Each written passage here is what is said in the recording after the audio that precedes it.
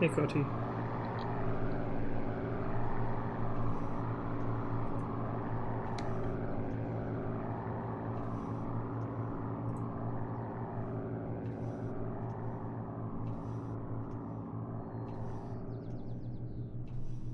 This is going to be an absolute dumpster fire.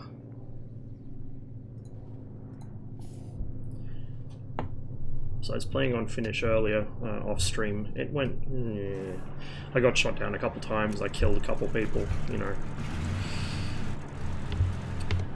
Well, you know what helps? Making sure all my levers are in the right position. I really wish this had the same feature as DCS, where you can make it recognize where your controls are as it loads in, but you've got to kind of move stuff around to get it to pick up the position.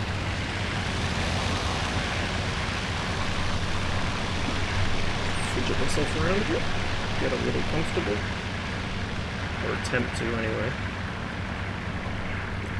We're going to roll without music for now, because usually when I play IL-2 you can't hear the music very well over the engines anyway, so just go without for now.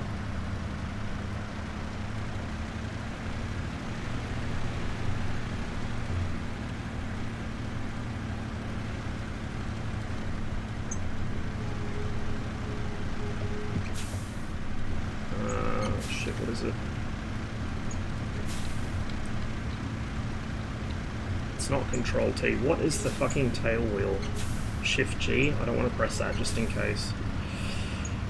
I think it is Shift G, but I don't want to retract my gear on the ground by accident.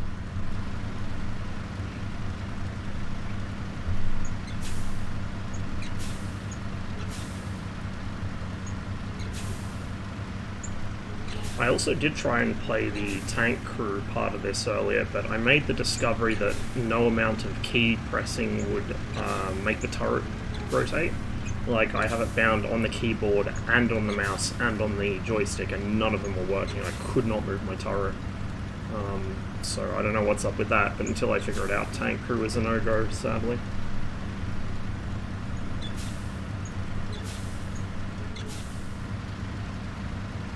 This is a runway. Everyone else usually just takes off wherever they spawn, but we'll be a good boy. We'll use the runway. Okay, I'm just gonna... It is Shift G, okay. I need to bind it to something I can actually remember.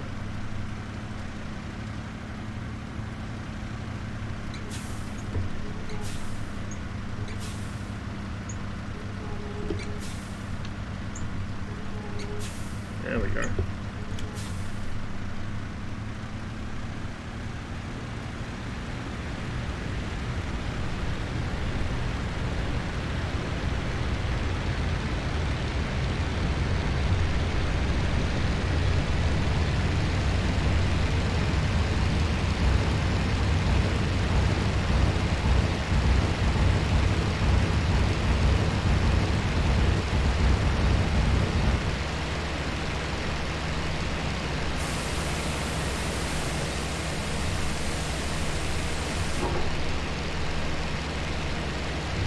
So the front from here should be to our southwest-ish. So we'll turn around to the left. Oh, well, it's easy enough to spot, huh?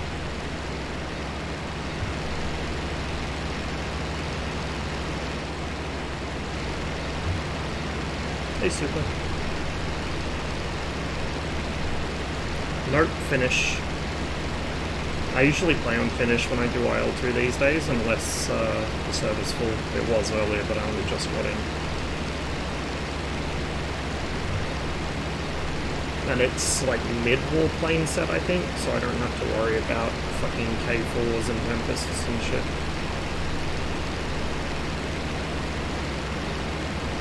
I'm still gonna get my shit wrecked, but you know, I'll be getting my shit wrecked by more sane aircraft. Okay, we're going more or less the right way. I still wish that the Axe had rudder trim. It's like the only complaint I have about these planes. I really wish they had rudder trim. It'd make my life so much easier.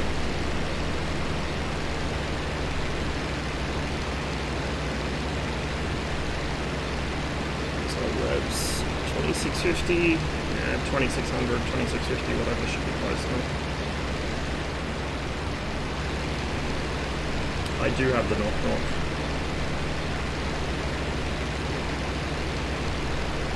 Hey Nico. I wasn't sure if I was going to stream today. I woke up with a really, really severe headache, which I've only just got rid of. So we'll see how we go. I'll probably be streaming again tomorrow. I think there's a special mission on All the War. I think it's tomorrow. So I'll stream that. Maybe some other DCS stuff too. I tried joining Blue Flag before this, and I couldn't get in the server, like it was crashing my game again, so I just gave up on DCS today. I'll stick with this.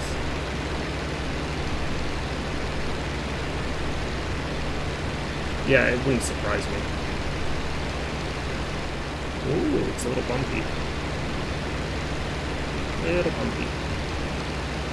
It's gonna make aiming interesting.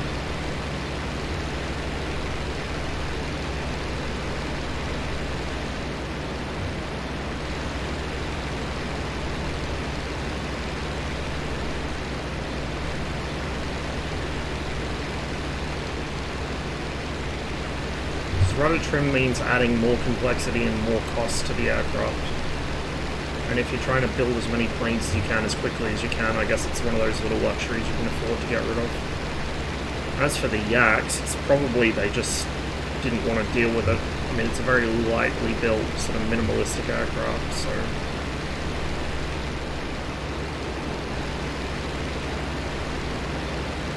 I also turned sharpening off, which makes spotting things slightly harder, but it makes the game look better. I really intensely dislike sharpening in games, and especially here it plays badly with the anti-aliasing.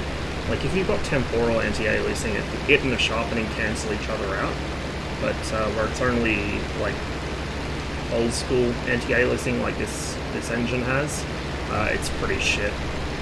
Makes everything really pixelated. It defeats the purpose of using AA in the first place. Yeah, it's a fixed trim tab though.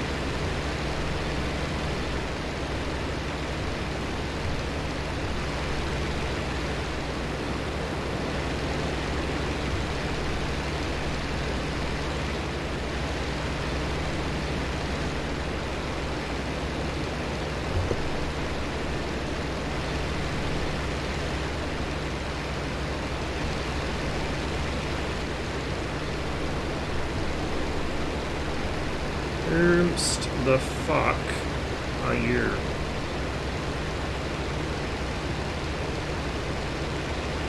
Oh shit, there's a bunch of them there.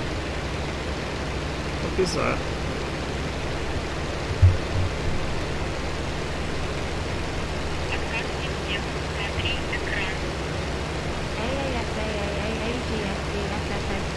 Yeah, same Gilson. Thanks for the resub, man. Appreciate it. That looks like a spit at a glance. Yeah, those are spits. Jesus. Okay, so we got a bunch of friendlies incoming.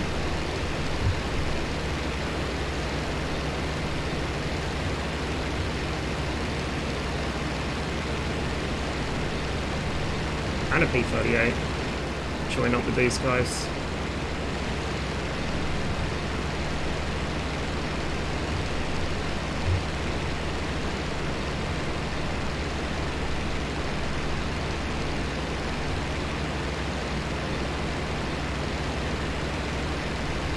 Spot it and emerge. Yeah, I've done that a couple times.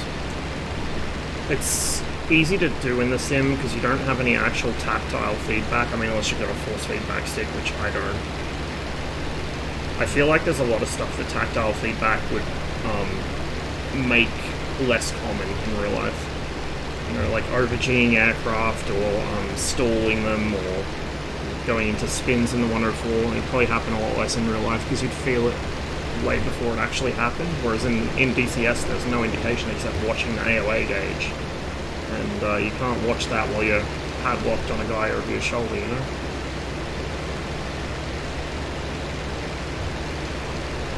Side of my P-38 buddy, all around here somewhere.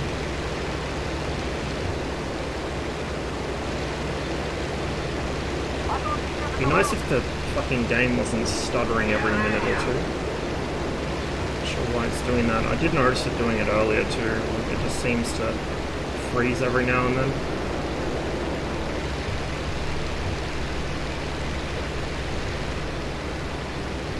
Yeah, that's for me.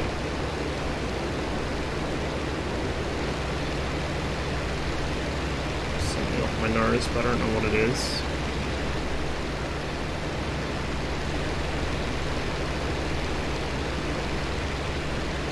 I didn't see where it went.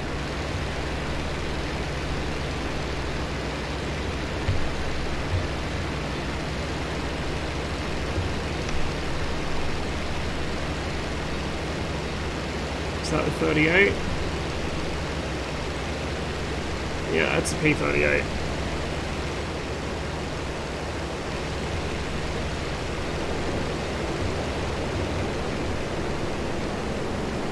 Is he on 109 or something?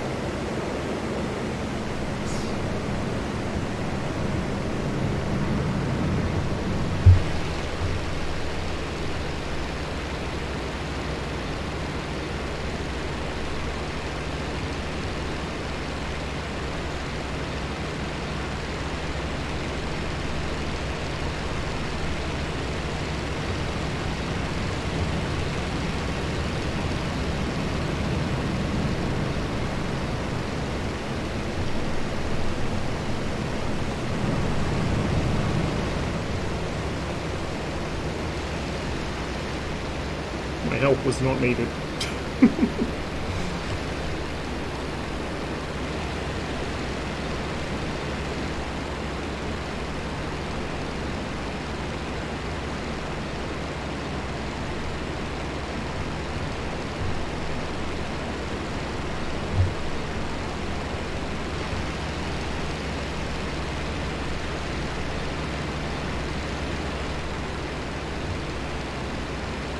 Dial back the mixture a little so I'm not smoking.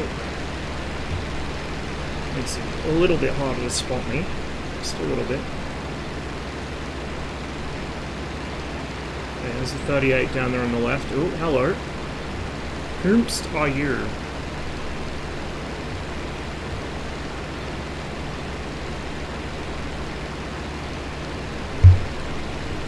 Not sure about that one, Chief.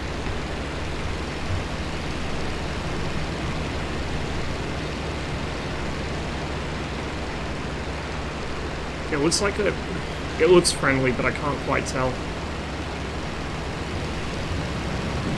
And he's maneuvering quite aggressively towards me. No, we're in a Yak 9T. I was thinking of taking the P39 out, but I'll stick with the Yaks for now. A bit smooth brain today, so the simpler the plane, the better probably.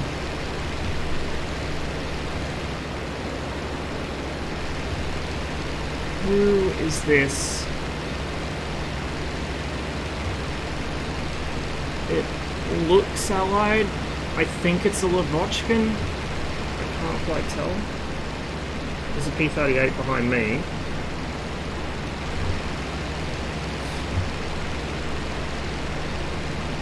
That has to be a Lavochkin, surely. I can't quite see his tag. Oh, no, I see it. Yeah, it's a Lavochkin. La-5. Scared the crap out of me.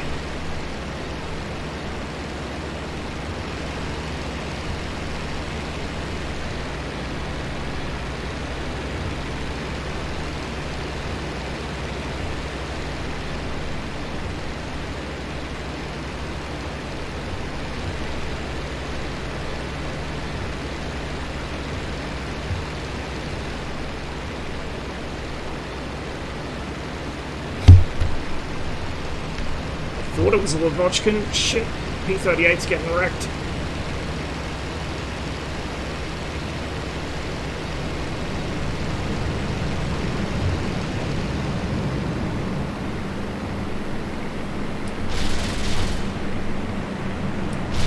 .190.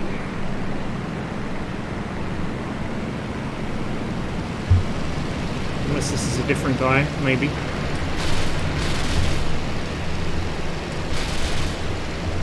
To budget my 37mm shots, I'm just wasting them at the moment.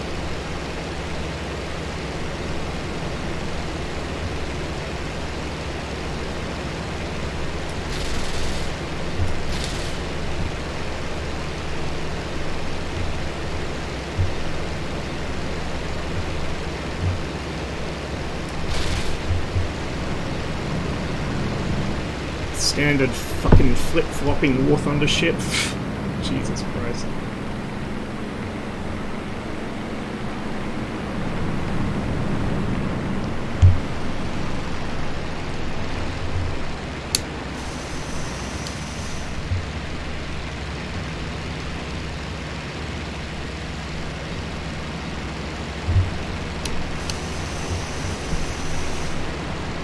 That's what you get.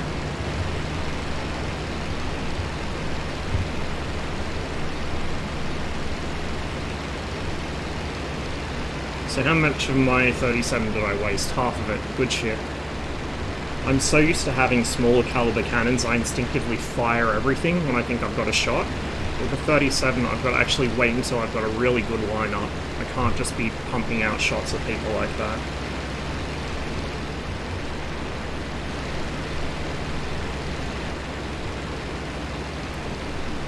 I swear to God, the only thing the fucking Luftwaffe players in this game know is to just hammer their stick forwards and backwards and kick the rudder. That's all they know, especially the 190s. I don't think I've ever encountered a 190 where he knows I'm behind him that hasn't done that. It's like the only defensive maneuver they have. I'm not sure how many it carries, but it's definitely not many.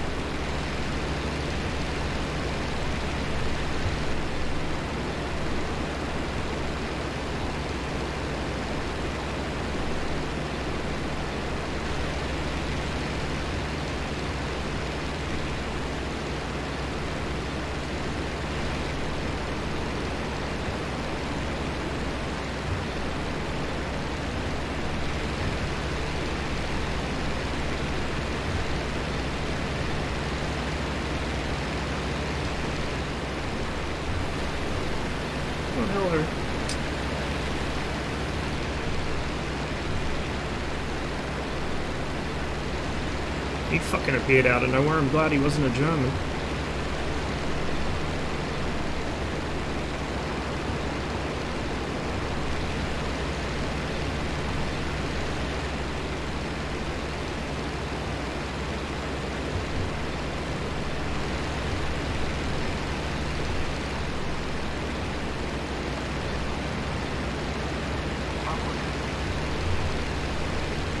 Which plane? The AK-9T. See, if I was in a Hurricane with the 8 machine guns, specifically the 8 machine guns, that wibble-wobble shit wouldn't work, because I'd just fill the entire airspace in front of me with lead, and eventually I'd hit them. But with the Soviet fighters, I've got to watch my ammo a bit, because they're very lightly armed. Yeah, it's a fighter.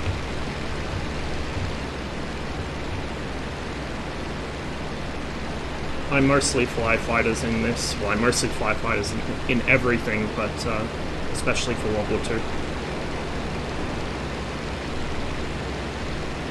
I think that's ground fire? Yeah, that's ground fire. Ground troops engaging each other. Quick 6 check.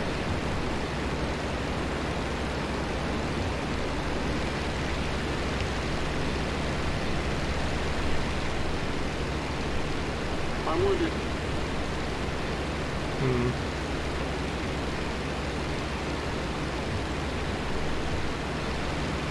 So that's a German position down there by that blue smoke. Looks like we've got forces pushing on it pretty well.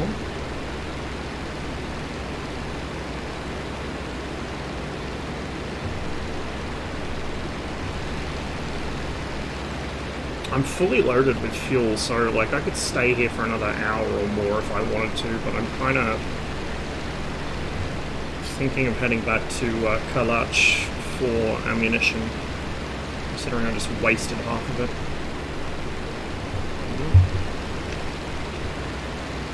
Who this? Might be that Lavochkin again, but we'll check. Looks like a La-5 silhouette. I'd say it's him.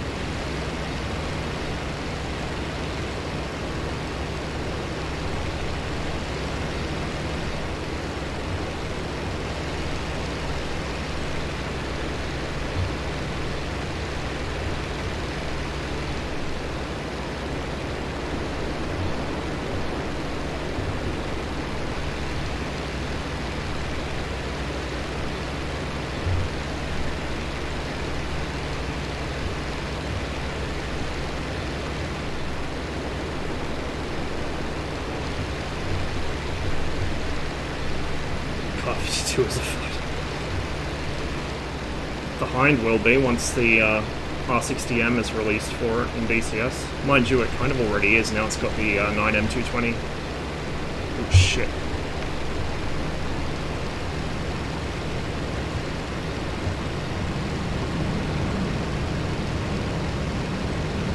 I think it's friendly.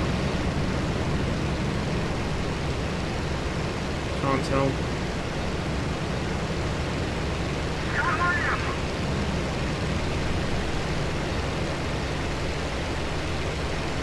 Everything in War Thunder is a travesty, because War Thunder itself is a travesty.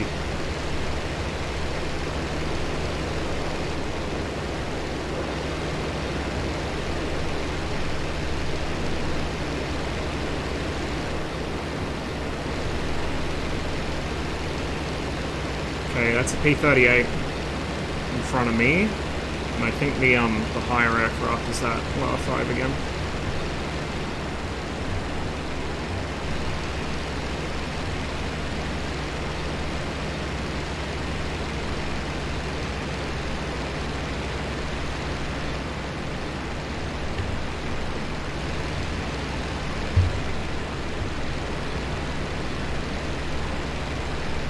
I mean, yeah, it has its uses. Like, it includes vehicles that we're never going to see in an actual high-fidelity sim, or even in this. So it's really good for that. I just wish they put more effort into it. Like, Gaijin kind of focus so much on throwing new vehicles into the game that they don't actually research anything before they put it in.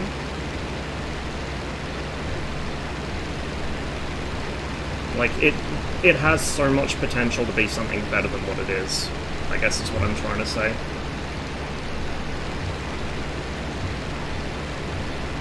And the only reason it's still turning profit for Gaijin is because most people don't have a better alternative, because they either don't know about sims like this or DCS, or they're afraid to get into them because they think it's too much of a commitment. And in some ways it is, I guess, like monetarily wise. But they're not hard to learn.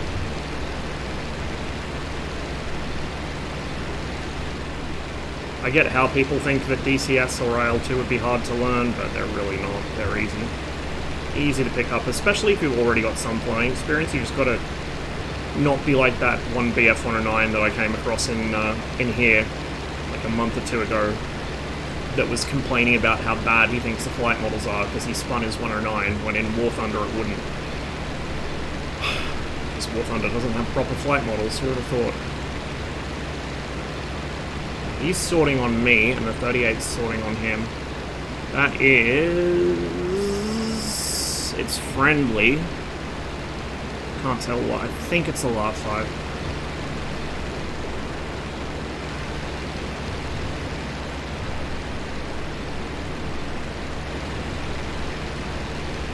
Yeah, that is true. It's funny because the only benefit of the mouse flying, I know a lot of people like prefer mouse flying in War Thunder, especially in RB, but it's only because it makes it so you can literally point and click people. Like the whole metagame of War Thunder RB is to get shitloads of really powerful guns and just make high-speed straight-line passes at people and click to delete. As soon as you go into a War Thunder match using your throttle and stick in, say, Arcade or RB, people don't know how to react because you can pull off maneuvers, like simple maneuvers, basic bitch shit, that they can't follow on a keyboard and mouse. It's fucking hilarious. Like, you probably won't be able to hit them very accurately, but they won't be able to keep up with you. Just flex on them.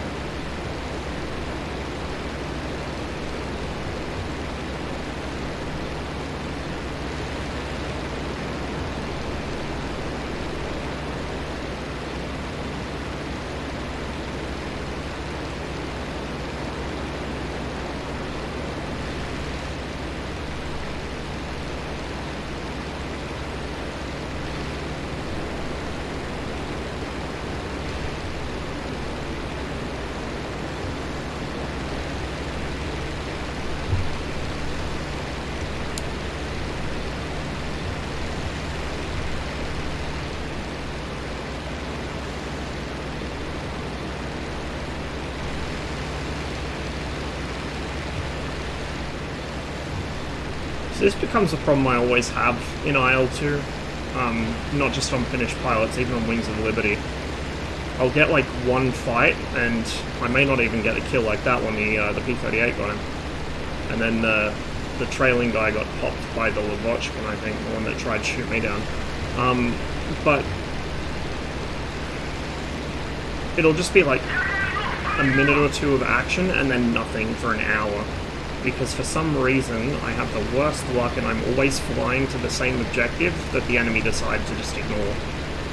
Like, they'll all go to the other end of the map and I'm left here holding my dick, waiting for something to show up and fight. Every fucking time.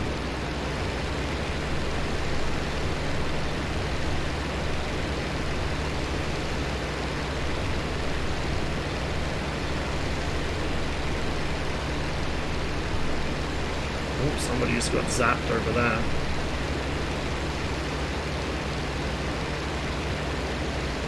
You know what, I've got enough ammo left. Let's go back over and see if we can find some action, and then we'll head home after.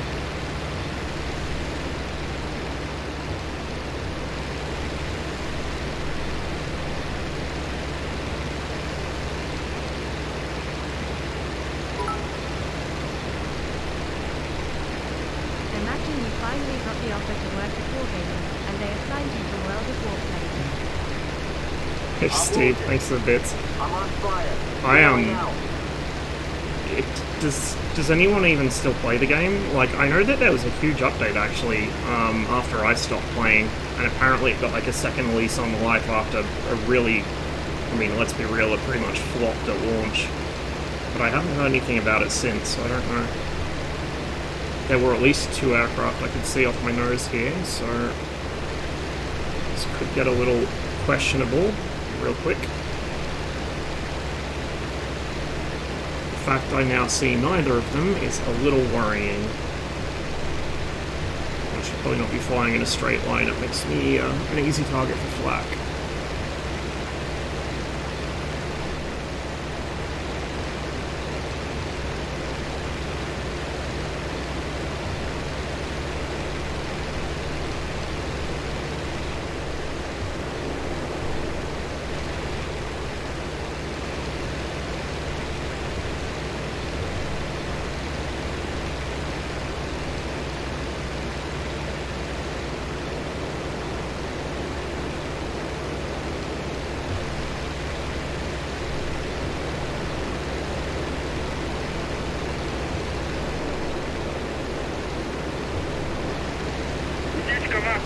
Охлаждение повреждено. Утечка топлива. Опасность пожара. Мотор не держит обороты.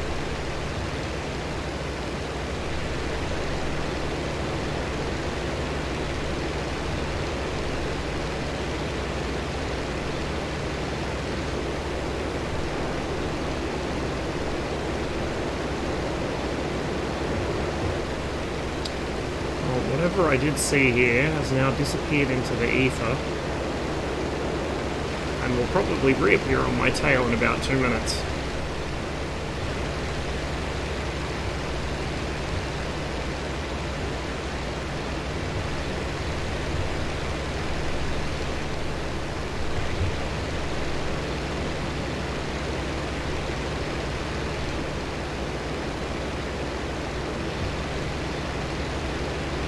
Right there. I don't know who that is, but we'll go investigate.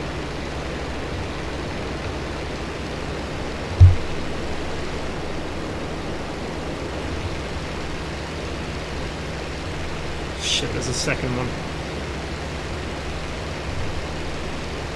Well, fingers crossed that one of these might hopefully be friendly. Oh, there's a fucking airfield there. I wonder if they're flying from it.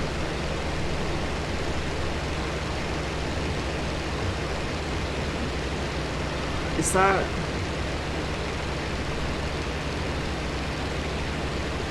It looks friendly. Yeah, it's friendly.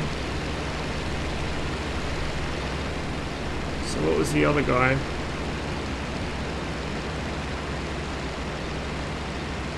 Two other guys, because there's the airfield there and there's someone on the far side of it on that.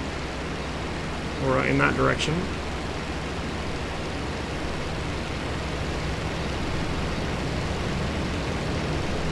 There's one up above him. One about to make a head-on pass on me.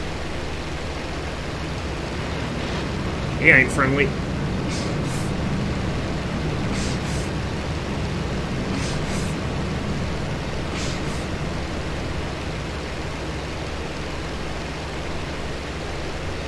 And of course he's gonna run.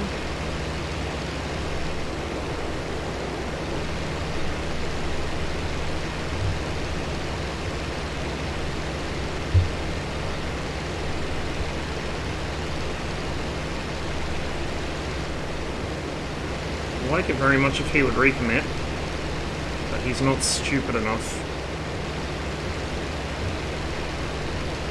I don't want to follow him too far because he's probably going to drag me into something else.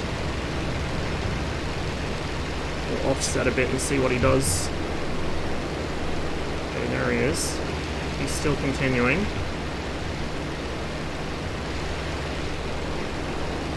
Recommitting. One of the nice things about the Axe is you can just run the engine at fucking full bore all the time as long as the rads are keeping it cool. Like, you don't have any timers to worry about.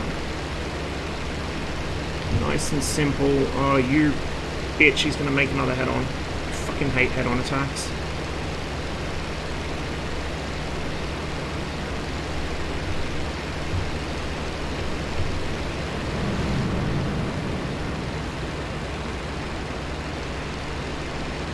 He's not stupid enough to start turning with me. He's just going to make, you know, long sort of high-speed passes at me and try and get me head-on.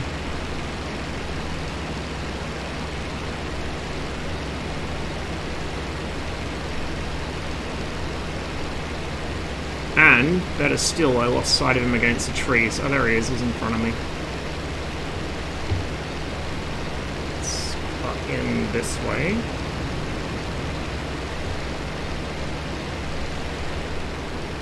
6 check.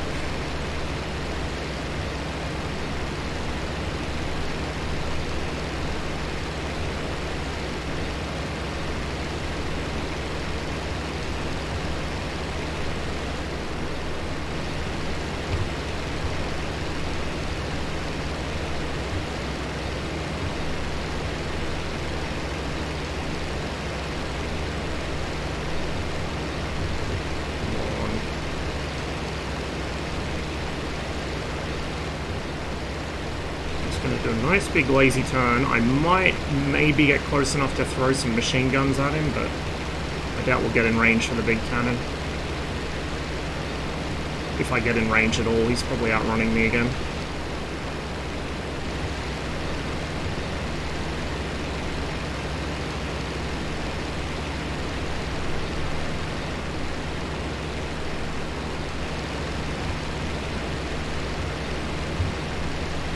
And as soon as I turn away from him, he'll recommit.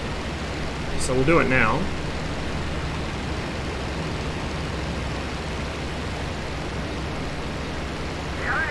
Come on, bitch. Come on, look. I turned away from you.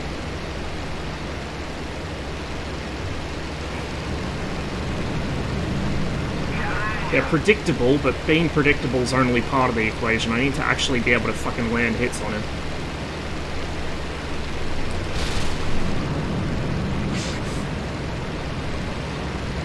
Try to climb, yeah, maybe. Oh, yes, yes, yes, yes. Get greedy, get greedy.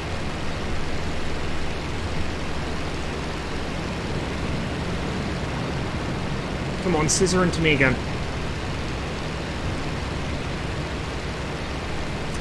You know you want the kill. I'm right here. All you have to do is just turn around and come get me.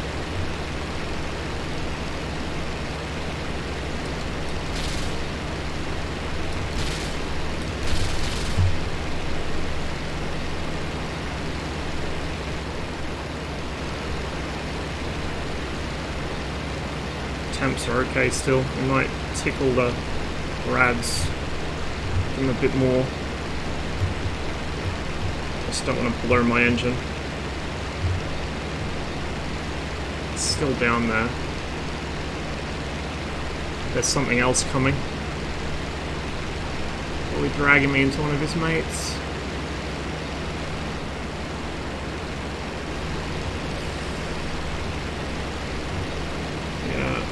so he's...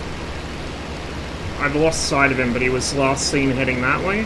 Really low level. Actually, might be turning back in. But this is something else up here, I think. This is another guy.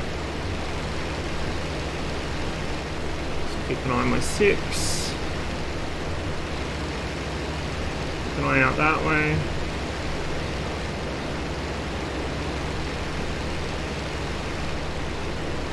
No, I don't like this.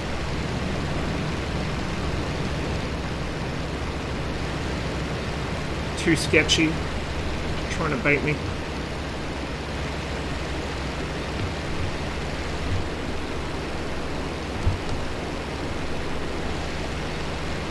Get rid of our engine smoke. Really got to lean it out when I'm running this high power.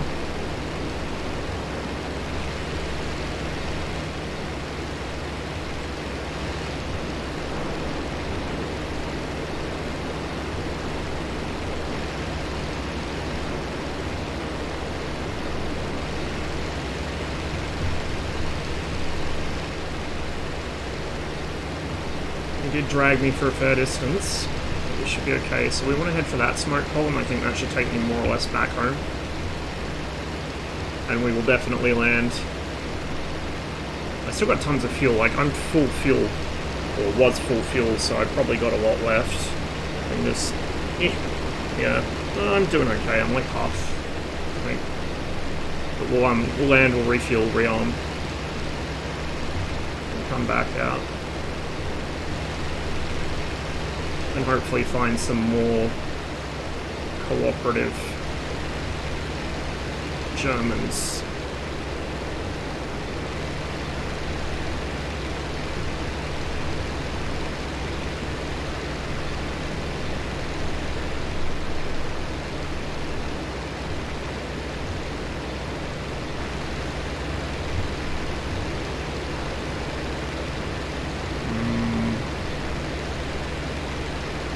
Who's that? I want to say it looks like another Lavochkin, maybe?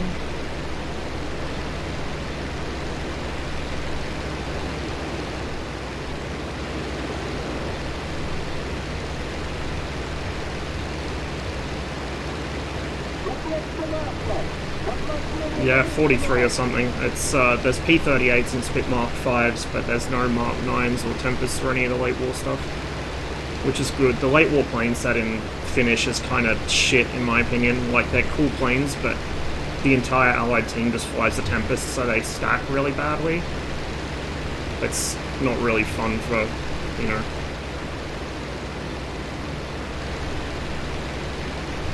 It's not fun for anyone who isn't a fucking high-powered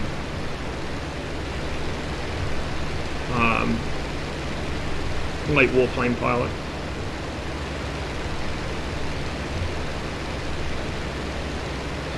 Show me your wings.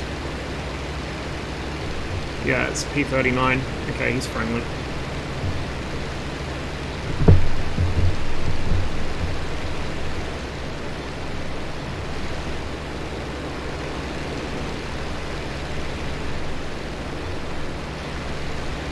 Unfortunately, the shit 190s can still outrun me on the deck, so I'm going to catch them by surprise or get them baited into a turn fight.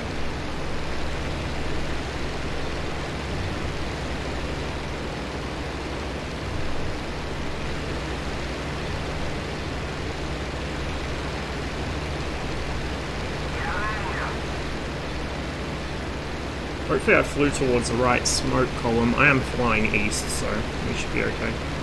We've got friendly positions just there. Oh, yep, I recognize the smoke over there. So, Kalach should just be off my 10 or 11 o'clock.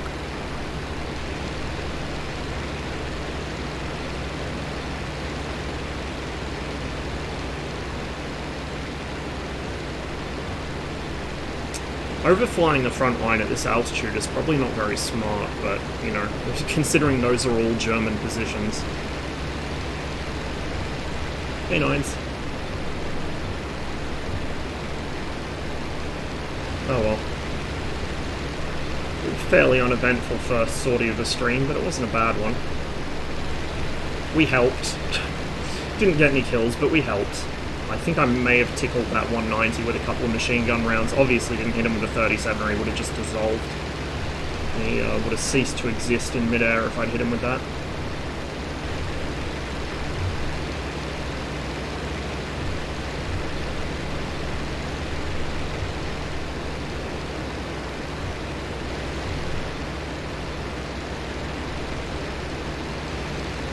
I've been flying off stream for the better part of like 2 days now, so my wrist's a bit fucked.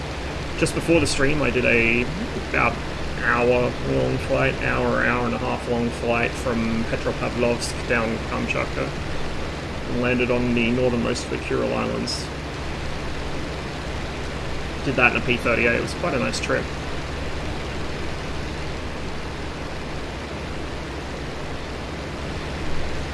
I think we are home free, so Kalach should be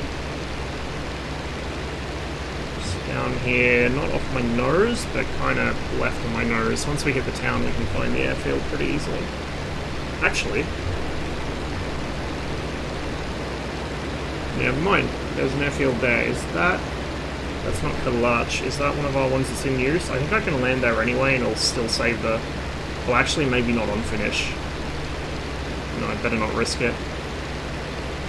That might actually be... Verbovka.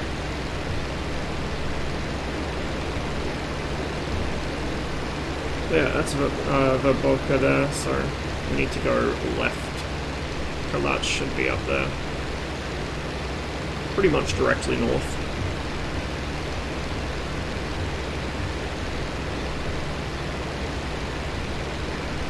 My best ever run on Finnish was late war plane set, and I was flying an EAC-9. I don't know what magic happened, but I was swatting Doras left and right. I think because I was so busy being paranoid about Tempests, I kept sneaking up on them. And they kept thinking they could turn fight with me. For some stupid reason or other.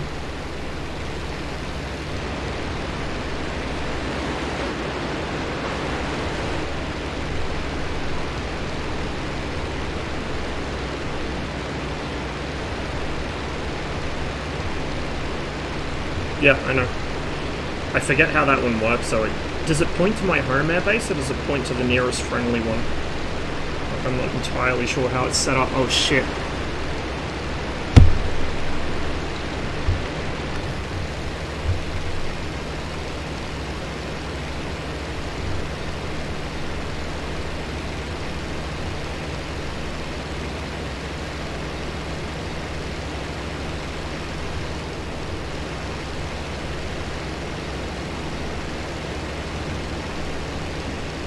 Friendly.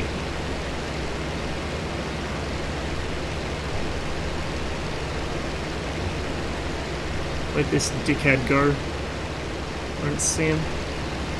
Oh, there he is, off my nose.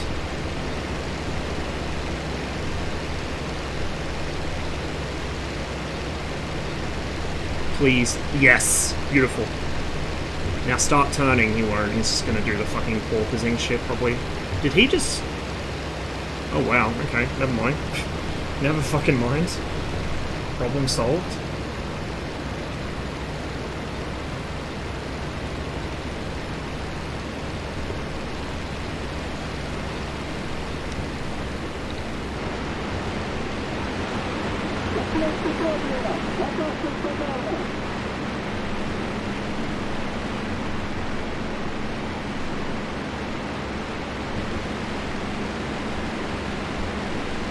So that will be Movka, so Kalach is a little further along.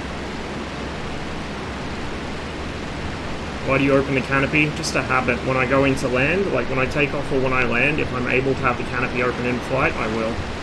It was standard procedure for the Royal Air Force during World War II was to, for their fighters like the Spitfire or the Hurricane or whatever, they'd have the canopy open when they were taking off and landing, just in case they had to exit the plane in a hurry.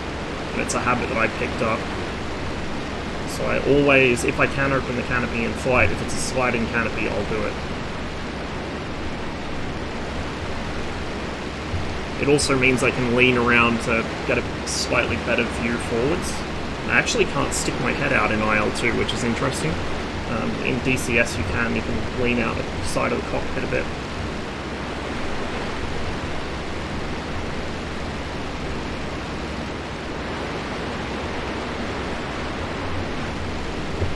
It might be because I'm too fast. There's probably a speed limit on it, yeah.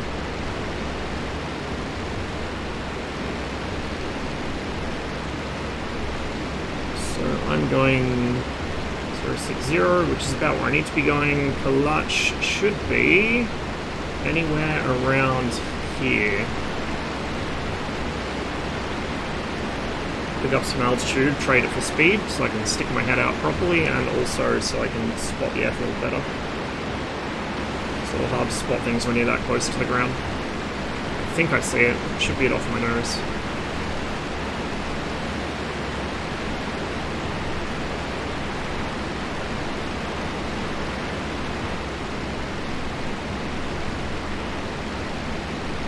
May or may not drop a few coins from 4,000 feet because my doors weren't locked properly because that day was hot. Fraud hazard.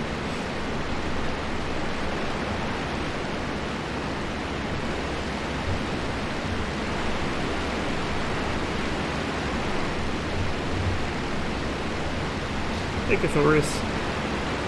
Yeah, I usually do that too. Oh, there we go. There's Kalach. Makes sense because that should be the town right there. Yep. Put our moth lights on so people can see me coming into land. We don't want any incidents on the ground after that flight. I don't know which direction the wind's coming from. Actually, yes I do. It's coming from the east to the west. So what I'll do is I'll go out and come back around to the right and we'll land on the nearer of the runways. We won't land crosswind.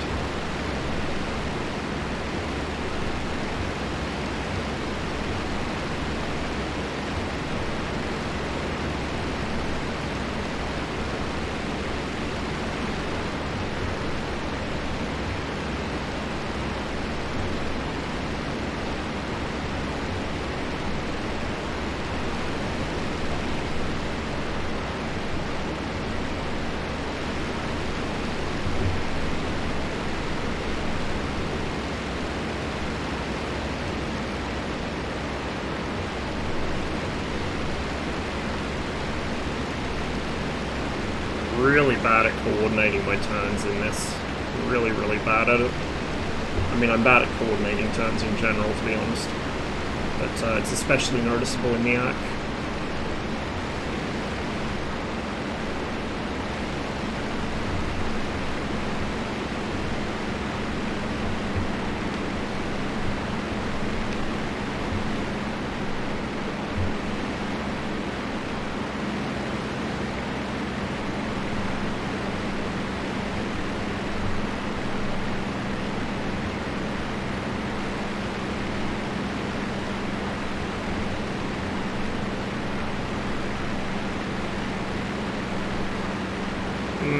Not at the moment, maybe later, I don't know.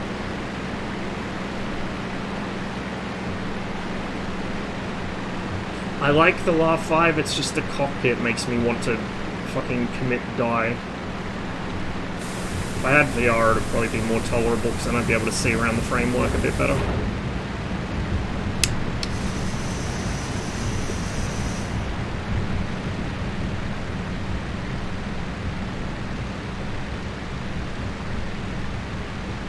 I was flying the P-38 earlier off stream. Maybe.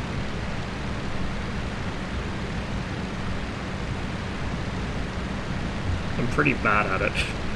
I mean, I'm pretty bad at everything in this game, but I feel like I'm least bad at the axe, because they're pretty hard to fuck up in. Oh no, I wasn't streaming when I was flying the 38 early today. I did it like probably 6-7 hours ago.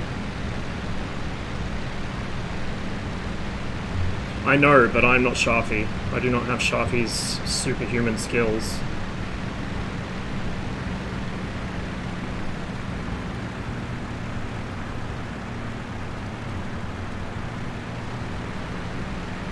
I still don't actually know what the landing speeds are for this thing, I just guess. I think it should be like 170, 180. Oh, a little bounce. Oops, a daisy.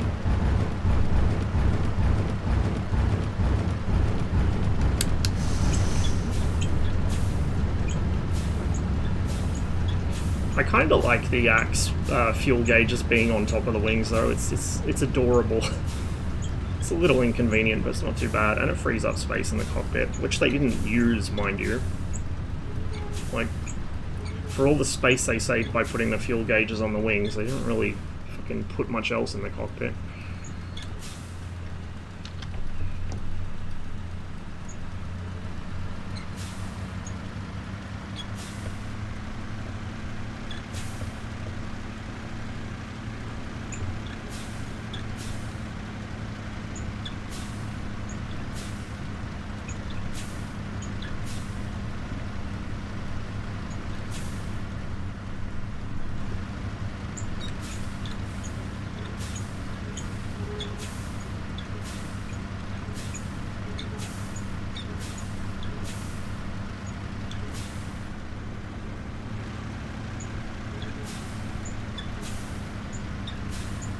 Утечка масла.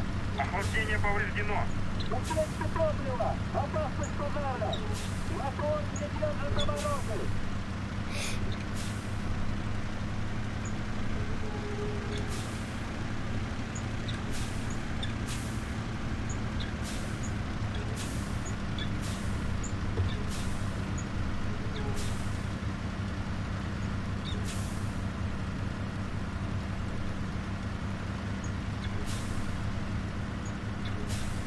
I always reset the default head positions in everything. I usually move it backwards and upwards so I can see my instruments a little better without having to glance down, but also so I can see over the nose when I'm landing or making deflection shots. It means I have to hunch down when I use the gun sight for a lot of aircraft, but I prefer that to having to, you know, well, not being able to see over the nose, basically.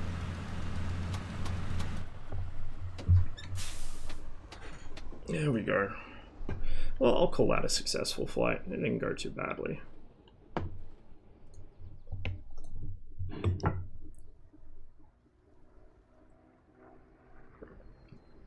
Have you noticed the 14's rudder behaves super weird in the new patch? No, not really. I've only flown the 14 about 3 or 4 times since the patch. Mostly just, I think I did like 1 or 2 carrier landings, and then I did a couple of quick dogfights against the Skyhawk. So I didn't notice anything much, but I have to admit I'm really lazy with the rudder on the F-14. I don't use it as much as I should. But at least the bind for it works again now, so that's one less thing to worry about. I know they did make changes to the flight model. I didn't feel anything. I think a lot of the changes they made were like power curve and drag stuff, so you probably would notice it only in terms of speed, which I wasn't checking. It's still, like, I took the 14B up and did a high altitude attempt in it. Clean, because I did it on Mugger's server and he has weapons disabled at some of the airfields. So I did that clean, and it still took, not the whole fuel tank like it used to, but it took probably at least half to 2/3 of its internal fuel to get to Mark 2. It refused to go above Mark 2. So I just went from there and I got to like 27 point something kilometers, which is, you know, it's okay. The engines didn't die, which is interesting. I don't remember if they did before. I don't think they did. I don't think the F-14's engines choke at any altitude you can get it to in DCS. Oh, I did have a compressor stall because I flew through the A4's jet wash. That was interesting.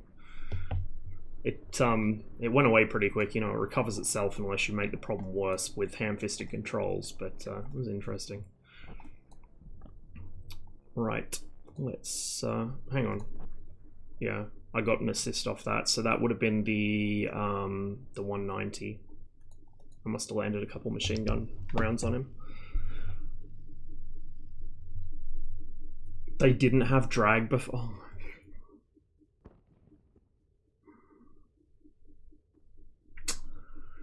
Oh man.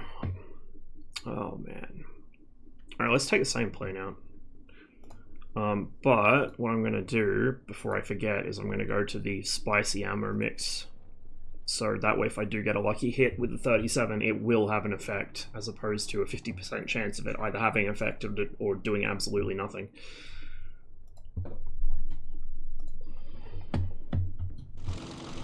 A lot of DCS modules had negative drag, it's just the Viggen still has it. Most other modules have either addressed it, or it was so minor you wouldn't notice. Like, for instance, the F-18 had it, but technically the F-18 is supposed to in certain situations. But also the F-18 is not fast. It doesn't have a whole lot of power behind it, so you don't really notice it as much.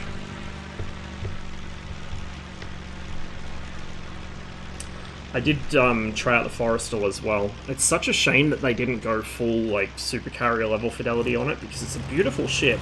I have one issue with it though, which is that it's too fucking dark. The deck is pitch black, so if there's any kind of overcast, you can't see what you're doing. Like, in daylight even, you cannot see the markings on the deck, you can't see the deck, like you can't see where the deck ends and the hull begins. So there was that. I don't see the challenge of actually landing on it besides that though. I mean, it's smaller than the supercarrier, but it's not that small. It's still a decent sized boat. If you want a carrier landing challenge in the F-14, try and land on the HMAS Melbourne. That's a fucking challenge, because I'm not sure you can even do it without smashing one of your wingtips on the island. That's a small carrier. Forrestal's not really that small.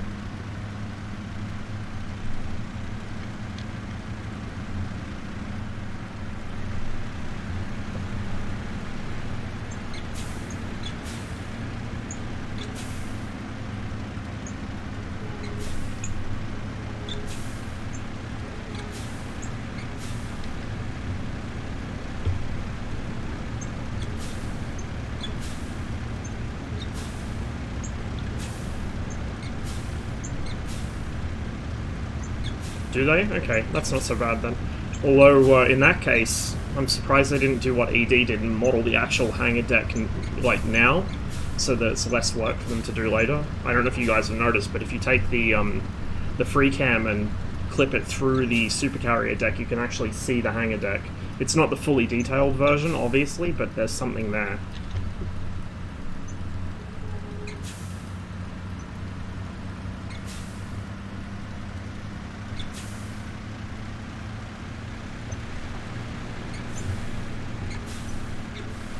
The fucking electronic, what's it called, the engine data stuff in the F-14B, the electronic one where it's, you know, in the F-14A it was just old school mechanical tapes. I don't know why they bothered with that in the B. It's literally, it's still tapes. The difference is that they're screens which will fail if your electrics go out. Like, what is the advantage of that over the original mechanical tapes? I don't understand.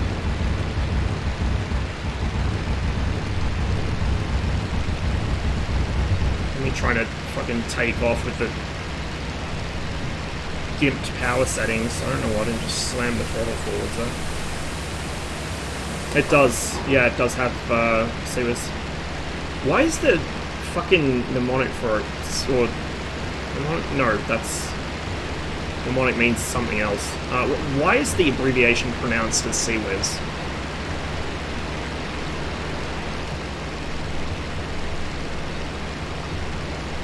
That's not how you spell it. Yeah, close-in weapon system, but they pronounce it CWIS.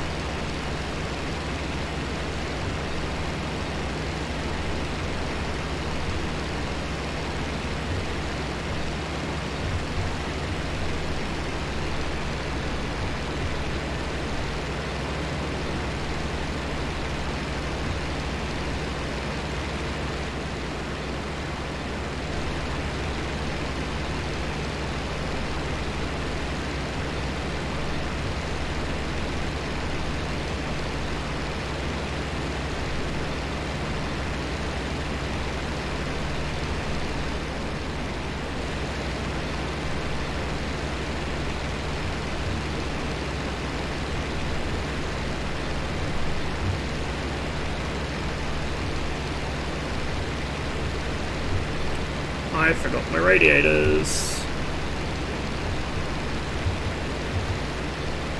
And I should have been watching the gauges, not watching the technical messages.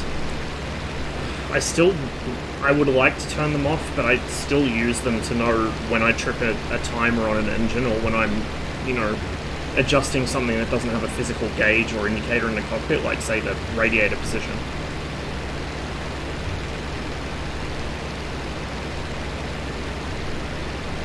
And the timer thing is important because I've noticed IL-2's timers will start counting things as combat mode that should not be combat mode on some aircraft. Like, some of the engine settings it considers to be combat mode for the Spitfire are not combat settings, they're fucking high-speed cruise settings. And they shouldn't be time limited.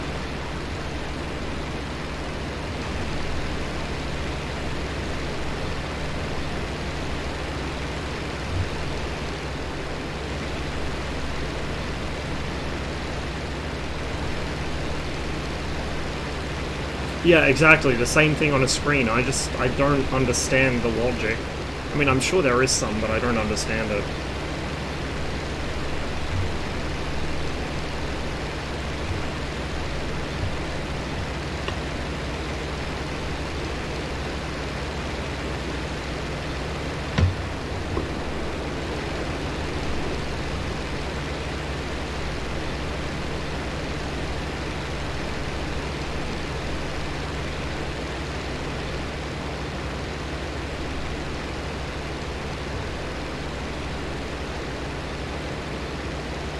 Probably friendly.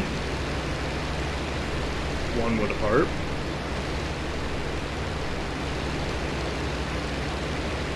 Might go up and join him.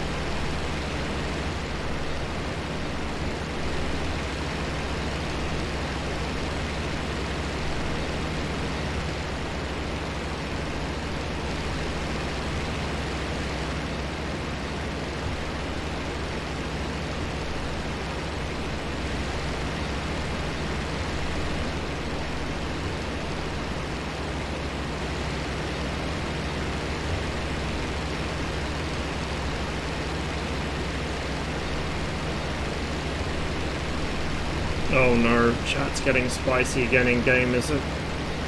The in-game chat in IL-2 can be pretty, yes.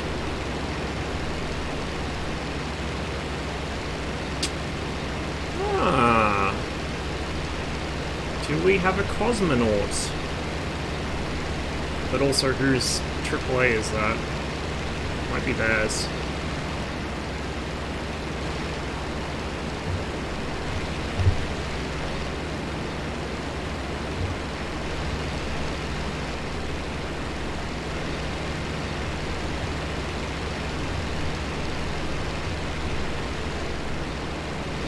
We'll know it's theirs if it starts shooting at me too.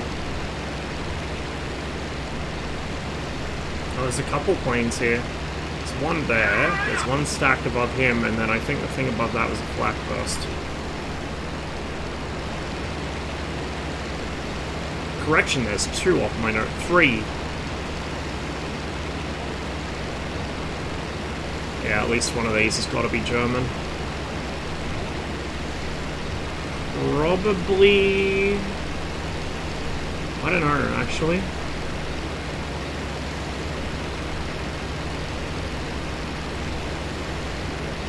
That looks like it's... possibly a yak? Or Lavochkin? Yeah, it's friendly. Triangular tail, triangular wings, it's friendly. By the time it took me to ID him, I lost the bomber.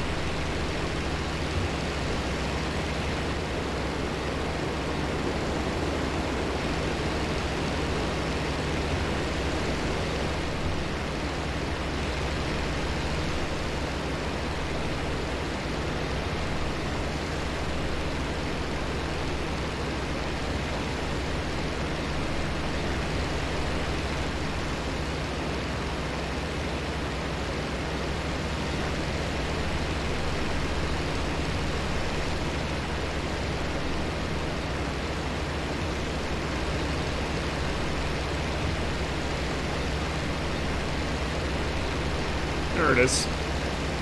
By the bridge. Oh shit, there's a bunch of them there. Second large aircraft. It's down there, I think. Oops, might you be? Kinda looks like maybe a 110. Because it is a 110.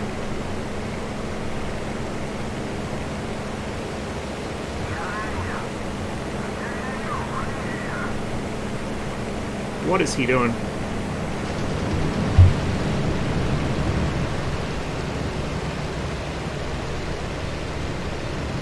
Might have lost his ailerons or something? He was just fucking inverted. And went into the ground. Okay, that should probably be a friendly fighter off my nose. I saw another shadow there, so there should be another friendly fighter with us. 6 is still good. Oh shit, hello. You friendly? I think he is.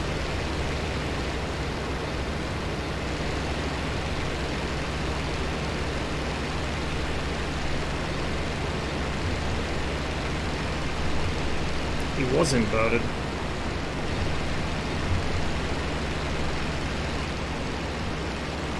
And now his guts are inverted all over that field.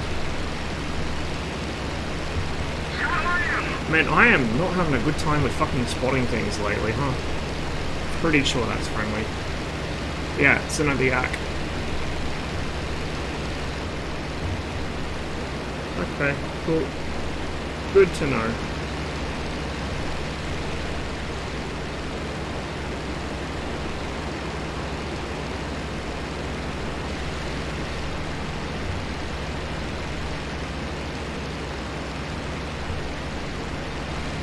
Hey, Yellow Fox.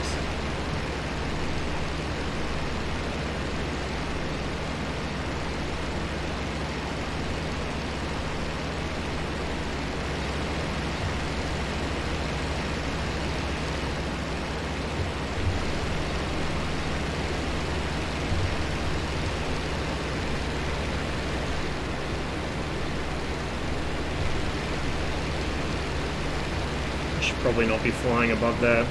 Front line if it's going to shoot at me. Partly because it gives my position away, and partly because knowing my luck, I'll get direct hit by a fucking flak shell.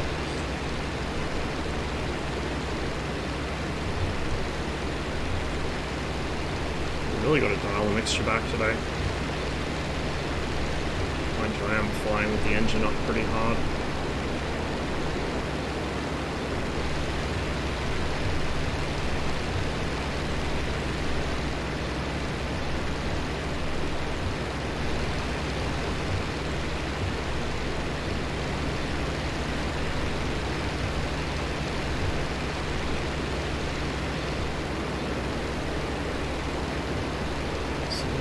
I think that's that other friendly yak again, but we're just gonna...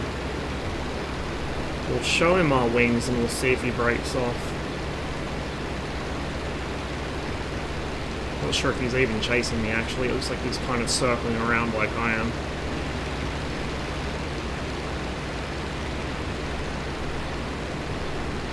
I think he's just patrolling.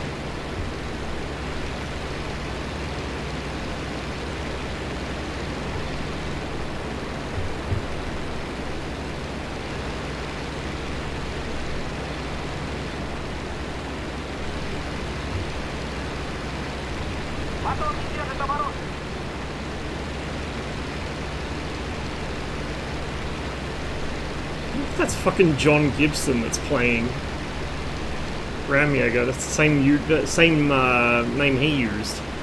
Fuck, if I can put some rounds in him and hit him with a good enough for me in chat, that will make me a very happy boy.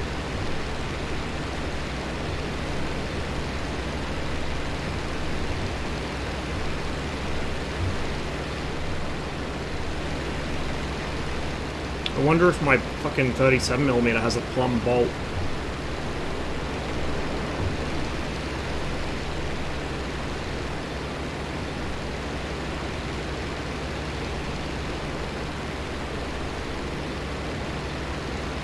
We shouldn't be straying this far over the German lines. Although, there's a massive salient here. So if I keep flying that way, I'll probably end up back over friendly territory again. It's quite a long, narrow one. I'm not sure how Finnish calculates the movement in the front lines, but like some of the shapes I've seen the front lines form are like top tier border gore, like Balkan kind of Civil War level border gore. It's pretty amazing.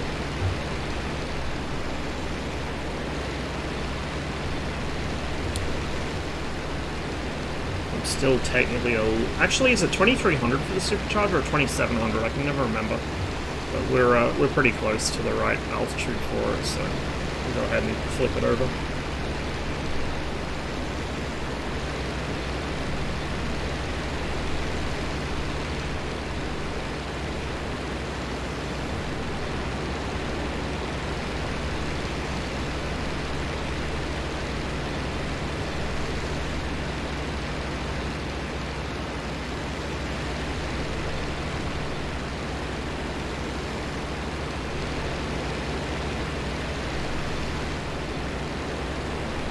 Check.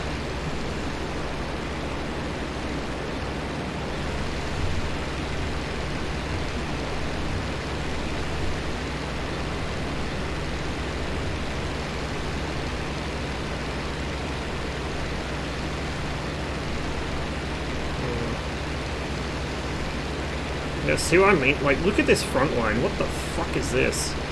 Looks like we're starting an encirclement, but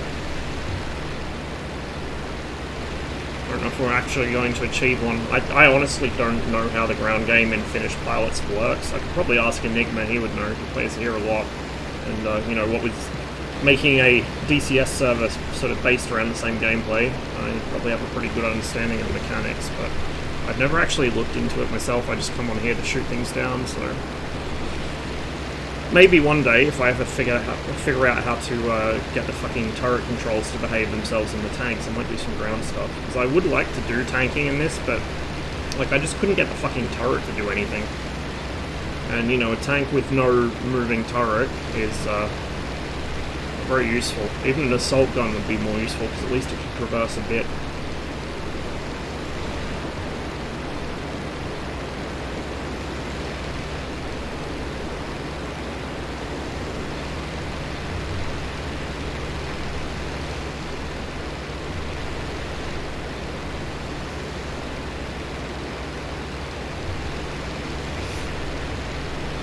Red smoke. We'll hang around here for a bit, but if nothing presents itself, we might actually just cut across the salient and try and get over to the other side where the encirclement might be happening, and we'll see if there's more targets there. I mean, if I were the German pilots and I looked at the map and saw that, I'd be focusing all my attention over there, but I don't know. Like, I don't know if that's how the actual mission works. I don't know if they know that's how the mission works or not. So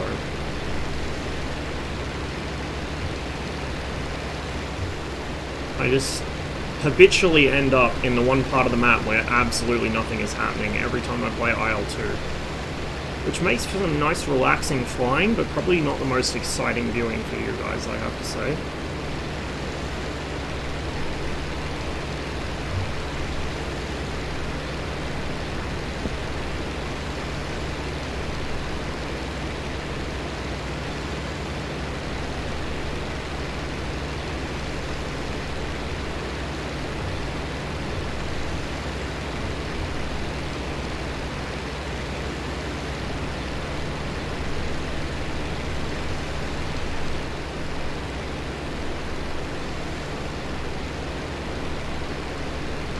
There's obviously some pretty heated ground action happening there, but there doesn't seem to be a whole lot of air involvement.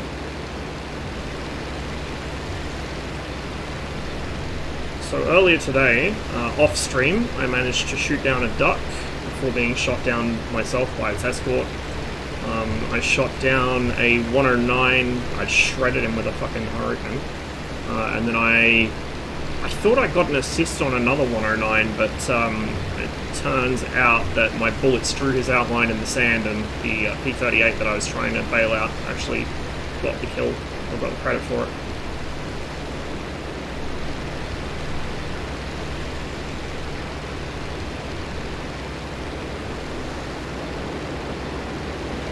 How's that fuel looking? Not bad.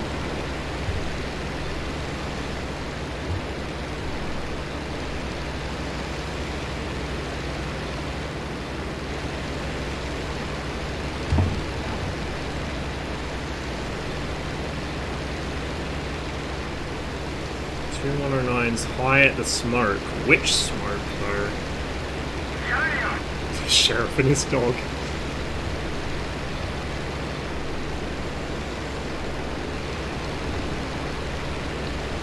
$13.17. Huh, okay. That's the smoke that I just flew past.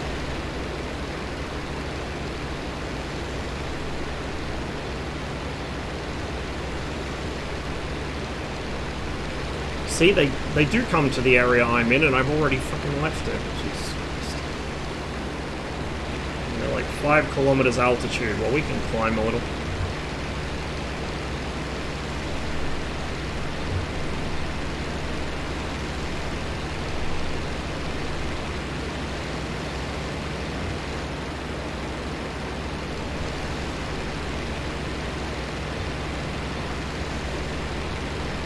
Much the frontline positions are damaged results in ground advance, but can be countered if the enemy team also damages the other frontline positions which push against it. Level advance gets compounded by damaging depots and train stations. Oh, okay.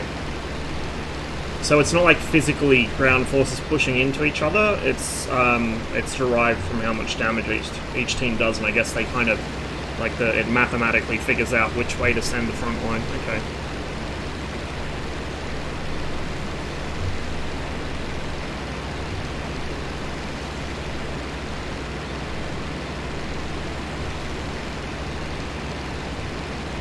Oh, hello. Now, is that one of them, or is that one of ours?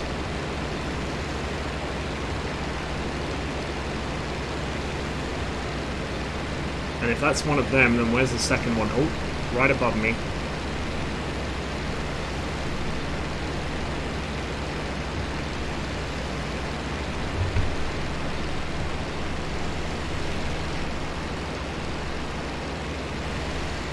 Turn my back on that guy, but I'm going to come back around. I'm going to get just the little faintest bit of engine smoke so we know that we're... There we go. I'm going to get the best power we can out of it.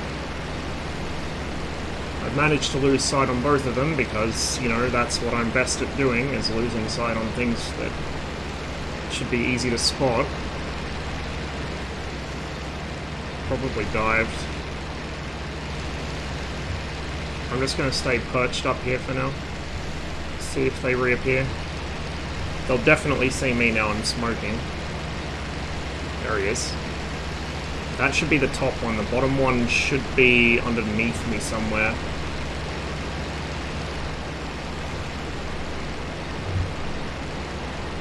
Am I overheating?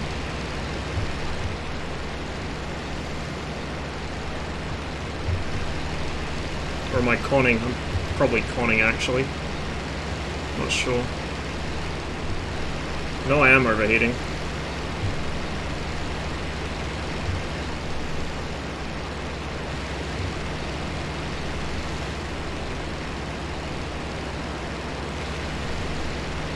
Oh, that was the oil temp, no wonder. I was looking at the wrong gauge. Where's my water temp? On the right.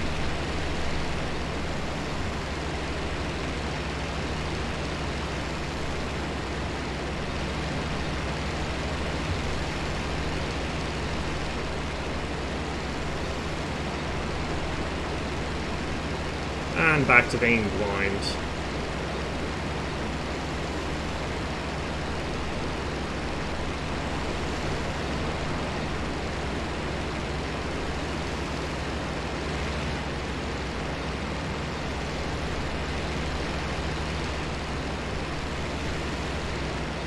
$7K now, Jesus Christ. And cosmonauts.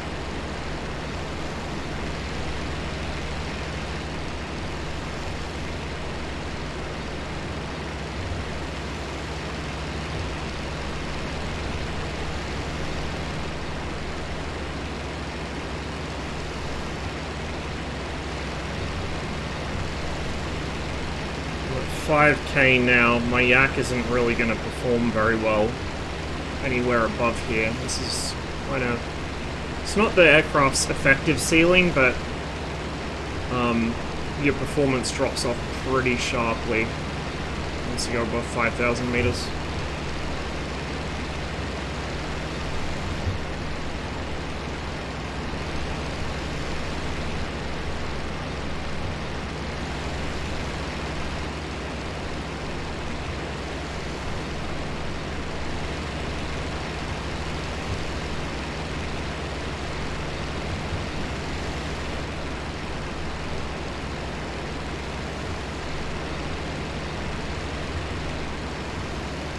Totally blind on this guy, which is not good.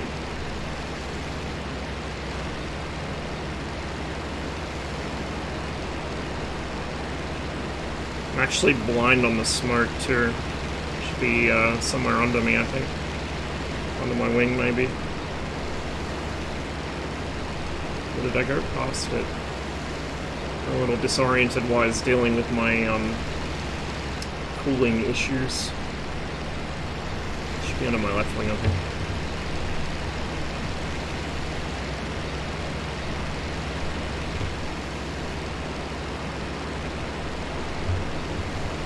Dial back the mix a little bit and come off the power as well.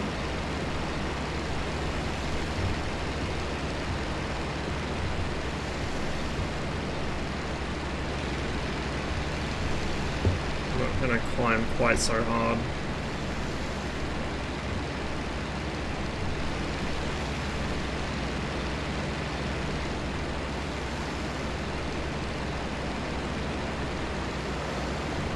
I'm wounded.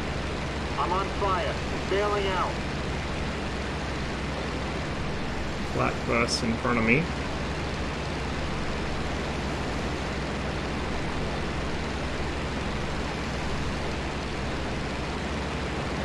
I think they're actually aimed at me.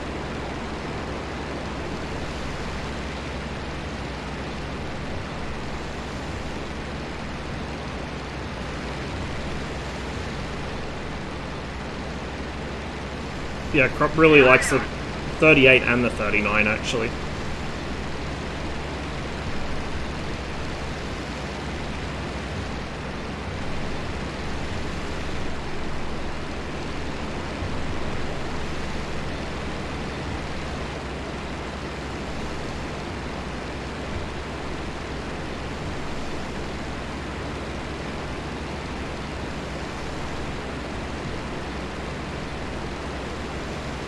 There, behind me.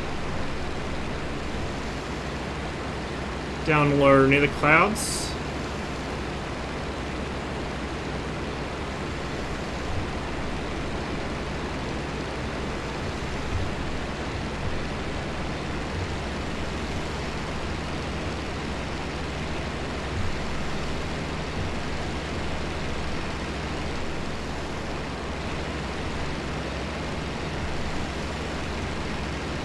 Lost sight of him, but he's down there. Oh, I had him for a second. He's kind of glinting in the sunlight.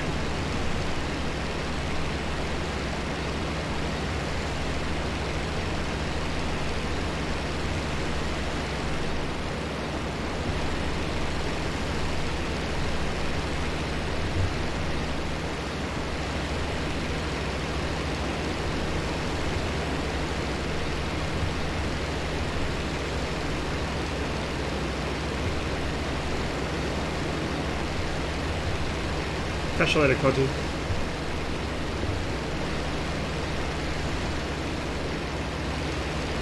Oh, back to power again.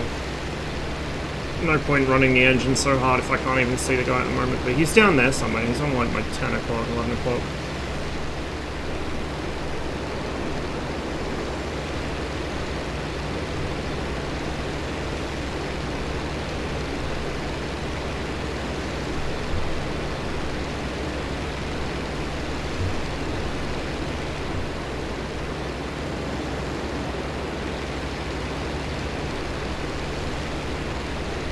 I wonder if that's the...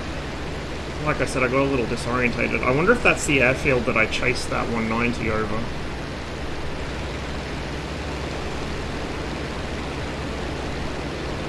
So I've lost sight of the smoke, which was my main sort of visual reference of where I was going. I'll work it out. It's...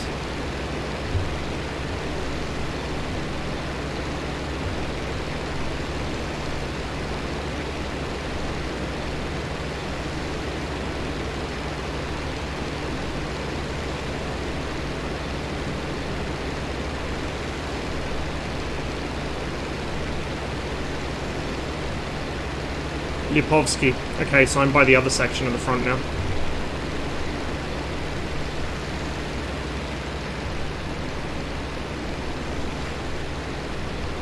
Hello.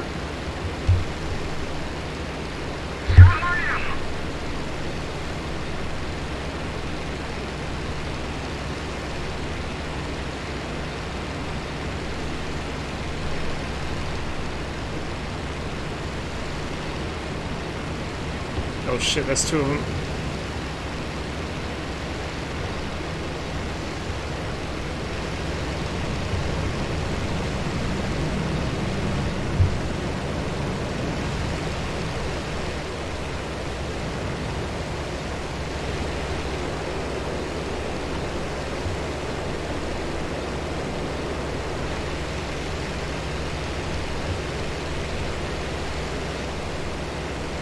One southwest.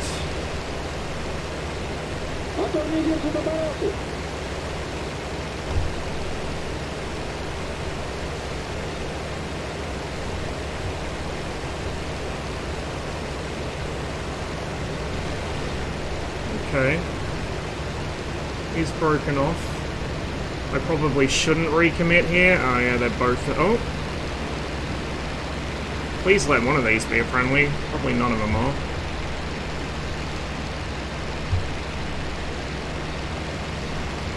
I think I've just bitten off more than I can chew here. Far more than I can chew. I lost sight of two of them. Got one in front of me. He's probably just going to outclimb me.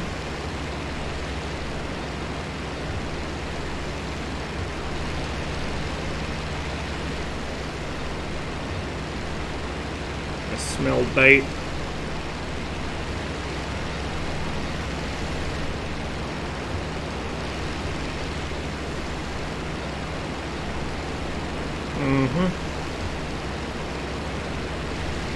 Hey, Skittles.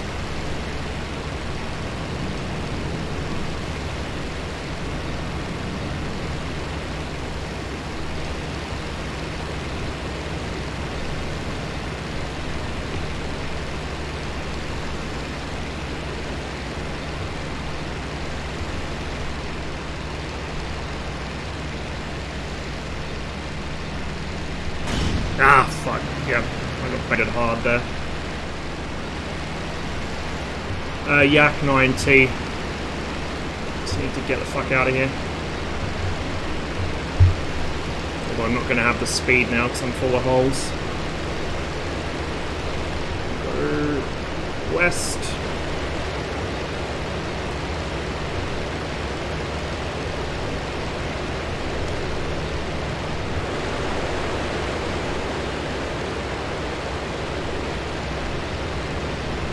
That's why we don't get greedy.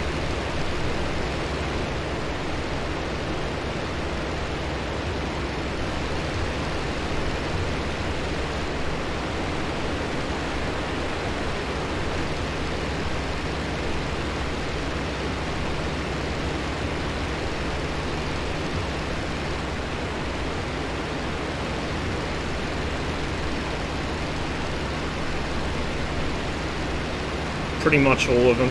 I think I don't have a couple of the collector planes, but I've got pretty much all of the expansions and a bunch of different collector planes.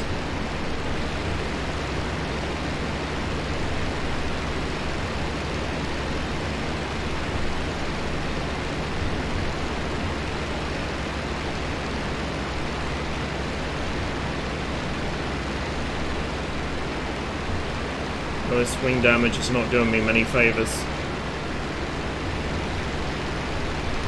Gotta keep power on.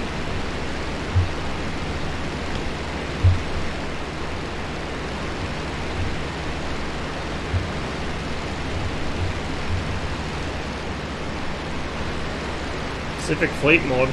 Oh, you mean for the original IL-2? Yeah, I've got the original IL-2.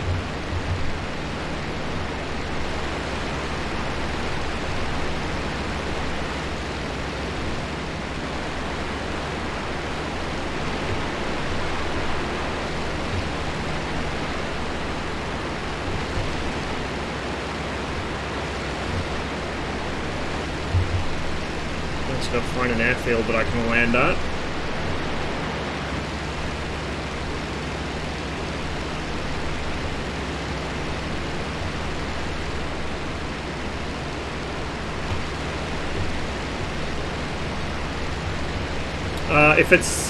If it's Pacific Fighters and it's for IL-2 1946, it's actually, or IL-2, the original IL-2 series, it's a full-on proper expansion for it.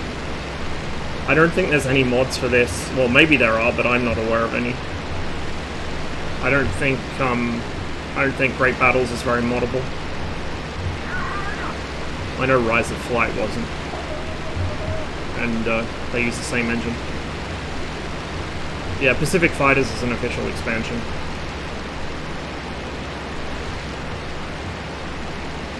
I saw somebody tailing me for a minute there, but I think I'm clear.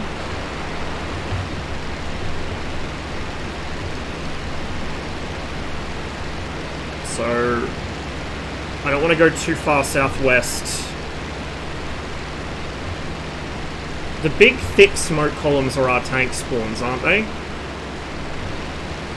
Like, that's the main battle part of the front line. There's fucking 2 aircraft up there with my 10. I'm in no fit state to go deal with them, though.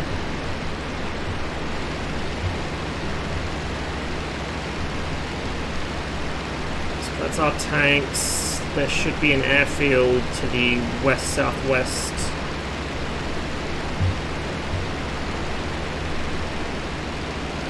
Kind of off my nose, more or less.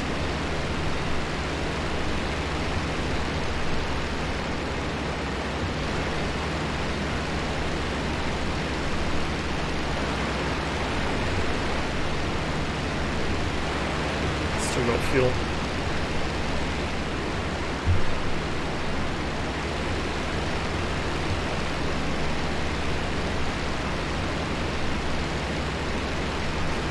Yeah, I know, because my wings are shredded.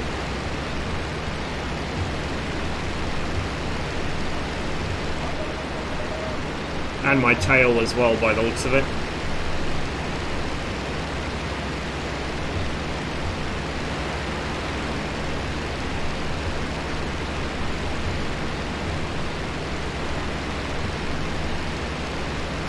Yep. I don't think I'm going to risk trying for the gear. I think if you belly land at an airfield, it doesn't count as a crash, it counts as a landing. At least it did last time I attempted it, so... Yeah, like anything where I've got wing damage like this, I would usually not even bother with the gear, I'll just belly it in. If I either think the gear won't deploy properly, or if the aircraft is not handling well, which it's not now, then it's not worth the risk.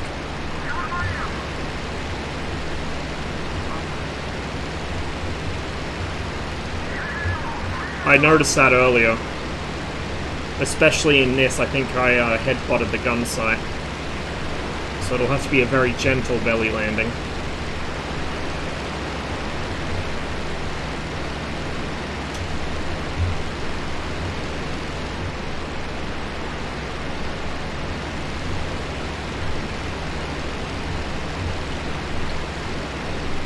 I think this is our airfield. For the Mawson, it should be near.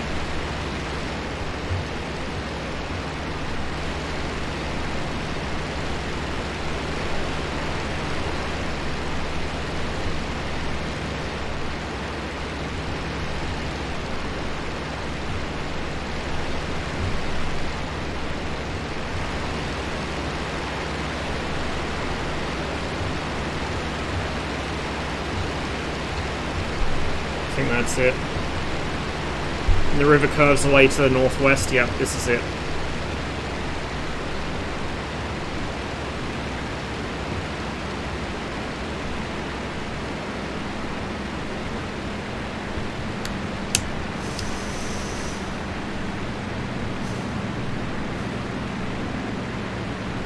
We'll set it down alongside the runway.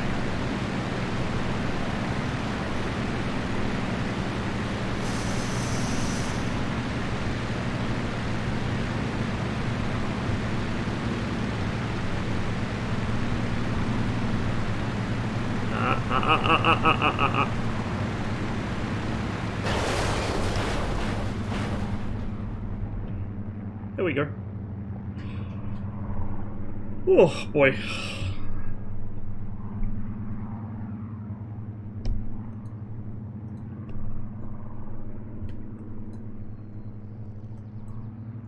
Since we know that there's a bunch of aircraft around here now, we might take off from this airfield. Grab another yak. I'm almost tempted to grab a Hurricane, actually. Yeah, let's do it. Let's grab a Hurricane. Let's go with the Hispanos. It's hard to go wrong with Hispanos. We won't worry about that. I mean, it is going to be dusty. It's summer. I don't know if it has any effect on the engine. Let's do it for the aesthetic. Fuck it. It's a Hurricane. It's not going to go fast no matter what, so who cares? Alright. What do we got for liveries? Отказ систем. Смотри экран. Master gun for you. Thanks for the follow. Welcome to the stream. Let's take this one.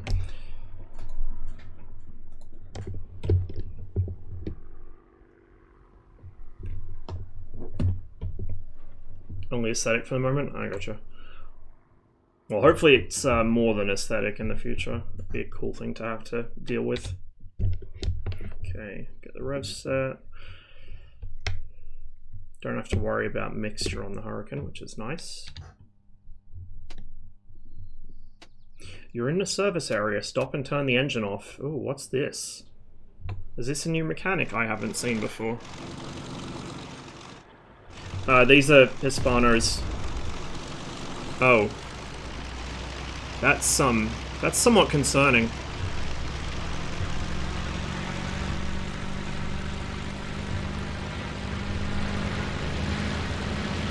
Refuel and rearm mechanic? Is that a new thing? I didn't think the game had a refuel and rearm mechanic.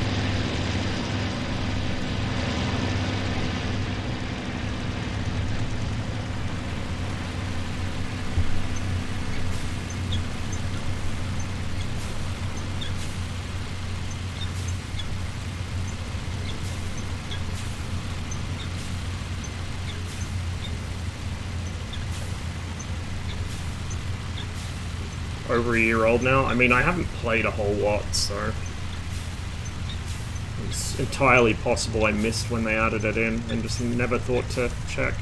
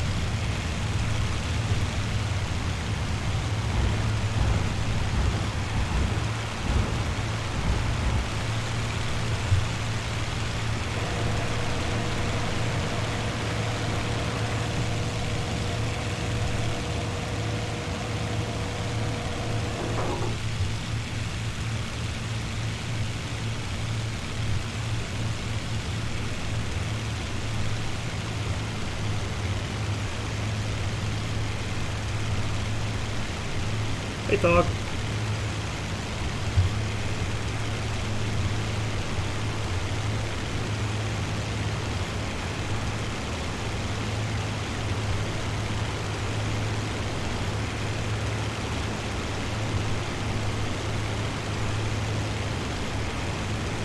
Is that the VSN F4 or is that the other F4 mod?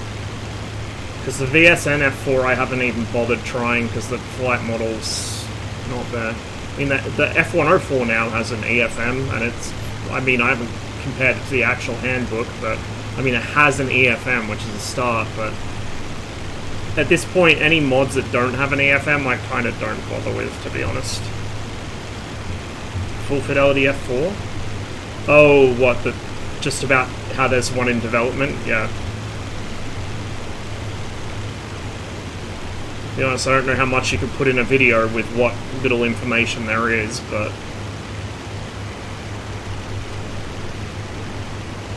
what the game needs. My choice would be an F4B, an F4E, and then maybe a N and or J.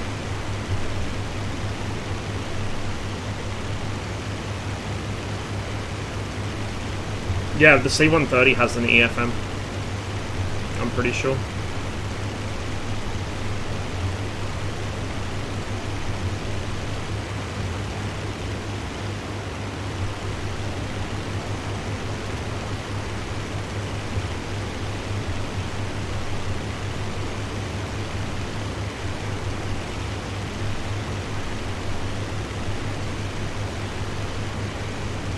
Why would you want an F4F? That's asking for pain. You realise it's not BVR capable, right? The Germans specifically asked for the BVR capability to be removed for some insane reason. Another great triumph of Bundeswehr procurement. Imagine being in a fucking F4F up against MiG-23MLs in the 80s. Jesus Christ.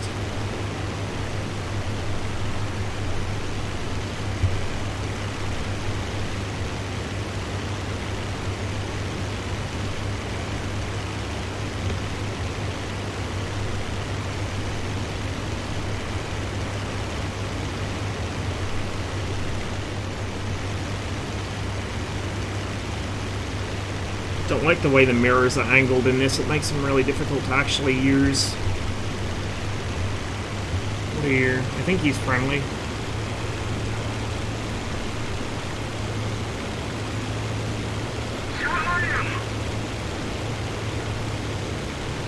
I lost sight of him completely. There he is.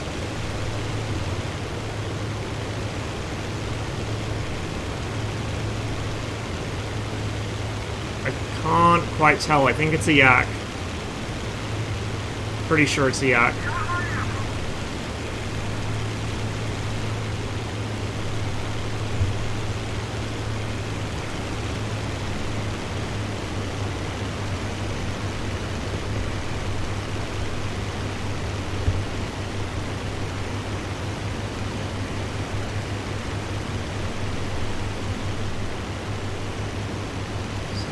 Back there.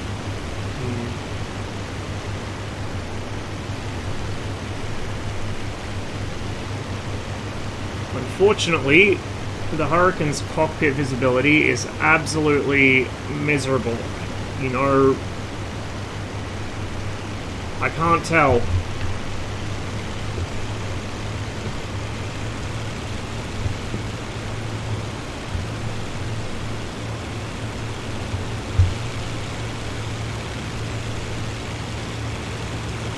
That's the Lavoch pin. I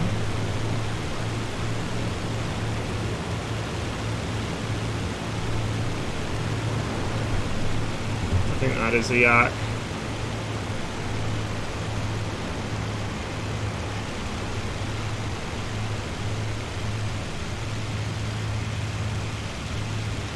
It's friendly, whatever it is.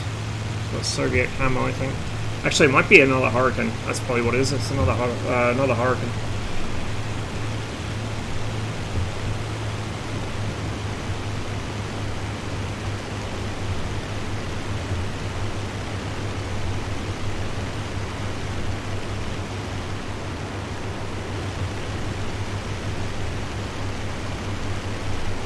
Yeah, it is. A lot of the gun sights in IL-2 are quite dim.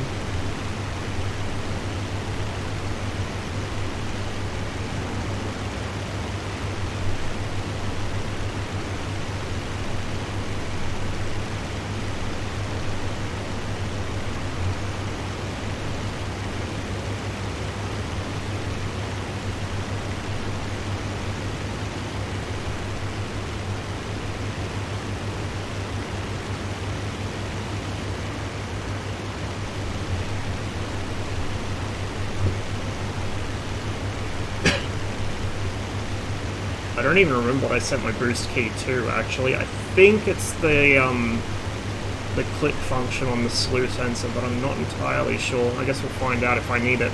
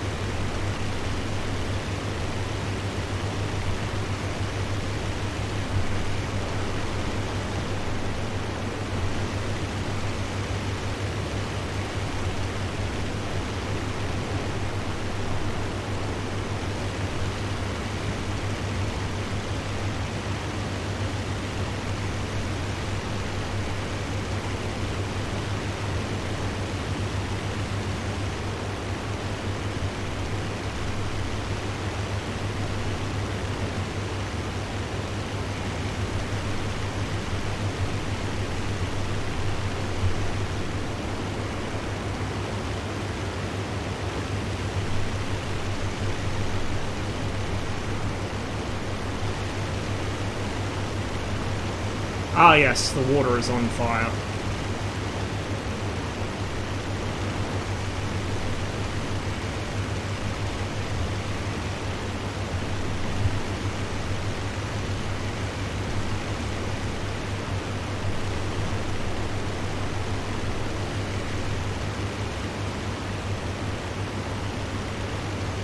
There's a German position shooting at me there, I think. Small arms. I thought I saw another couple of aircraft engaging each other, but it might have just been a reflection off the canopy. Something I noticed is not only are these canopy reflections, pretty sure they're dynamic.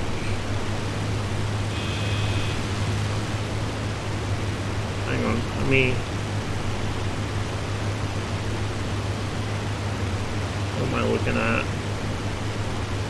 Altimeter. Yeah, they are. I think they are dynamic. But also, it doesn't just reflect the inside of the cockpit, it reflects stuff on the outside as well. So you get these really complex reflections. It looks quite cool. Fairly realistic.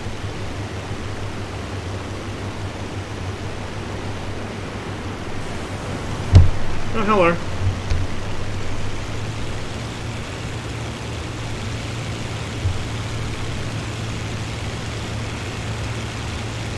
I'm glad he's a bad shot.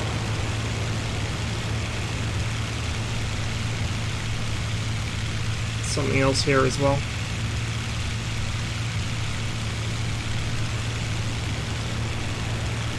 He's gonna dive back in on me. Not a whole lot I can do about it except turn and try and fuck his shot up.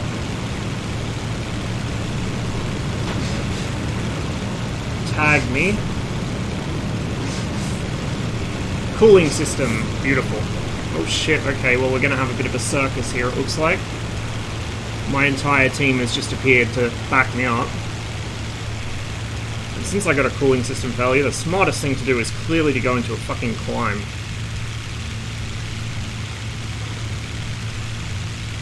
He might already be dead. Yeah. He's dead.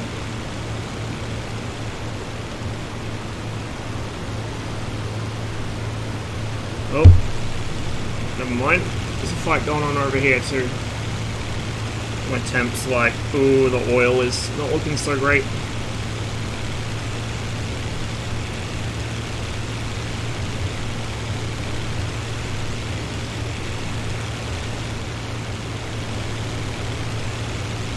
really the only bad thing about the Hurricane. I mean, its general inability to go fast is one thing, but the actual problem with the Hurricane is the terrible visibility. Otherwise, it's a really nice plane.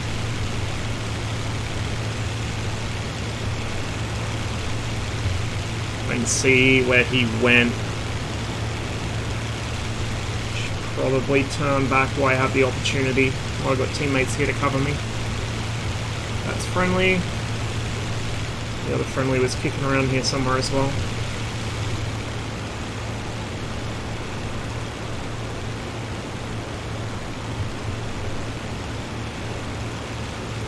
Oh, he might be recommitting.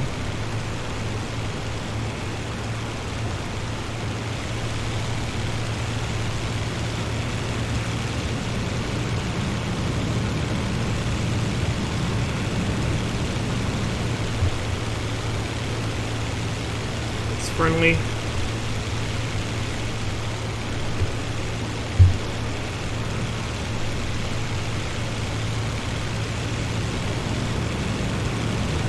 You don't look so friendly. Oh, I think he is. Looks kind of like a spit-tail.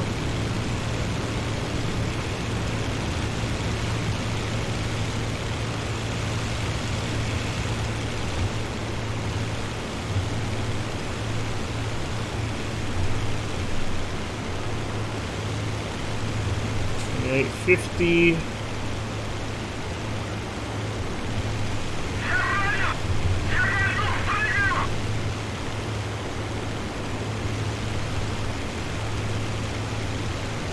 Catch you later, Skittles.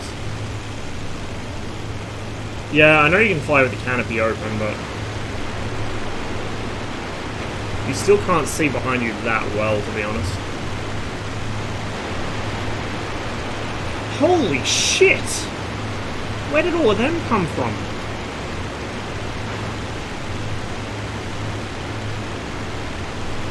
Also, which direction am I heading? Northwest.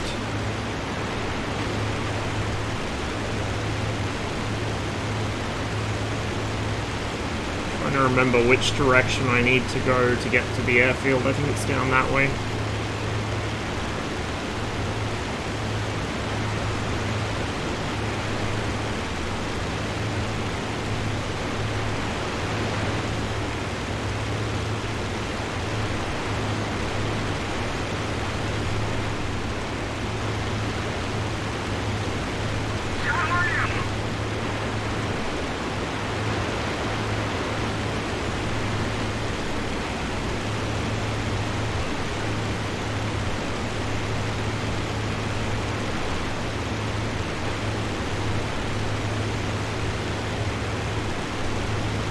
Well, maybe the Hurricane wasn't the best choice for this, since they seem to be actually staying a bit higher than they were earlier today.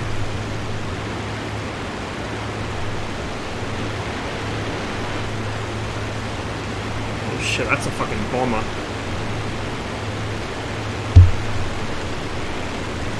And I don't think it's a friendly bomber. Quite sure it's not a friendly bomber, in fact. But I think it's also dead. Maybe? Yeah, dead.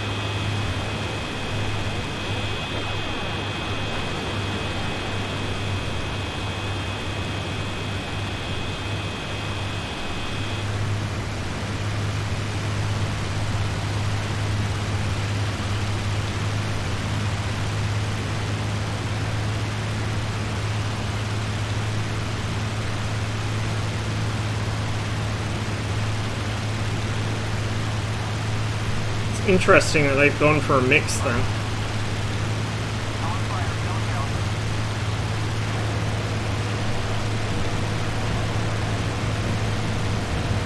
Hurricane uses the same handle for gear and flaps, so we've got to wait for the gear to come down before we can pull the flaps. We've also got to slow down a little, we're a bit fast.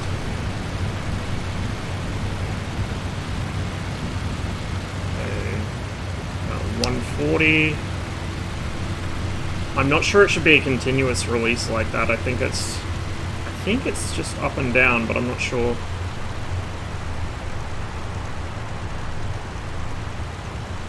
Either way, we've got him down now. Looking for 80 miles an hour over the end of the airfield. So I'm a little fast.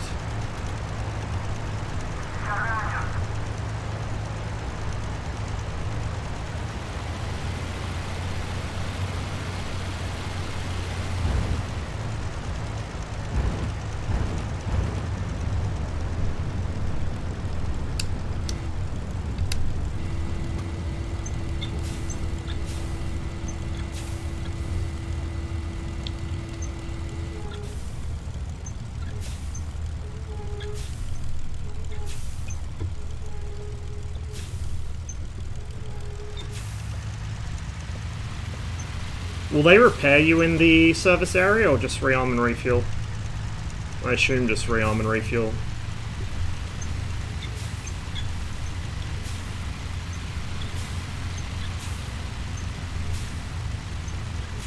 They'll repair? Okay, we'll go over there then.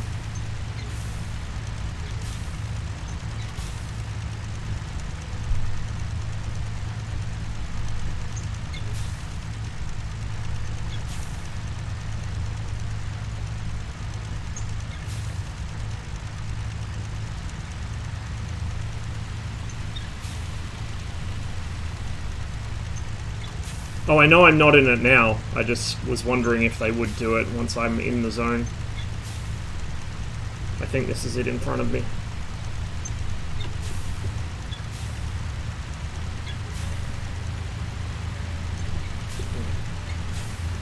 Set my trim.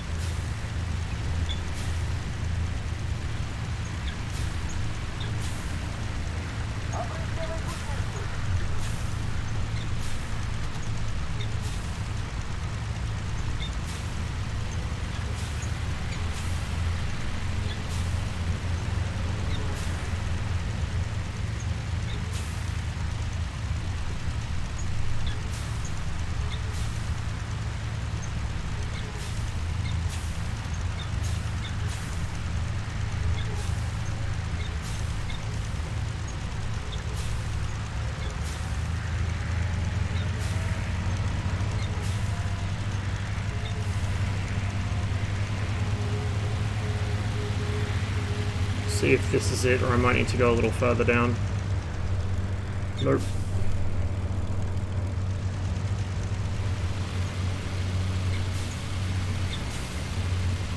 It was near the spawn position, so it's down here somewhere.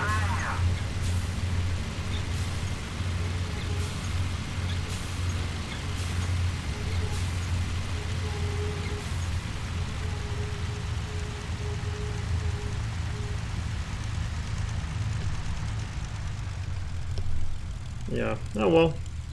We made it back at least. With a couple holes in the radiator.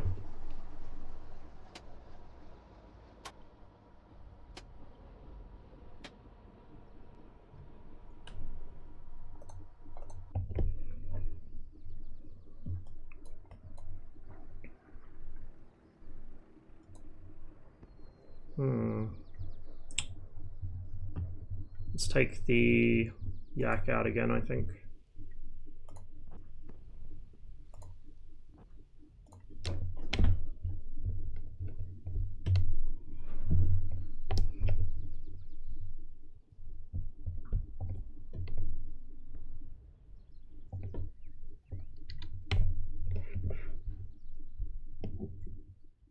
Out of plane supply. Oh, running out. Okay, we got 7 left.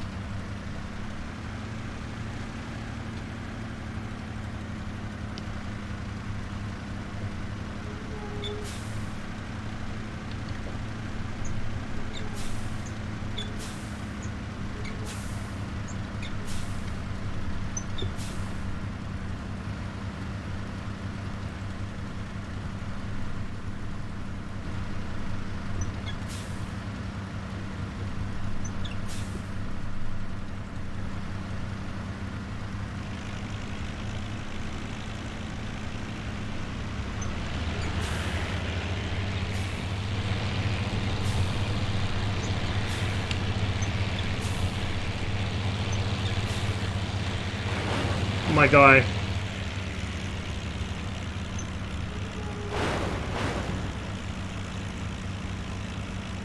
Not the thing to be doing while you're lugging a bomb about.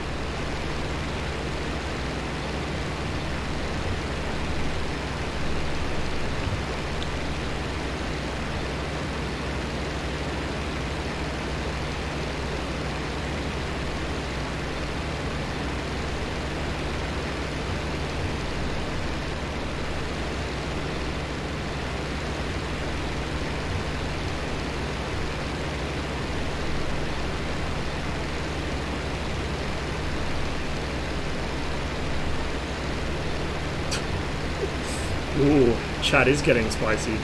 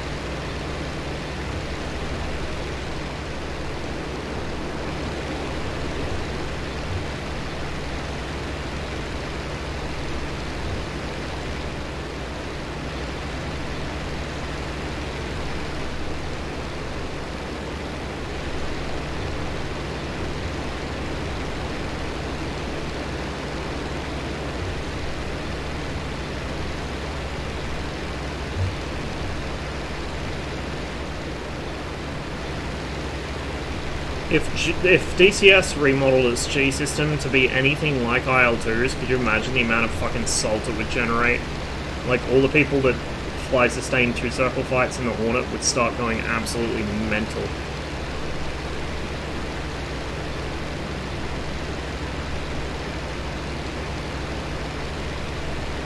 Yeah, but the F5s wouldn't be able to either.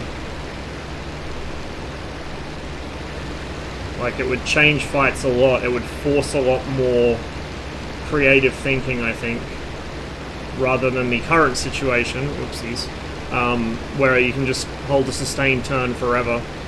And so if you're in something that does turn well, sustained, you pretty much only have to do that one trick and you're golden. Until you run into something that out-sustains you. Like, say, a F5 running into a MiG-19.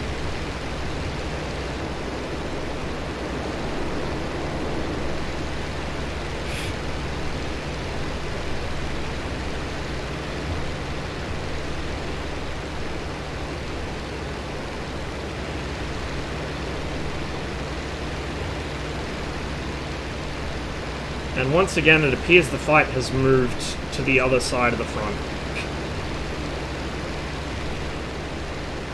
Always happens. Always.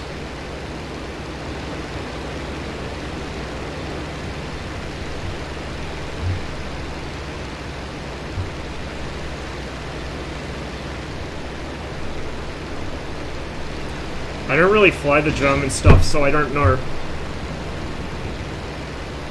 AAA, I think. Just getting careless. I did see an aircraft over here, but in that little evasive maneuver, I've lost sight of him. I should probably be flying a little higher up, to be honest.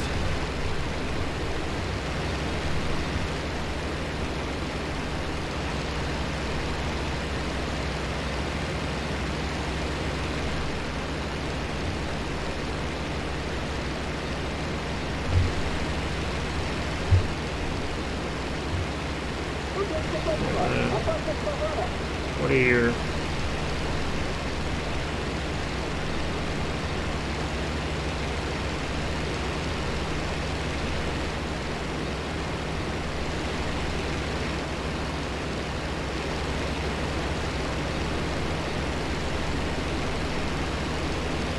Can't tell, he's too far away.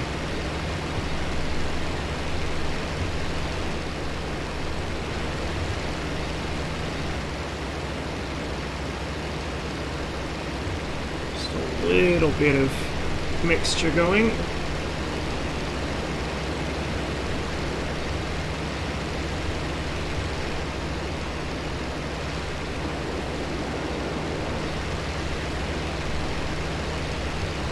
Still can't tell what he is. Probably a friendly, but you don't know yet. Fuck. I really need to stop overflying German positions at this altitude, don't I? Fuck's sake. Well, we're not going to catch him now.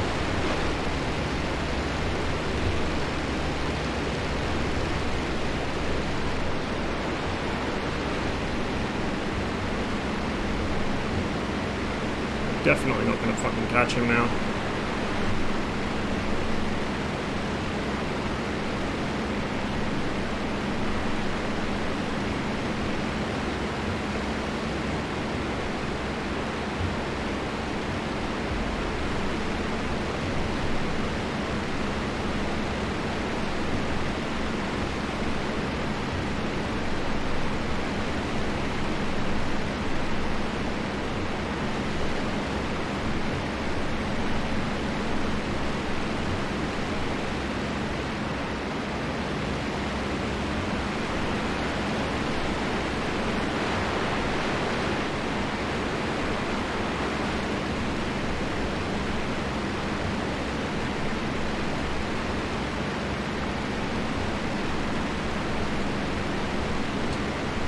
And there's a 190 over the airfield. Shit.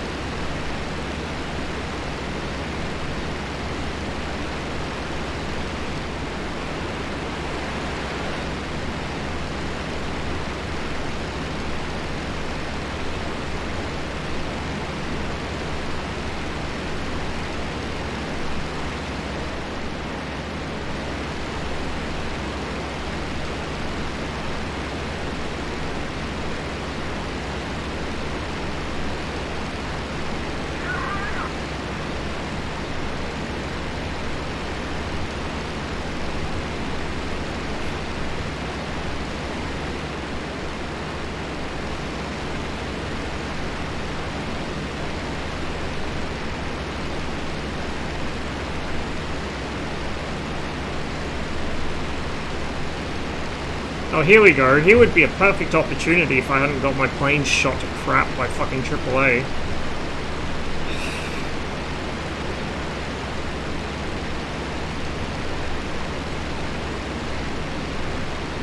Fucking two of them.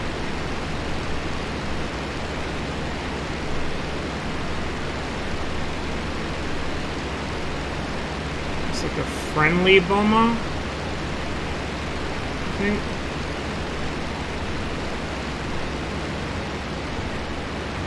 I'm in no condition to fight, unfortunately.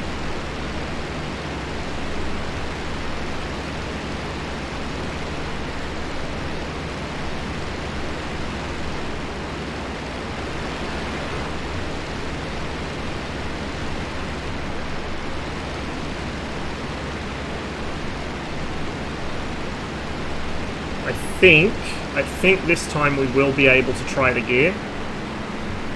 It's going to be a really high-speed landing, though.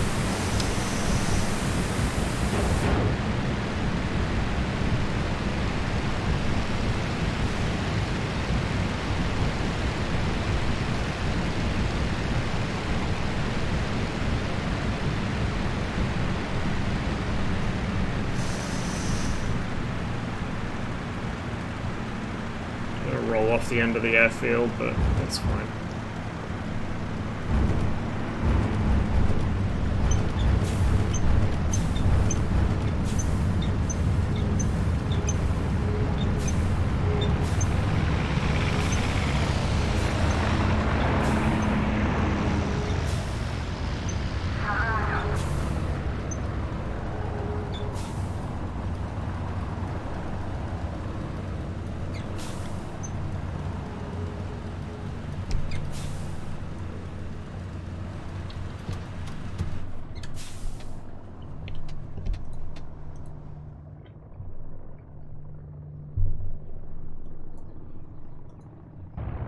At least we brought it home, but I shouldn't have flown that low. Bad habits I've developed from DCS.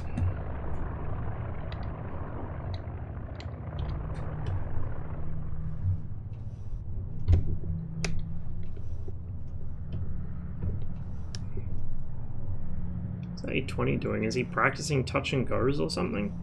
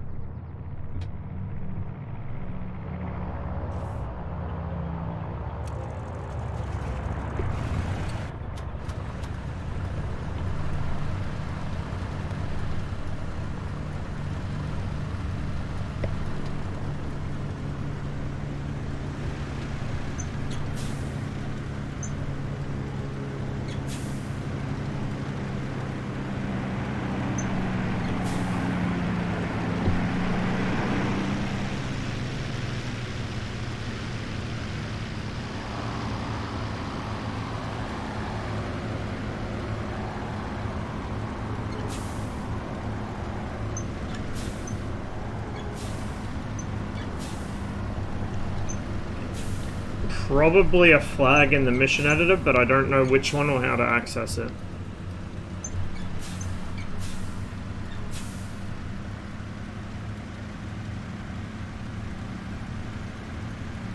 That A20 is gonna come from the other direction, or hope he realizes I'm here. Yeah, he saw me.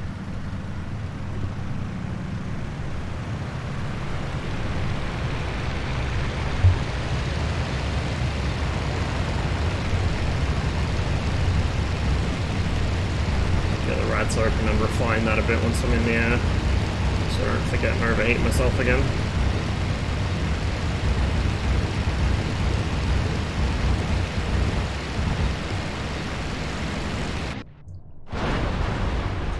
Really? Really?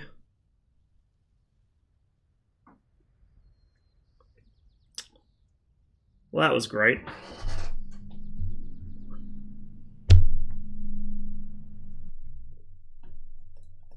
Yeah, that was the Spitfire.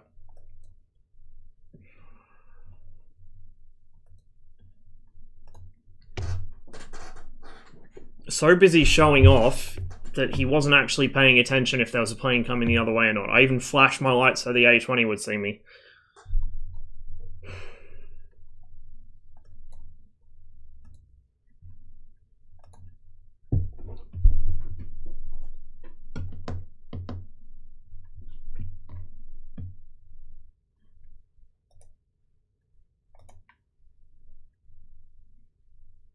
It's not even anything to do with the runway. It's because he wasn't paying attention.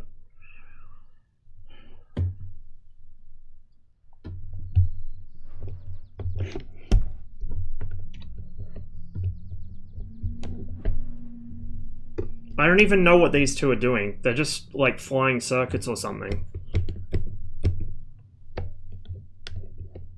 But at least A-20 fucking waved off.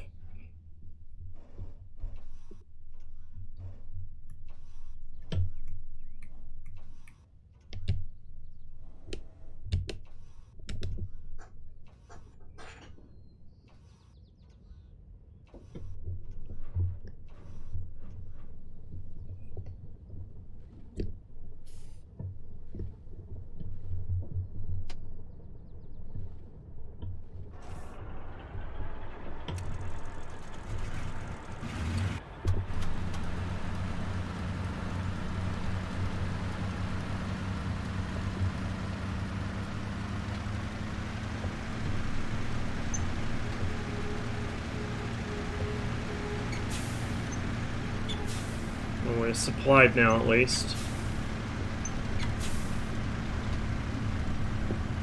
As long as no one else fucking flies into me.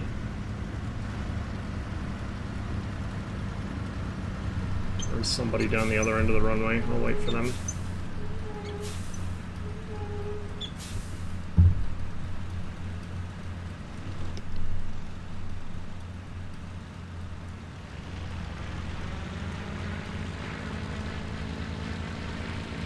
I'm on fire. Bailing out. Oh, you'd better not.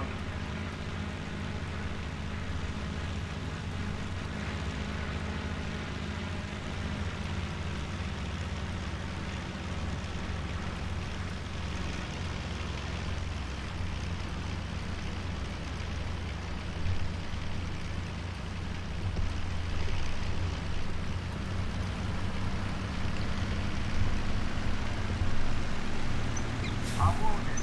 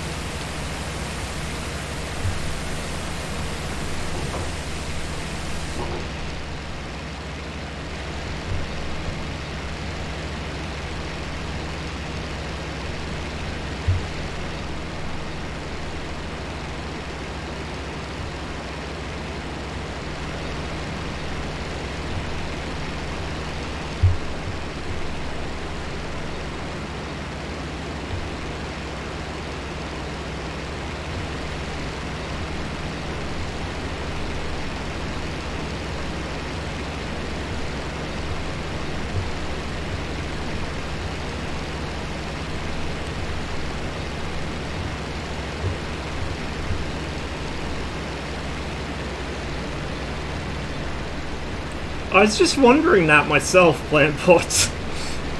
I was just wondering that myself. I wonder if he ended up in the crater on the runway where the Spitfires and I pranged each other. Oh no, there he is. I think that's him. He's flying the other end.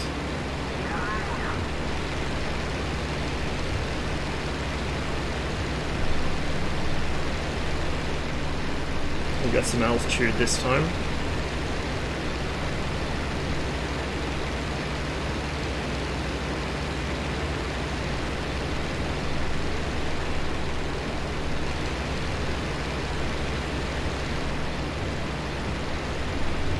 I haven't even played Flying Circus yet, I don't think. I've flown... Actually, I think I've done 1 or 2 flights in the biplanes, but...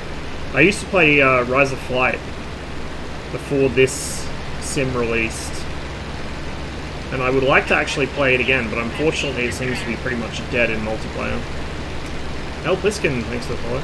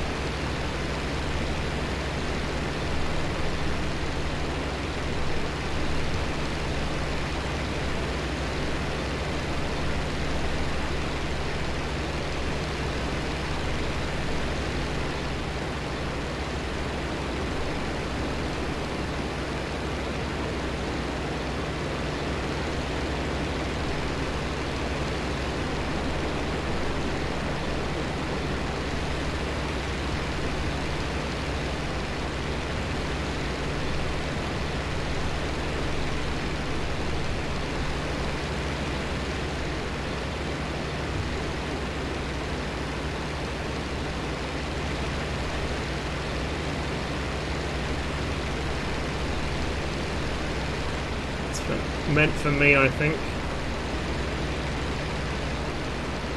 This is about where I got shot up last time, so...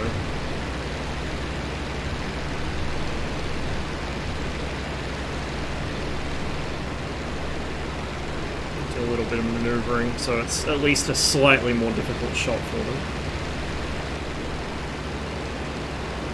And checking 6. Welcome back there.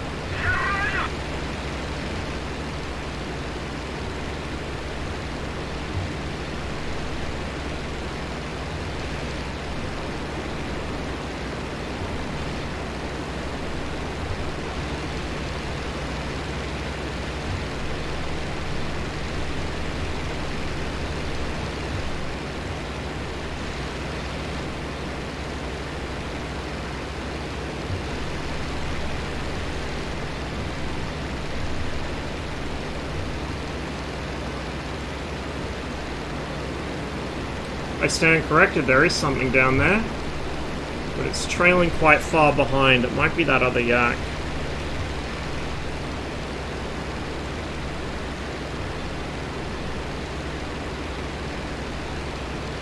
I can only barely see him, I've lost him again.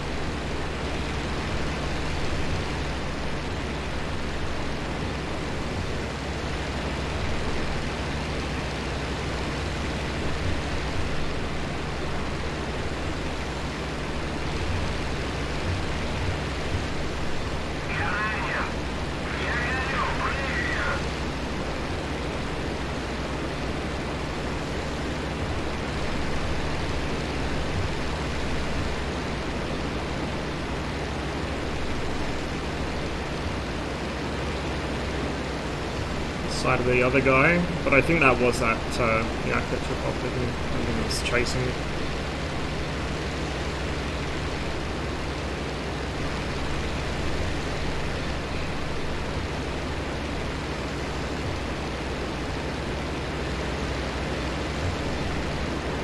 Seems like this sector of the front's gone quiet, so we'll head back across to the other one where we were originally flying, and we'll see if we can pick up any trade over there.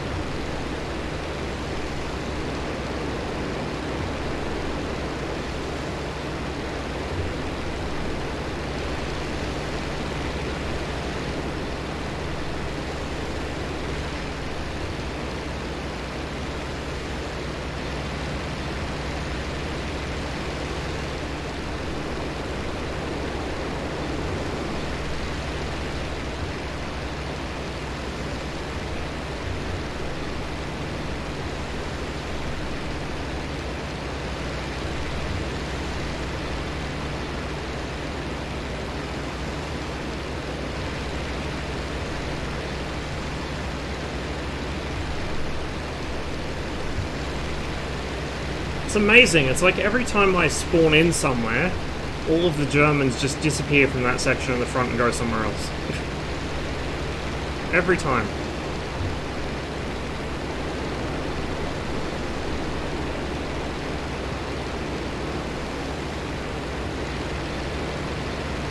Hopefully they're just over this side and not all the way up the other end of the front, literally across the map. So I don't want to fly all the way up there.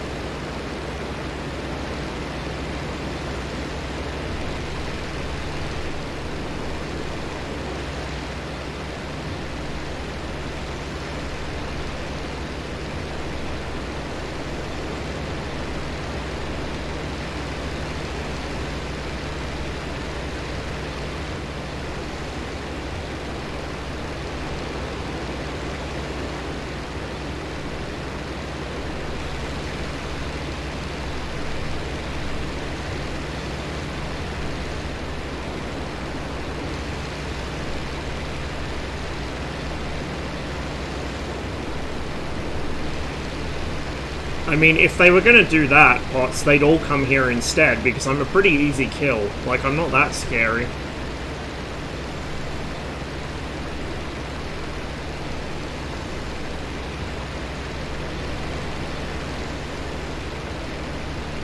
And I'll usually chase the first thing I see, so it'd be easy to set up a trap. Very easy to set up a trap.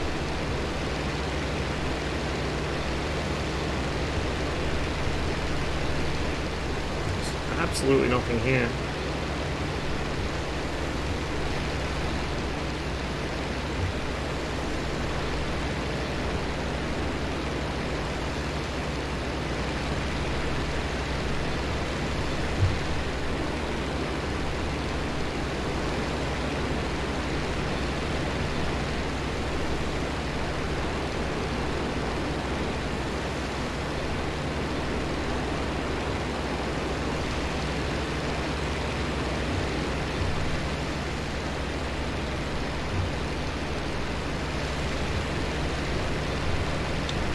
Where's the nearest objective?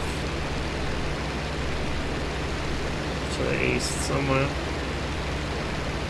Well, from where I am now, it'll probably be more like south.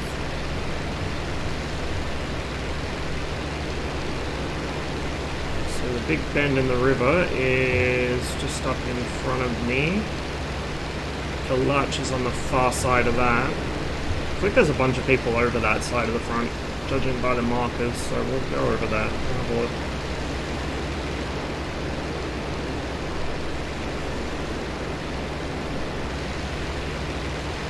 I just want to bag one today, at least one.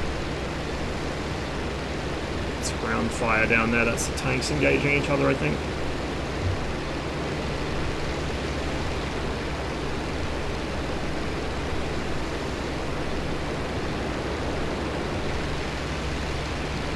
Once I do land off this flight and or get shot down, I think I'll take a short break to get a snack of some sort, a bit of a bite to eat because I'm hungry.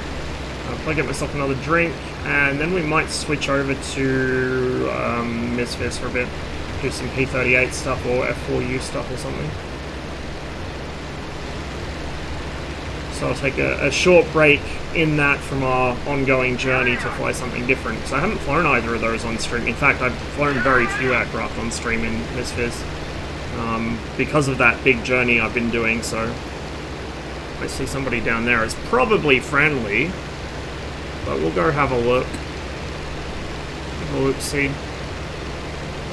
Maybe if I'm lucky, it'll be a German heading home. Oh, whoa, you don't look so friendly.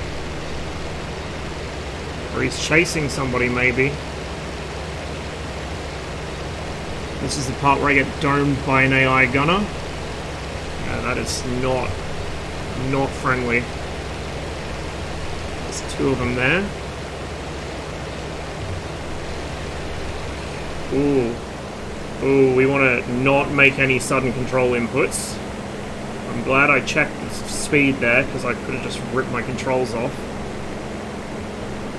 And by the time I get here, somebody has died.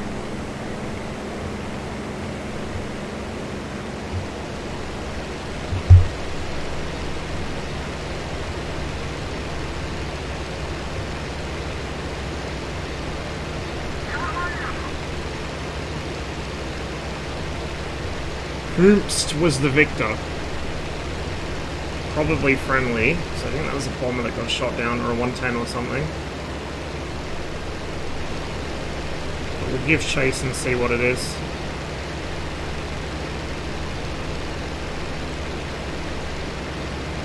Show me your wings.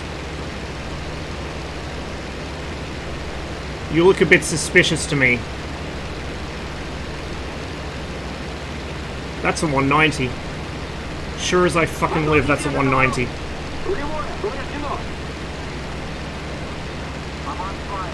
And he doesn't know I'm here. Oh, now he does.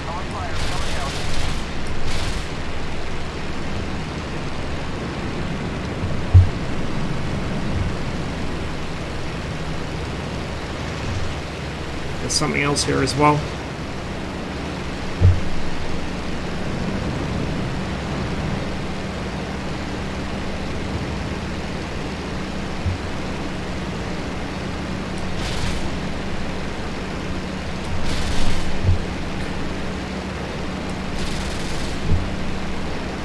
There's another one behind me, I think.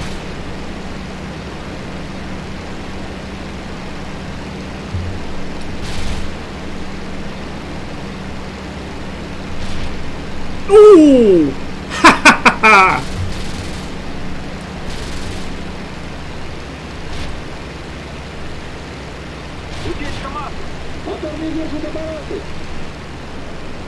I'm good for now.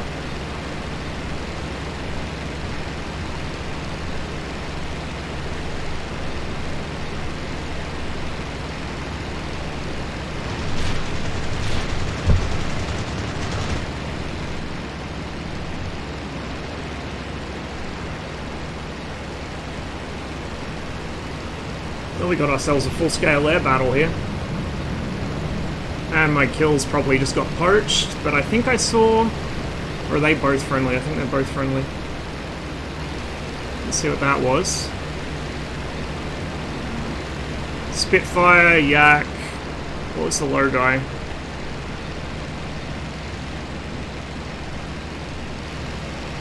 Lost sight of him. P38. That was pure luck, I'm not going to pretend it wasn't. Spent most of my 37mm ammo to do that, but hey. Sure fucking woke him up. That's a spit.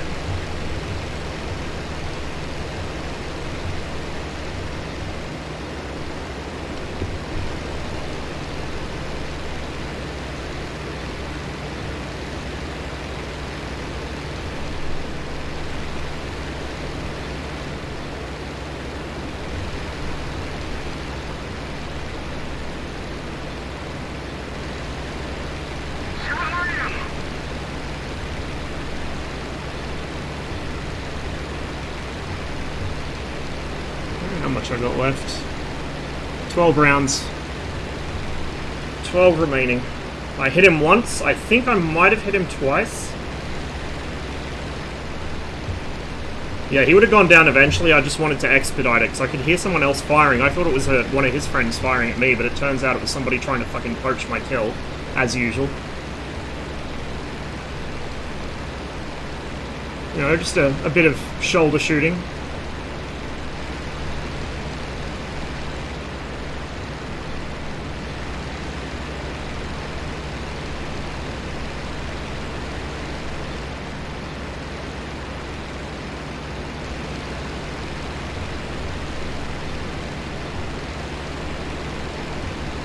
Still got a decent amount of fuel.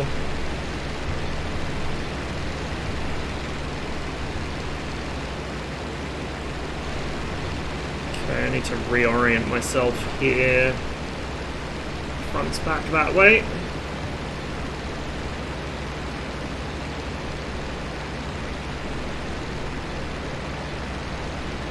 So he must have been, looks like we got a temporary active here, or at least somebody's landed on it. So he must have been camping the airfield, waiting for people. I thought he was a friendly attacking a bomber that was trying to hit it, but no, he must have been trying to kill one of our bombers that took off.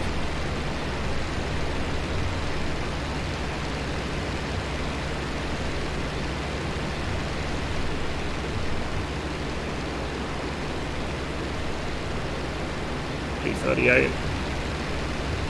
Another P38.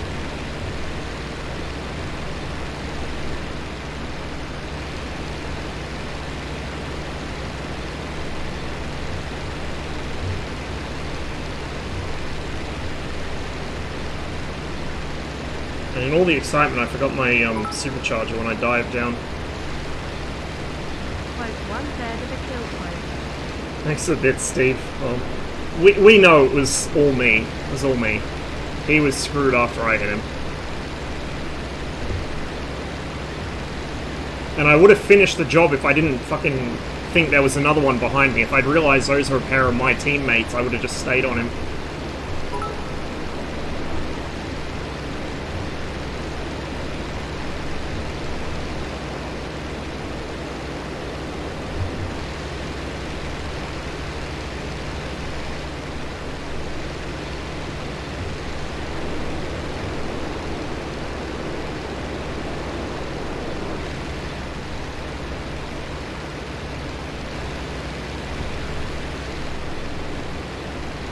Oh, shit, hello.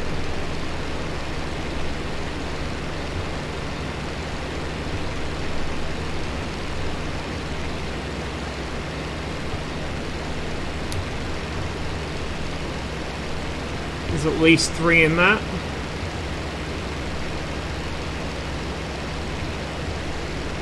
I'm gonna guess the leader's probably an enemy.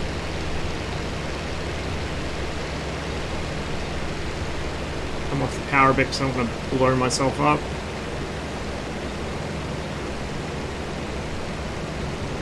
Yeah, at 190. But there's something else up here.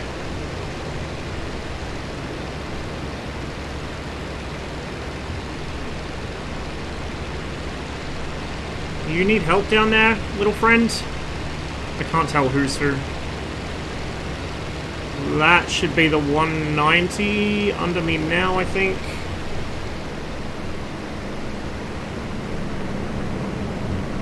I don't have an angle here.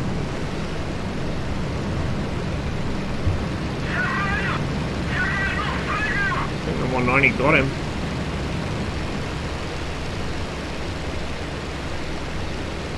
Yes, it did. Let's go avenge our buddy. Oh! How'd you like them apples? Bye-bye. We definitely got credit for that one.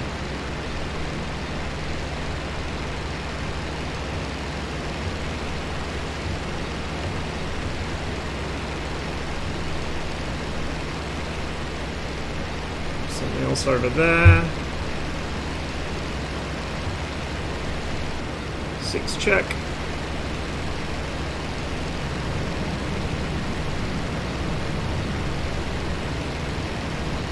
And who are you? Levochkin, I think.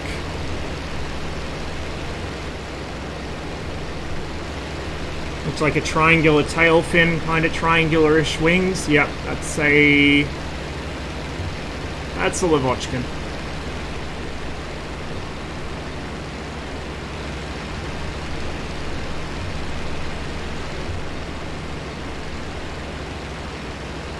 Two more pulling in behind me.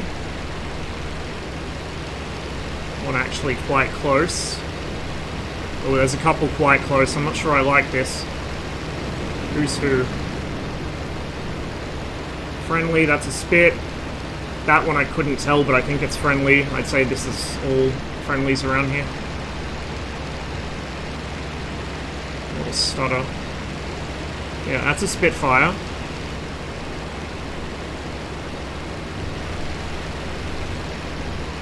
So nice to just not have to worry about engine settings, just run it at whatever and it doesn't care. It's one of the nice things about the Yak, you can just kind of turn your brain off and turn and burn in it. There's not really any engine management to worry about.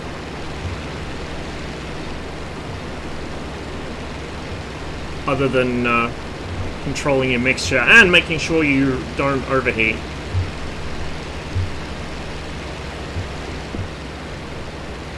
I guess it is probably pretty hot out. It's summer, so I should have my shit open right up.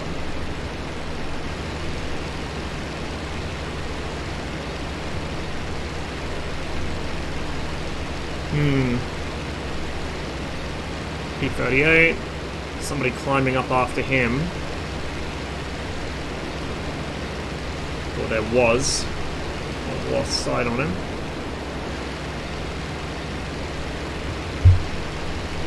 There it is. Probably all friendlies.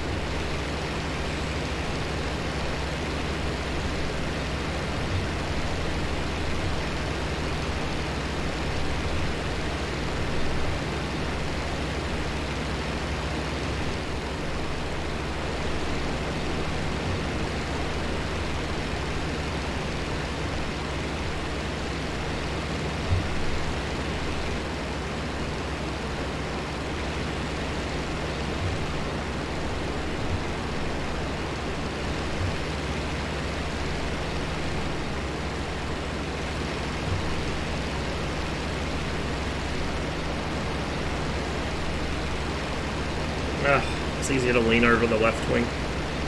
Although, my track IR doesn't want to play nice with me. There we go. I'll kind of sit back and straighten out. Ooh.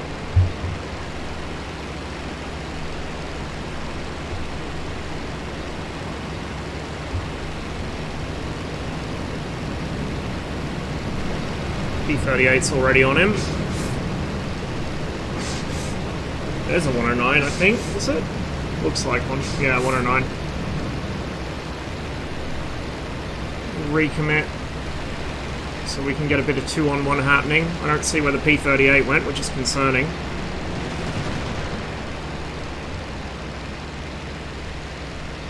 Hope he's still with me.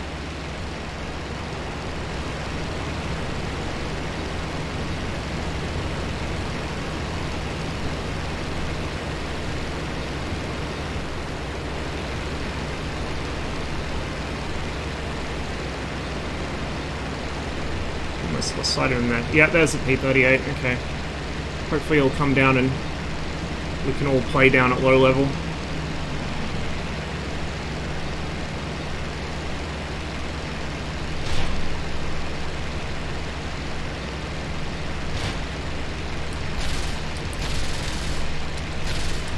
No, that's another 190, I think. It's kind of like one.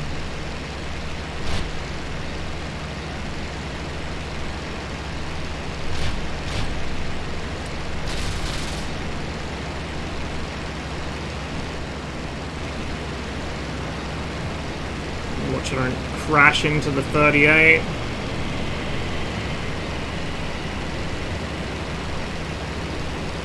Something else up high, 2 somethings, 3 somethings. Yeah, I'm nearly out of cannon anyway.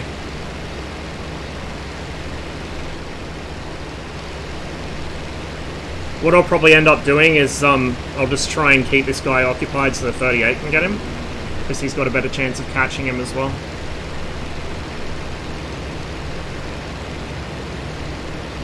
Let's see how we go. I can hear other people getting involved in this though, so... Oh! Oh, there we go. It's a War Thunder player. Typical wibble wobble Axis pilot bullshit.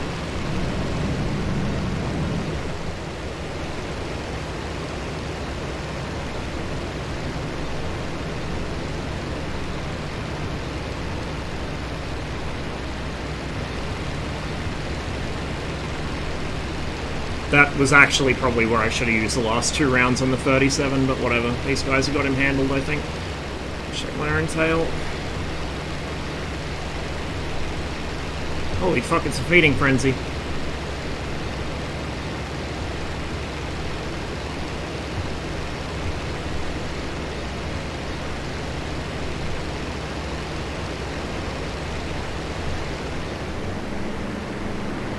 That was very nearly a mid-air. No, it is a 109. It is a 109. I was right the first time. These guys are going to kill each other. Look at them all.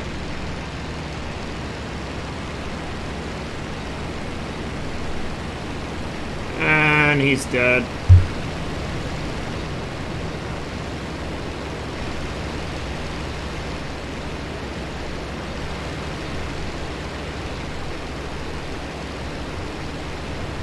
You know what, let's not get greedy. Let's not be greedy today.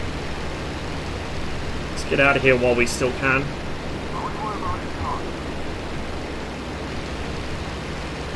On the other hand, what's that? Is that another pair of friendlies? I hope so. I'll go have a look. Whoop, don't want to zoom out that far.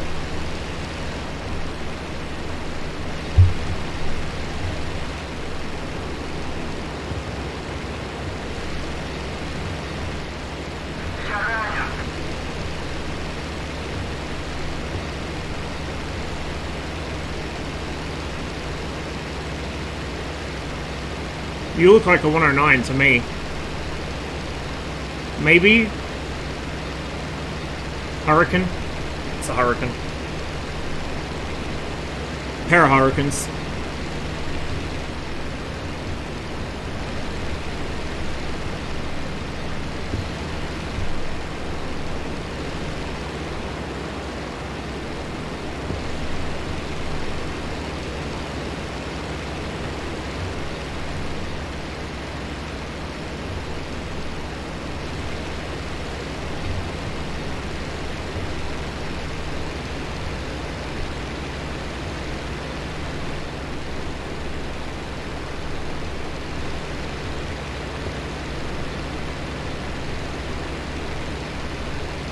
Catch you later. Thanks for watching.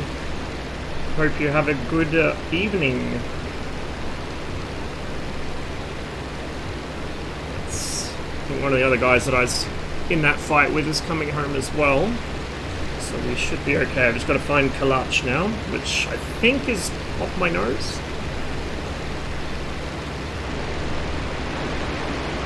Should be off my nose.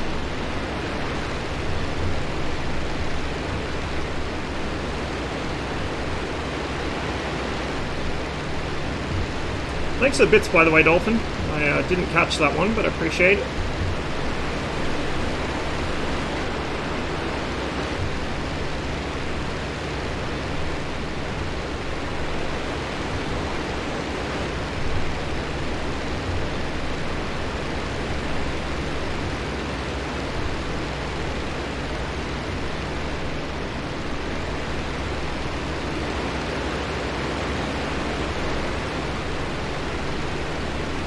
Temporary there. So the actual airfield should be a little further along the river here, I think.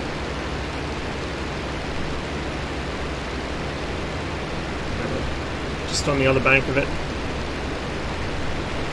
So that's the town of Kalach, and then I can see the airfield just behind it. Looks like this guy's going in for a landing as well. Well, he ain't looking too good. He's going for the temporary.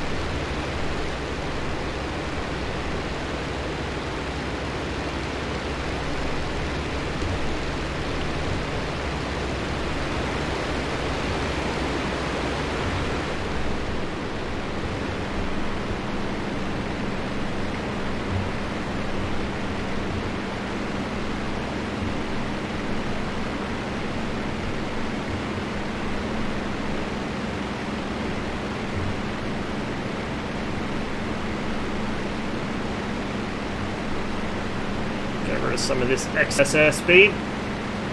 There we go.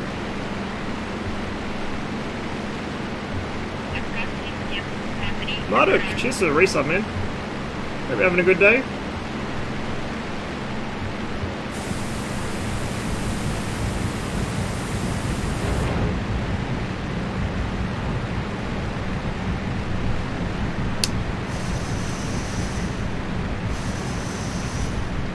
May have just oversped the gear. I'm not sure what the speed for it is, to be honest.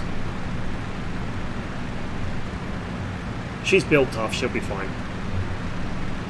Just did some tutorial for newbies at 21, 4th session. Nice! Always good to get more people into the Balalaika fan club.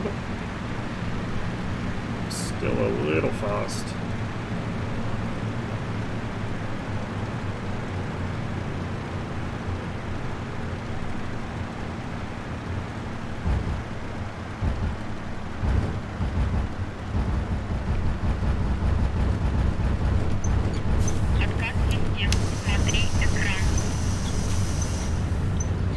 Raxareska, thanks for the follow. Welcome to the stream. I can speak goodly. I think that was my smoothest landing today. So we're going to park up, we're going to shut down the plane. I am going to leave the game running, I think, just so you can take in the sights and sounds of the airfield here at Kalach while I get myself a snack and a drink. Oh, actually, no, it'll disconnect me. Never mind. So I'll switch over to the be right back screen. I'm going to grab a snack and a drink. I'll probably be like 5-10 minutes. And then we'll do some Flight Simulator 2020. Probably a P-38 flight, maybe a Corsair flight, maybe both, not sure yet.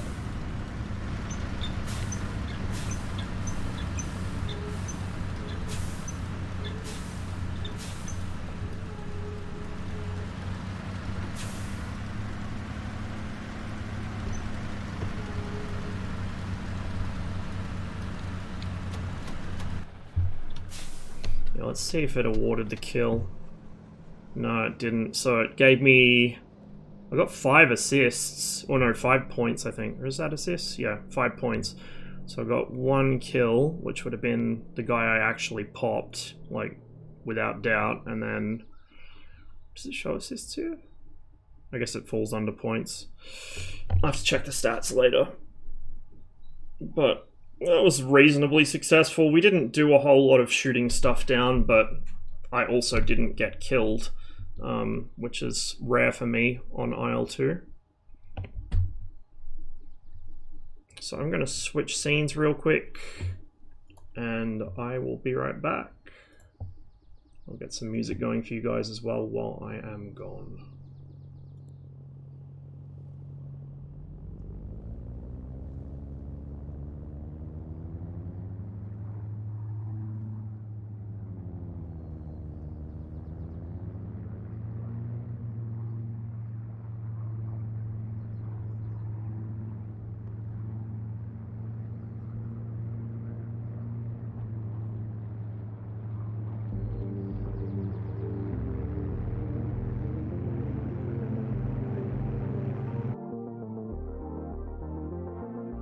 Gave me 2 assists for that sortie, by the way, so that's something.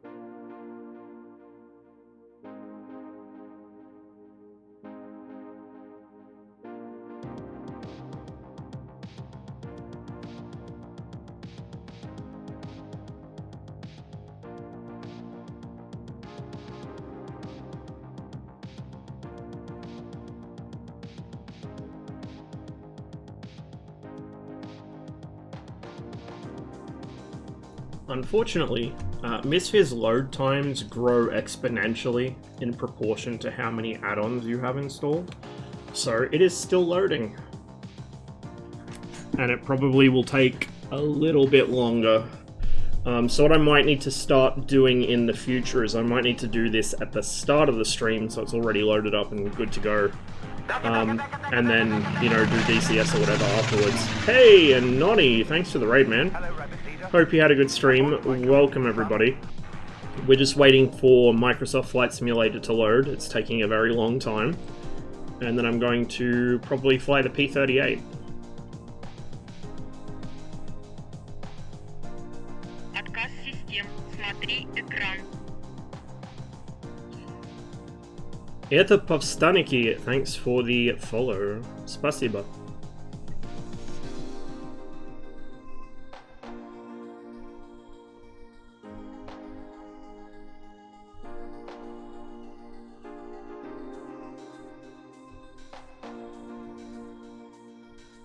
I was just doing some IL-2 before. I had quite a few flights, but only 2 kills. And only one of them counted because somebody stole the first one. My luck is always consistent. Not good, but consistent.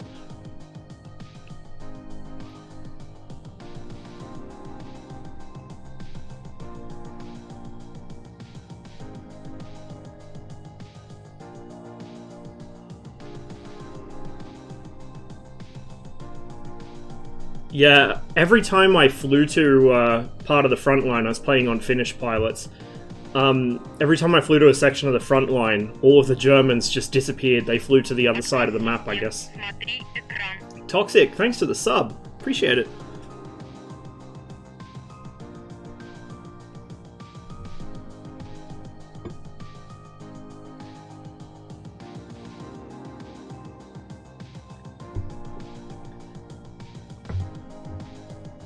Oh shit, I was gonna say I didn't die, but no I did, because the one death I did have so far was a friendly Spitfire decided to land in the opposite direction to me as I was taking off. Like, I flashed my lights and everything because there was an A-20 landing. And the Spitfire just steered straight into me on the ground. So I did die once, technically. But not to enemy fire. Anyone with a Su-15 in there, please wait, splash screen gets a sub from me. Well, I'm glad to hear you also appreciate the Su-15. It is a beautiful aircraft, and I really hope that one day, somehow, we get one for DCS. I don't care if most people don't think that interceptors would be fun to fly. I want one. I think it would be very fun to fly.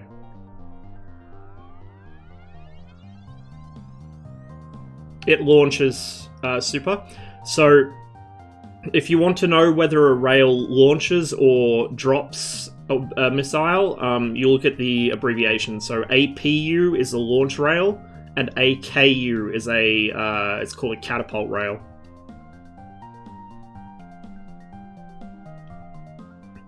So APU 23 means it's a launch rail. Why wouldn't interceptors be fun? Because most people seem to have the idea that, you know, to have fun you need to either be super agile and able to turn in, you know, inside the size of a dime, or you need to have some fancy advanced weapon system, or, you know, you need to at least be able to dogfight. But I find it really enjoyable to actually try and set up a proper intercept and put myself close enough to launch a missile at something that's moving extremely quickly. You know, it's a challenge. It's such a tiny window of opportunity you have to actually arrange yourself. And from what I've read, the Su-15 is surprisingly aerobatic for such a large aircraft.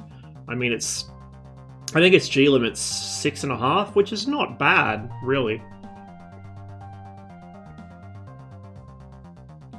Trying to test how effective the jammers of the A10C2 are against various SAMs. Currently testing for the SA3 and it's proving difficult because the SA3 just keeps missing even with the jammer off. The sad state of affairs.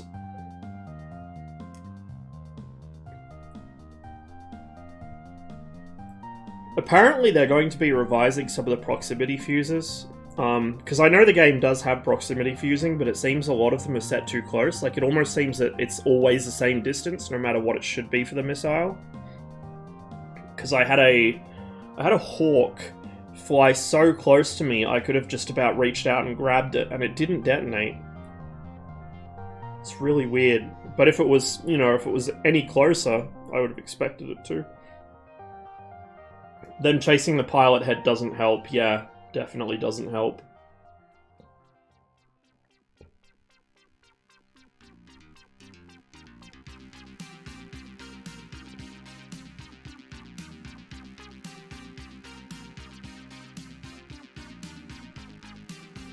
I think you're right, Super. Because it seems to me, when I'm in a much smaller plane, like, say, the MiG-21, I very rarely have that happen. Although in this case, the Hawk, it did miss my 21 by quite a narrow margin. I don't know, to be honest. There's definitely something fucky going on, put it that way.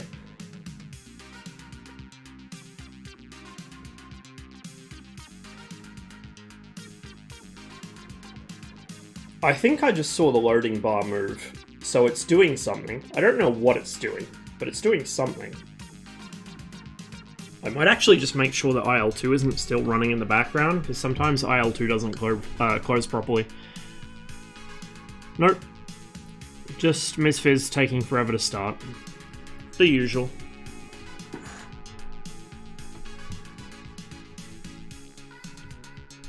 I might go ahead and switch scenes now, though, because it looks like it is actually doing something.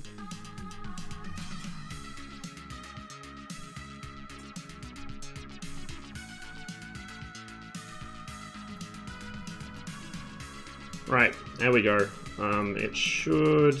Yep, it grabbed the right window, which is always helpful. But as you can see, we still have some waiting left to do.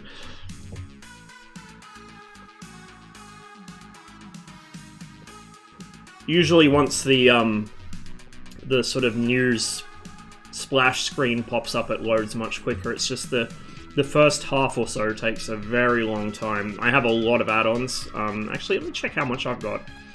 My community folder is 11. Oh, it's still counting.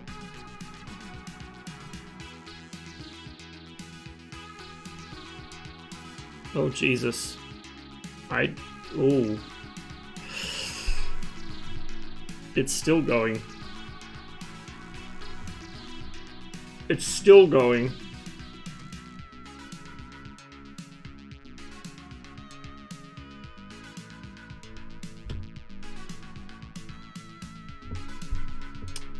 I was doing pretty well.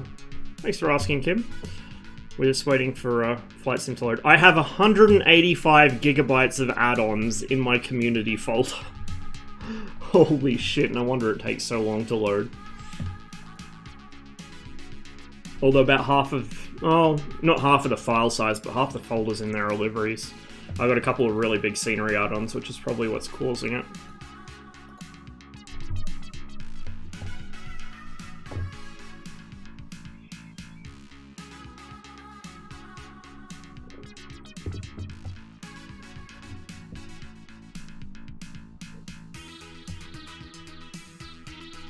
This song sounds a lot like the soundtrack for Workers and Resources, which might be getting streamed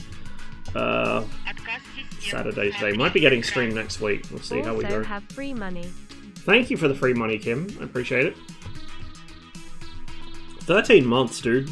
Time flies. Right, here we go. Let's go.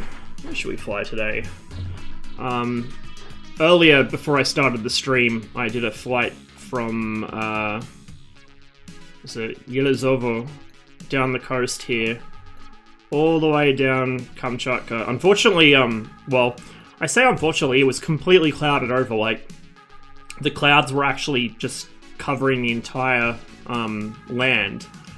But it looked really cool because it was like a waterfall of clouds over the edge of the mountains. And then I came down here and landed at, not that one, because I thought the runway looked a little sketchy with those trails across it.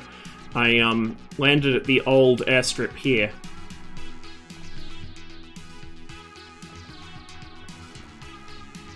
Lid, you reckon? We could do that. Oh, if I spell it correctly, that would help. I'm trying to type around my throttle here. There we go.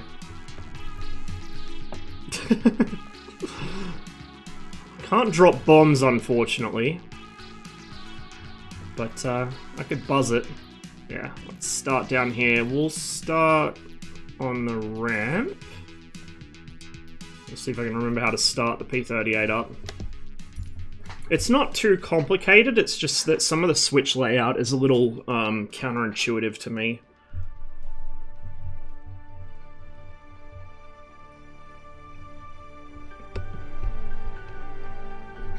I say a little counterintuitive, it's a lot counterintuitive. I kind of wish they'd put like a little caption on these loading screens saying where the screenshot was taken, like where in the world it is, so you can go check these places out yourself.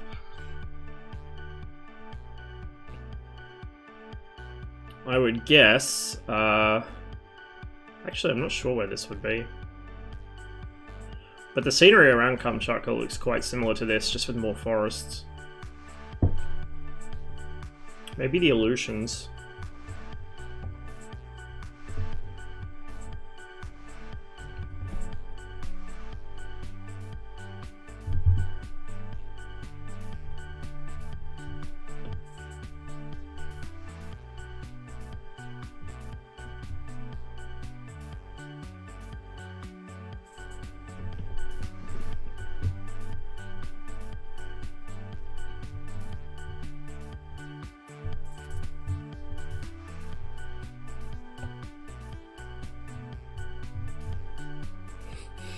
Unfortunately, the loading times for flights are quite long as well, but we should be in pretty soon.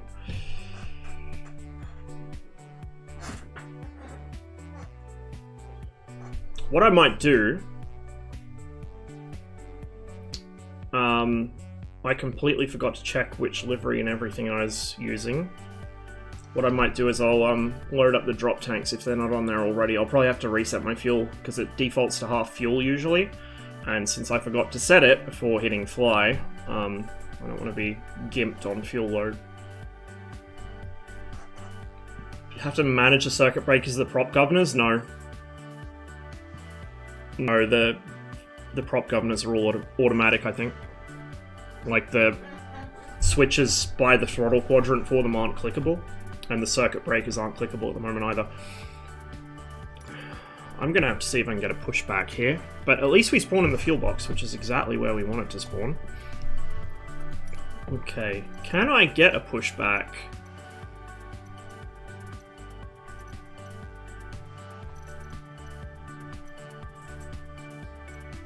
I'm pretty sure you can ask for one, I just forget how to do it. Or maybe is that a mod? Maybe it's a mod, because I've seen people do it.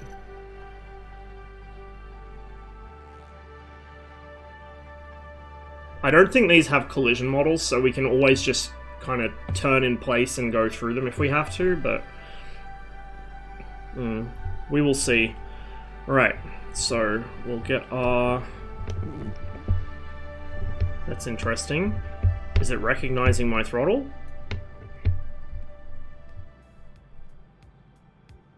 Is it... The inputs for my throttle do not appear to be working at all. I hope I don't have to restart the sim here, but if it's not recognizing my throttle inputs, I probably will. Let me... Yeah, it's not recognizing my throttle. Hang on. I don't think you can hot plug in MSFS, but we'll check.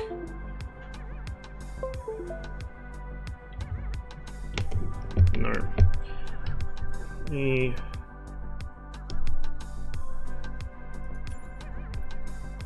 We'll try restarting the flight. If that doesn't work, I might have to restart the sim. If I do have to restart the sim, it's probably going to take quite a while to load. Again, I'm sorry, but... Oh, no, there we go. Thank God for that. Whew. Crisis averted. Okay, we'll crack the throttles. We'll get the mixture all the way forward. And then, we'll come down here. We'll make sure these are already set, so I don't forget them in flight. You can actually hide the yoke, which is, I guess, kind of helpful, but we can also just look over it. Put the magnetos on, we'll get the battery on, and then we need to prime, which is behind here. No, what we need to do is turn the fuel on. That would actually help a lot. Fuel pumps. And then let's put it on wingtip. As you can probably tell, I'm still pretty new to the aircraft, so it's a bit of trial and error. Okay, left engage. That gets the prop turning.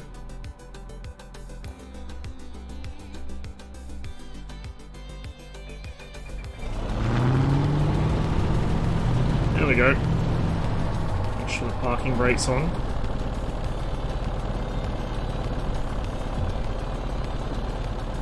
Prime the right engine. Then the same thing, which is pull it towards us for the right engine. That'll start it turning.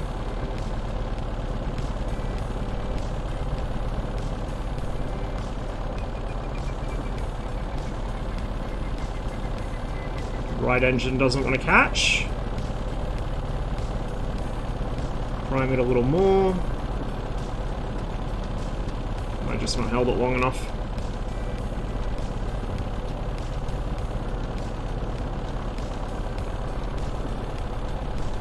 Sometimes, if you're not quick enough to grab the other switch, it'll have trouble starting. You got to be pretty quick on this. There might be a keybind to do it. I'm not sure.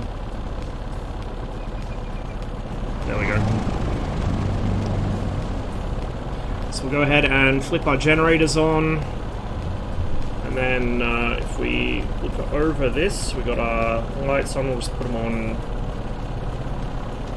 Okay, yeah. It's like spring-loaded. From dim, it bounces back to bright. I'm not sure why. Landing light can stay off. Gun heaters can stay off for now. Put the compass on.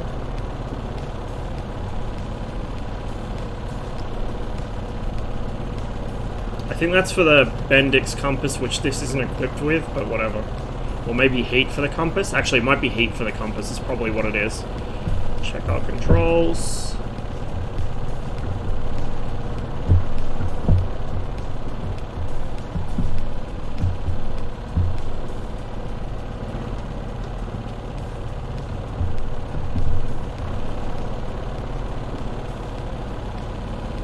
Now, what else do I need to do? I'm trying to remember. We don't need our oxygen on yet. We don't need the fuel emergency pumps on yet, but we will once we start climbing. I think we're pretty much good to go. So what I'm going to do is I'm going to roll up the side windows, because it's going to get very loud here in a minute. Make sure to auto rich.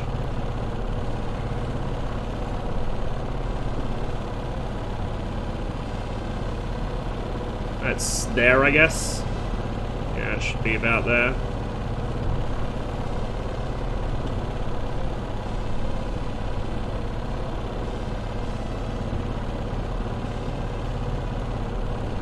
We're going to have to just taxi through this thing, because I've got no way of getting a pushback. So it uses nose wheel steering on the ground. I'm not sure if it's supposed to have nose wheel steering or if it's just differential braking, but same as the Spitfire, I don't think they've quite figured out how to do differential braking in this sim, or not, yeah, like actual proper differential braking in this sim yet, so it does have nose wheel steering for the time being. I'm going to go ahead and recenter my track IR and then raise my view up a little So I can kind of see over the gun sight a little. Forward of the mixture levers are the circuit breakers for the prop governor. These three? No, they're not clickable.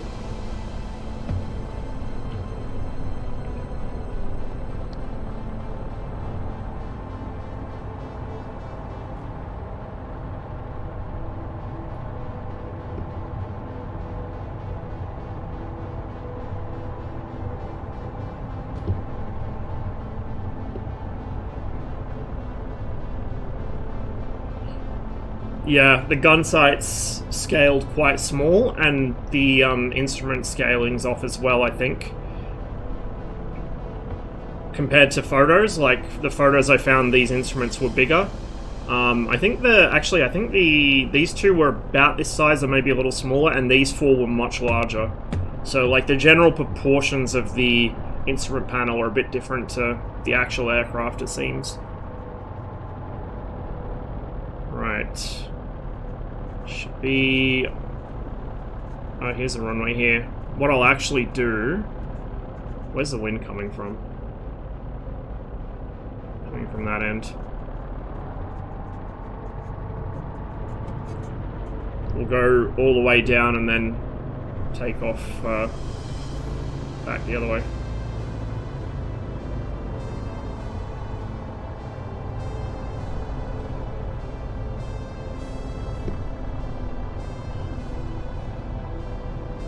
A little bit of stutter. I have had a few performance issues with the sim lately. Usually when it's loading in a large area. Okay, now it's just straight up frozen. That's cool. Thank you, MSFS. Every now and then it'll have a bit of a stutter fest and then it'll kind of recover itself. So hopefully once it's done here, we should be okay. There we are.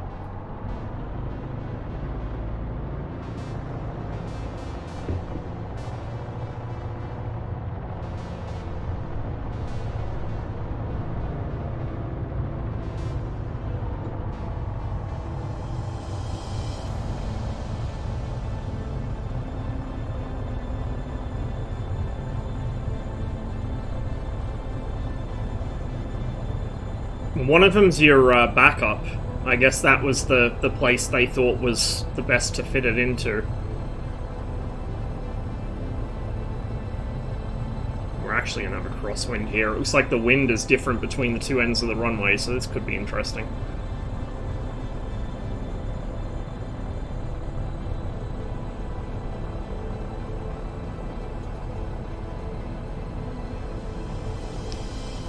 Honestly, I used to have the same issue with FSX, so I'm not really surprised. Difference being that this has at least enough features to it that it kind of has an excuse.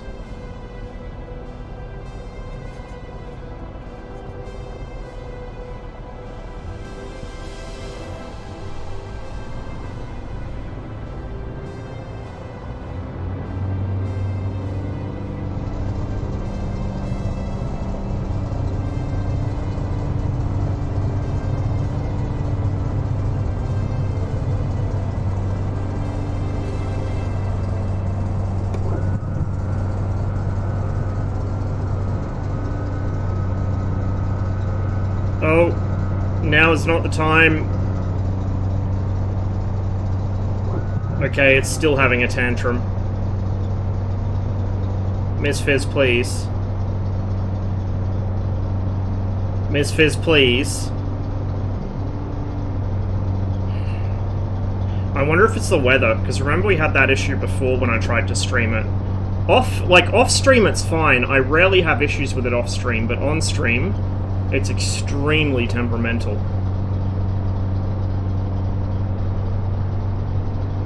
Okay, we're gonna dial back the power a bit.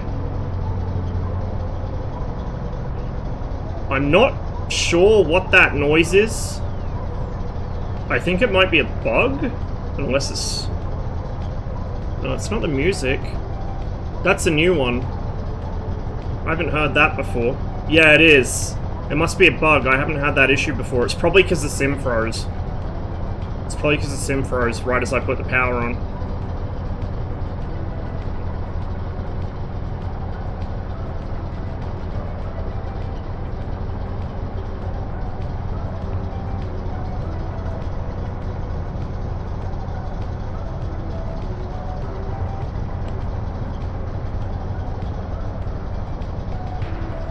It's funny, it always behaves itself when I'm not streaming, but as soon as I start streaming this sim, it shits itself. There we go. I'm pretty sure they're not, and I can't really see the blades from where I sit in the cockpit anyway.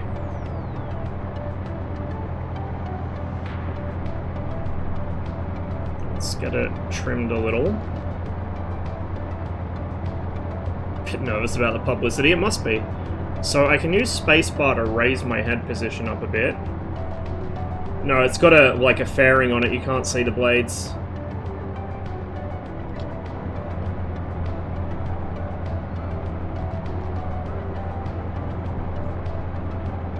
And I haven't noticed flames coming out of them at night either.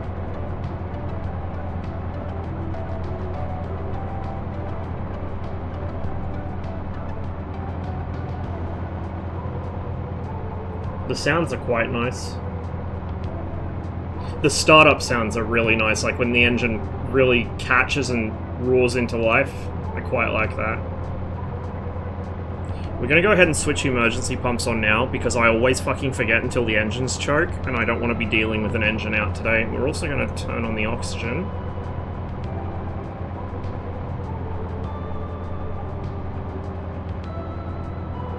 Oh, Kim.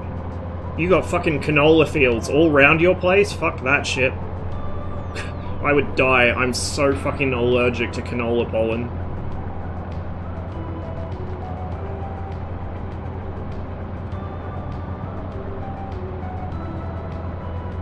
Low cloud today. Stay under it.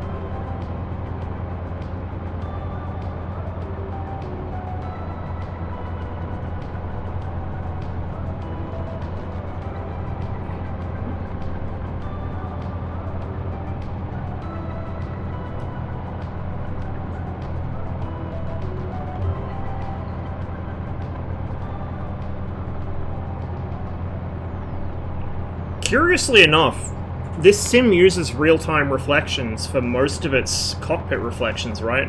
Sorry, I'm just gonna recenter my track IR since I fidgeted. It uses real-time reflections for most of its canopy and cockpit reflections, but none of the aircraft with mirrors have working mirrors. Cheers for the bits, Polar. I agree. But yeah, like those mirrors there, which are, I think, so you can see your nose gear and make sure it's down. Those don't work as mirrors in the sim.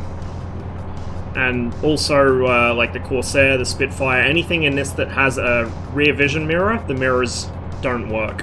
It's really odd, because the sim obviously supports real-time reflections, and they're using it to do canopy reflections, so clearly they figured out a way to optimize it fairly well. I don't know why none of the modules use it for mirrors.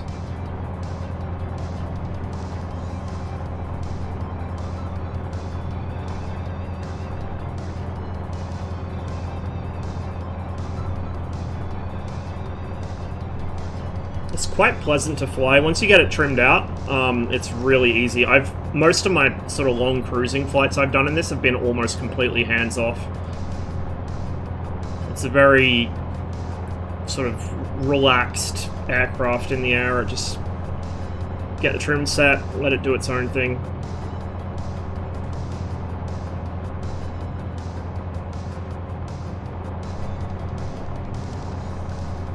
Oh, please, can we not do this again?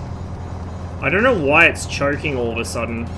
I know they did do a big sim update for the UK to improve the scenery, but I don't know why it's suddenly causing the sim to shit itself on stream.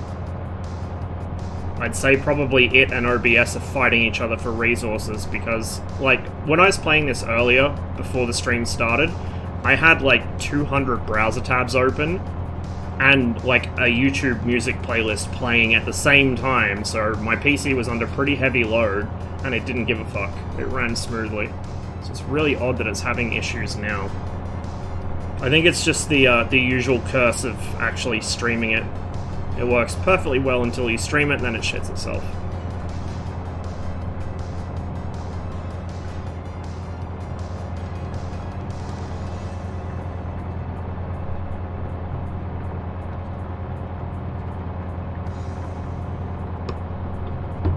What I might do is I might turn the instrument lighting down a little so it's blooming out a bit. That's maximum. We'll put it like there, I guess. Is this aircraft worth flying? It's pretty hard to go wrong for the price it's selling at. It's pretty easy to learn. It flies nicely. So I'd say so.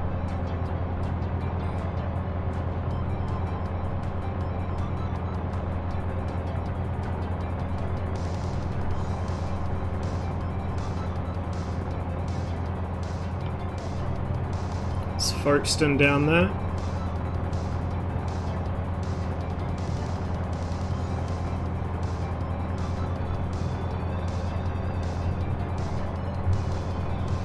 Hey, Legolas.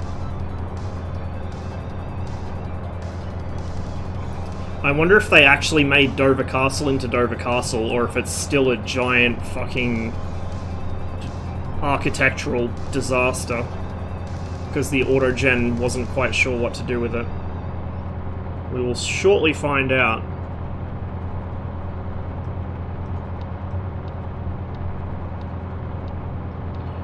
What game? Microsoft Flight Simulator. The new one.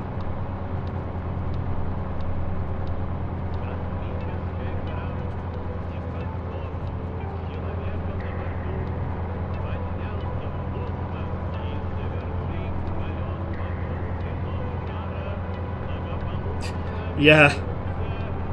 It is quite cool though. It's quite cool. Well, IL-2 would. IL-2 is an actual, you know, dedicated World War II combat flight simulator. So it makes sense that they would spend a lot of time and effort getting all the combat aircraft right. I just have it in this so I can kind of cruise around with it. I'm not really interested in flying the big airliners, not the modern ones anyway. I like the vintage airliners. So for me, I mostly I fly Warbirds in this sim at the moment.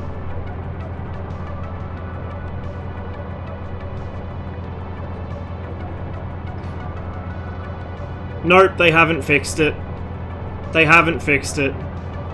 Oh, come on. Asobo, what are you doing?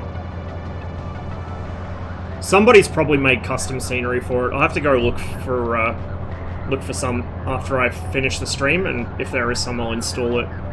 Because that's, like, that's not on. You can't have that be Dover Castle. It just isn't right.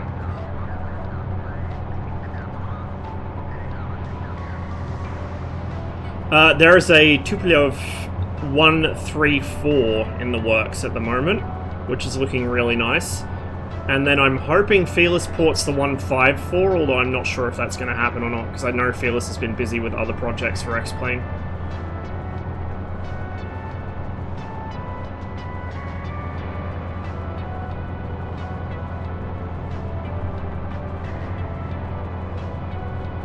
Nope, not a 104. 134. I mean, I wouldn't complain if somebody did a 104.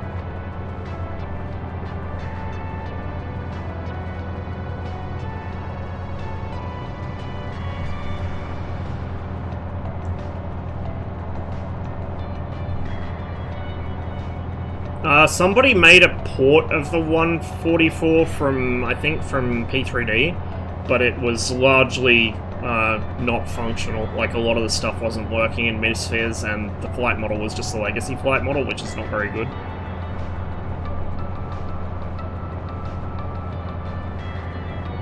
Say hi to Gilson somewhere down there.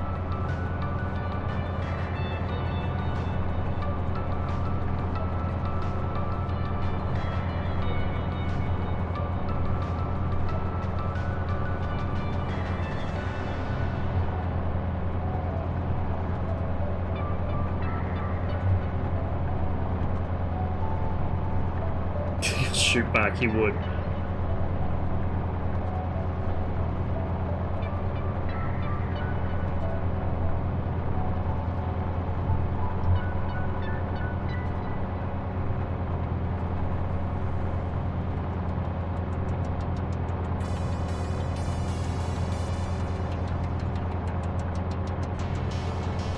So from this altitude, other than things like Dover Castle, like obvious landmarks that the AI can't interpret very well, the scenery does look quite good. This is just autogen, this isn't photogrammetry. The photogrammetry obviously looks really good until you get up close to it, and then you get like lots of little artifacts because the way photogrammetry works, it's not going to be a very clean mesh. So it's, you know, and then you've got your handcrafted stuff, which is the highest quality in terms of the actual mesh, but sometimes it looks a little uncanny because it's almost too clean, if that makes sense. So I tend to prefer the photogrammetry. I'm not doing as much crop dusting in this as I would be in DCS or IL-2. So I think what we'll do is we'll buzz around here a bit, but then we'll pick up some altitude and we'll head over to Manchester, because I just installed a bunch of scenery for Manchester yesterday or the day before, and I miss it, so we'll go fly around there for a bit.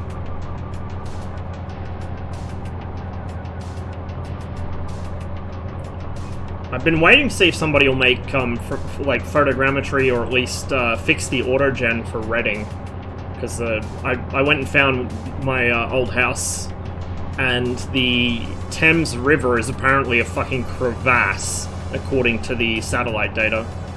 Like, the height maps are all kinds of fucked up.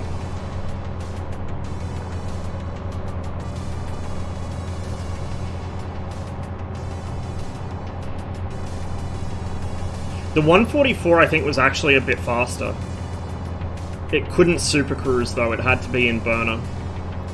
It was a larger, and I'm pretty sure it was faster aircraft, but it wasn't as elegant, so to speak, because they kind of had to rush it out the door. You know, politics and all that. Ooh. Those boys are on, so we're going to go ahead and... not that one. And switch over there. Before the engines start coughing on me.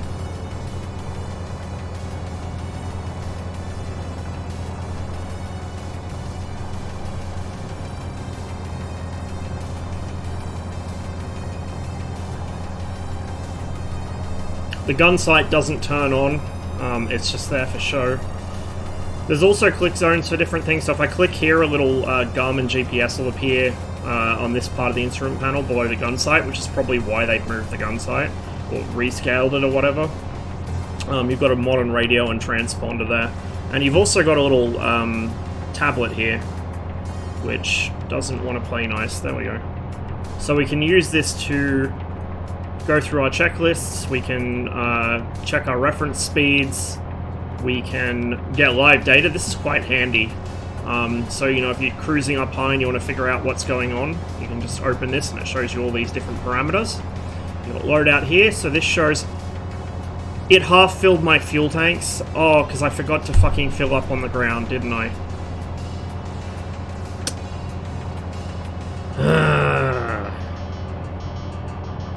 Whatever, we should have enough fuel to make Manchester, and we can refuel there and then do another flight. So yeah. Handy little tablet. I don't think their Spitfire has that, or if it does, it's hidden somewhere in the cockpit where I can't find it, so it's probably like a click zone on one of the unused circuit breakers or something. Oh, it's gonna probably start stuttering again as it tries to load London, which is just over there. You know what? I was going to say, I wonder if they've got the Red Sands forts in the sim, but they probably don't. The autogen probably turned them into apartments or something. I wonder if somebody will make scenery for it. The Red Sands forts are so cool, but you never see them in games. You don't see them in Cliffs of Dover because it takes place before they were built. You don't see them in DCS, I'm pretty sure. I mean, maybe you do? I don't think so, though. I think it's outside the map boundary, or they just didn't model them.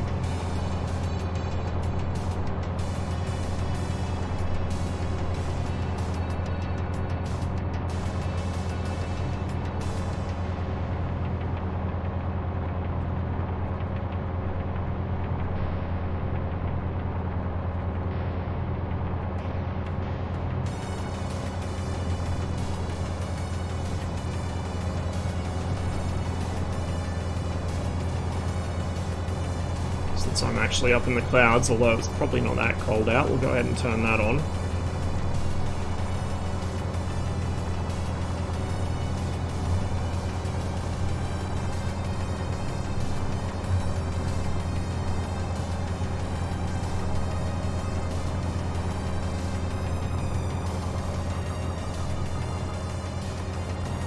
Kind of funny, the P-38's got decent forwards visibility, really quite good rearwards visibility, and absolutely horrific sideways.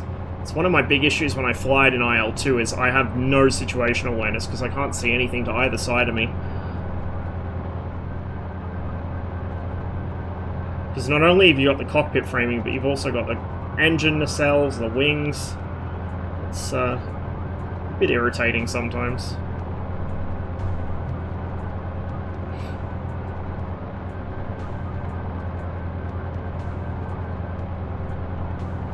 Yeah, being able to check low 6 is pretty amazing. Not many planes can boast that. Although you'll notice this one doesn't have the rear view mirror that the IL-2 P-38 has. Although, you know, it's not really necessary here. Not exactly like you're gonna have fucking 747s creeping up behind you in your low 6, is it?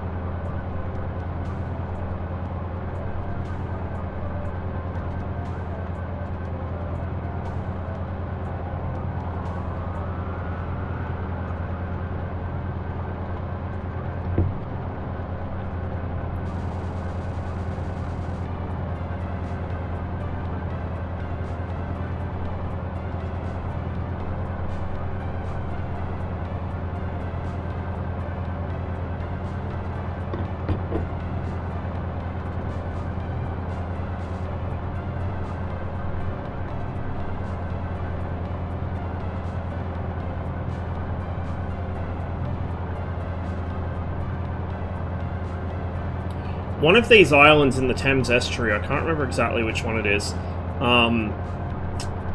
was used as a prisoner of war camp during the, I think it was the Napoleonic Wars, actually.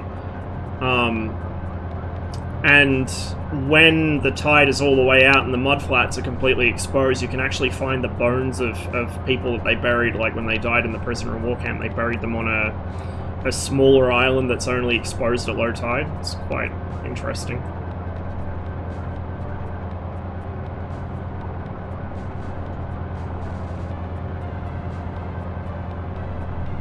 What do we find today? We are flying a P-38L.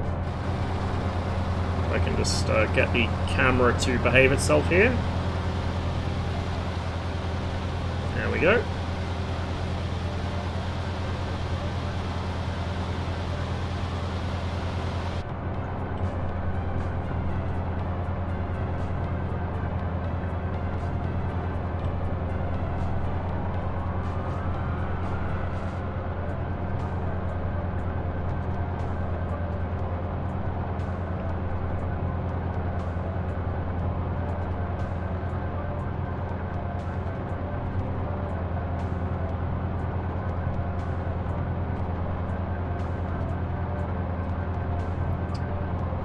Kind of hoping that, I know they said they want to develop this sim for the next 10 years.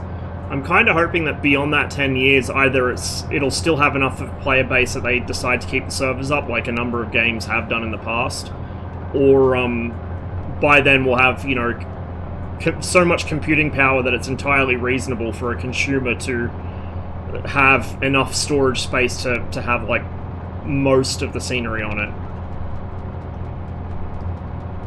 Because there's so much that you can see in this sim that, like, you basically, if you have the scenery available, you've got the rest of your life ahead of you here in this sim. You're set for life. You will never run out of things to explore. Which is quite cool if you think about it. Quite crazy.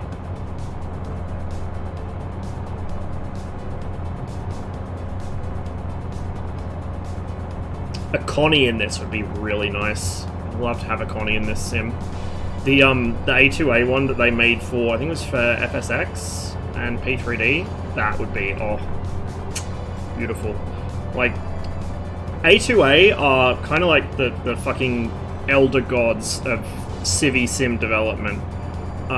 You know, their Spitfire, which I had for FSX, you had to service the aircraft, you had to do compression tests to check the engine was still good. You could change the prop between the different types, like you had to refill all the fluids in the aircraft, not just fuel, but oil, coolant, hydraulic fluid, everything. It was fucking phenomenal. And they made a Super Connie add-on. It was called Captain of the Ship, I think. And you would actually get, like... You could turn it off if you didn't want to do it, but the whole selling point of the whole Captain of the Ship thing was that sometimes there'd be, like, in-flight medical emergencies, or the passengers would complain that you did a shitty landing or something. And so it wasn't just a flight simulator, it was... like an actual... You had to manage the aircraft and the air crew, like all the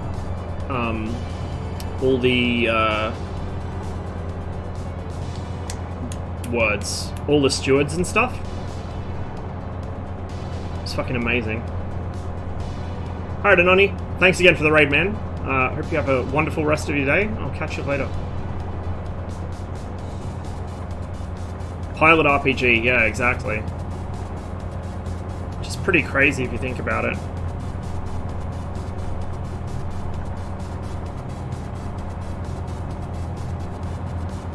So, when I was flying this the other day, I did a flight from just near Bristol, up to, well, up north, kind of up to Leeds, and then back from Leeds down to Manchester. And it really reinforces just how densely populated the UK is. Like, it's not really small, but it's not big either. I got to about 35 or 36,000 feet over Bristol, and I could already see the North Sea from there. Like, you can see from one coast to the other from about 30,000 feet. In fact, I think even less than that. It's, you know, pretty crazy if you think about how many people live on this island, and just how small it is, relatively speaking. Meanwhile, in Australia, if I climbed to 30,000 feet over my previous town of residence, I can't even see where I currently live. It's, you know, I can maybe see Sydney. About 30,000, 35,000 feet over Bathurst, you can maybe see Sydney and the Tasman Sea. That's about it. 50,000 feet you can see pretty far. I used to take the English Electric Lightning up to about 50 or 60, and from 60,000 feet above Bathurst you could see almost to the Victorian border. You could see a bit north of Port Stephens, and you could see obviously Sydney, Wollongong, all that, so you could see quite a bit from up there. But 30,000 not so much.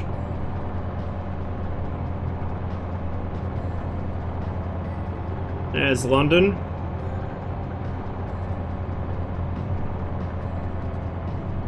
Continental part of the upcoming South Atlantic map's roughly similar size to the UK. Yeah, and, you know, the population density is very, very different, especially in that part of the continent. It's pretty crazy to think about. The frame rate's probably going to get a little dicey around London, just because I am streaming and it, you know, the sim and OBS will fight each other for resources. I have noticed some performance drops around certain cities, particularly ones I have custom photogrammetry for, because some of the mod makers aren't necessarily the best with LODs. You know, if they're free mods, I can't complain. But overall, it's not too bad. Once it actually loads in, it'll often stutter as it loads in, but once it actually does load in, it's not too bad. Now, normally, flying over an area that I know, I kind of know London. I haven't been there since I was a kid, but normally I do like a little tour like I've been doing so far with the Spitfire, but the P-38's visibility, or like especially sideways over the wings, is not really suited to it. And also I don't want this stream to drag on for 10 hours, so we won't do it this time. We might do a London tour in a different aircraft some other time. Likewise, once we get up to Manchester, we might do it in a different aircraft sometime with better visibility, but until then, Just flare, and you can see the edge of the photogrammetry there, like where it's slightly paler, just left of my wingtip. That's photogrammetry, and everything to the right of my wingtip is autogen. And then there's small patches of autogen in amongst the photogrammetry as well. HMS Belfast, if the sim unfreezes, she should be here. I'm pretty sure she's here. Oh, please. Please behave.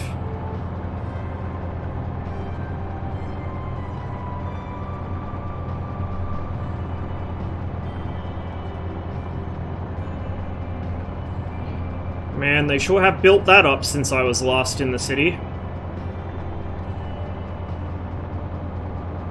Like, a lot of the stuff here I never saw, because when we moved to Australia, they were still topping out the Gherkin. So, like, the Shard wasn't even a fucking dream in somebody's head when I was in London last time. There's the Gherkin, the stripy Gherkin-shaped one. You know, hence the name.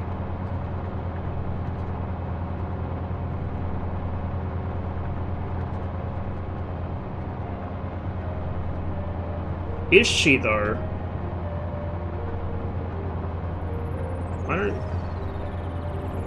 I don't see her.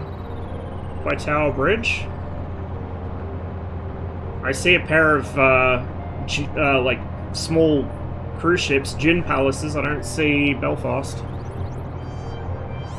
Which is interesting, because I remember seeing her at some point, so I think the Orbeck scenery puts Belfast there, but the default scenery doesn't. Or have I got that backwards? I think I've got a mix of scenery for London.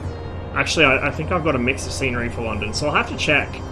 I'll have to do some tinkering to figure out which things belong to which. Like, some of these towers are, like, they're handmade, they're not photogrammetry, that's why they're a slightly different colour or slightly more shiny or whatever. And that's probably the same reason that Belfast has turned into 2 yachts. So I'll have to see if I can fix that. So this is one issue with you know, having a bunch of different scenery mods, is some of them will conflict with each other. I think that's Orbeck's conflicting with the default scenery, because I remember she was there, and I'm pretty sure she was there in the default scenery. But then a lot of other stuff wasn't. Especially when the sim first came out, the default London scenery was pretty crap. But it has been revised since, so I may not need to even have the Orbeck stuff enabled nowadays, I'm not sure. I'll fiddle around with it offline and check. There's St. Paul's. I could never find... I'll have to go back and check. When I flew over London and Cliffs of Dover, I could find every single London landmark that should have been there in 1940, except for St. Paul's. I don't know if it's just because I'm blind, or if it's not there for some stupid reason. But I'll have to check.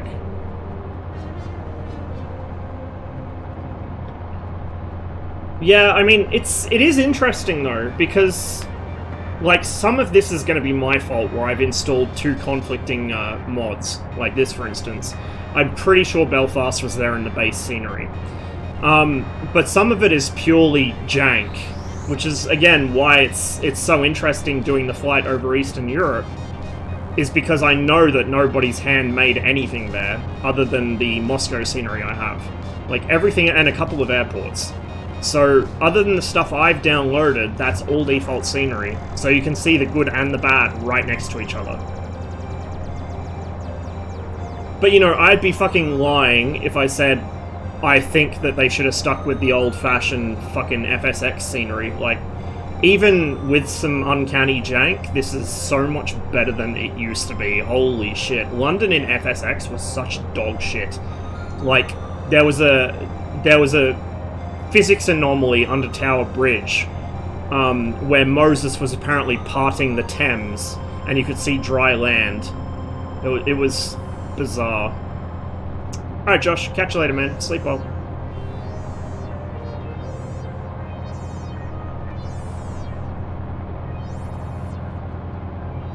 Yeah, most of these towers weren't here when I was in London last time. I mean, the last time I would have been in London would have been 94.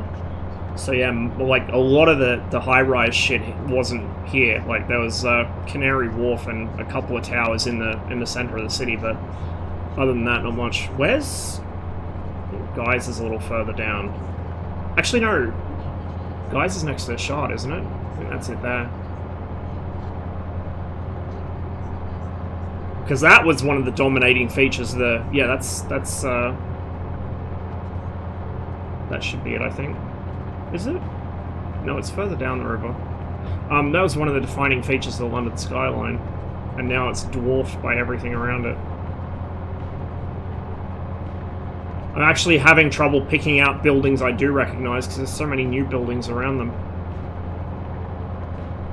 It's kind of like Edmonton now. Edmonton's got like 2 or 3 times as many high-rises as it used to, and they're much taller than the original ones because they closed the airport. So it's pretty interesting just how little of a change it takes to really mess up your sense of geography. My homing pigeon senses are not what they once were. Still pretty good though. I could find my way around Edmonton without help, even though it's about doubled in size since I was a kid. This is Buckingham Palace down there.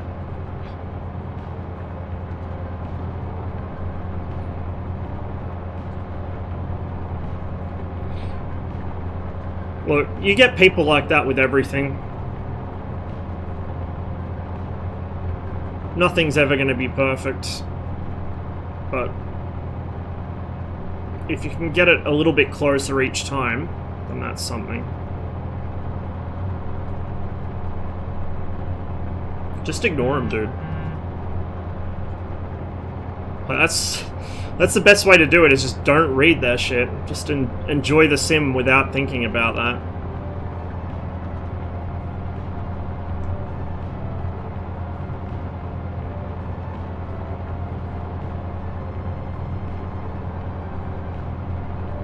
Yeah, competition. I mean, that's part of the reason why the flight sim market is the way it is. There's just not competition. Not really. There's Battersea Power Station down there. I don't know how I feel about what they're doing to the old girl. Like, it's a good thing they didn't just demolish the entire site, but the fact they gutted the entire building and they're turning it into some sort of fucking corporate, you know, mixed-use hell, I don't know how I feel about that. I almost feel like I would have preferred if they just left the fucking shell of the building standing and made like just a park in the middle of it. I have, and the same thing with the Park Hill Flats up in Sheffield. Like, they've kept most of it original. They have to. It's a grade 2 listed building, but one of the wings they completely did a complete reno job on, and I'm not sure how I feel about it, to be honest. Again, I guess it's better than bulldozing it, but you know, it's kind of killing it and wearing its face as a mask. There's Parliament down there. Big Ben. No scaffolding to be seen here. That's yeah, that's part of Orbex. That's why it's a bit brighter than the surrounding photogrammetry.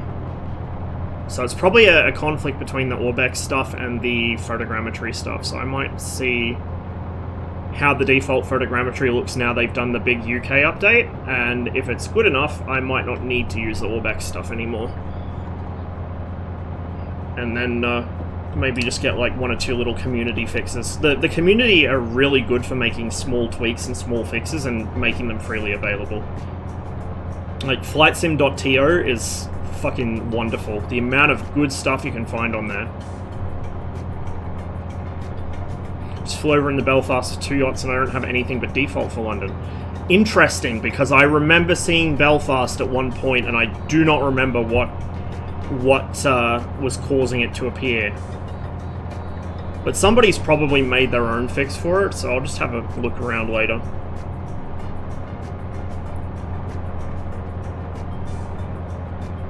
So we should be just coming to the edge of the autogen again.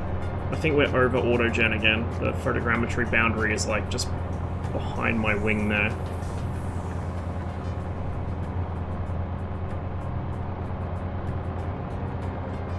So yeah, that's London. And that would be Heathrow. Right over there.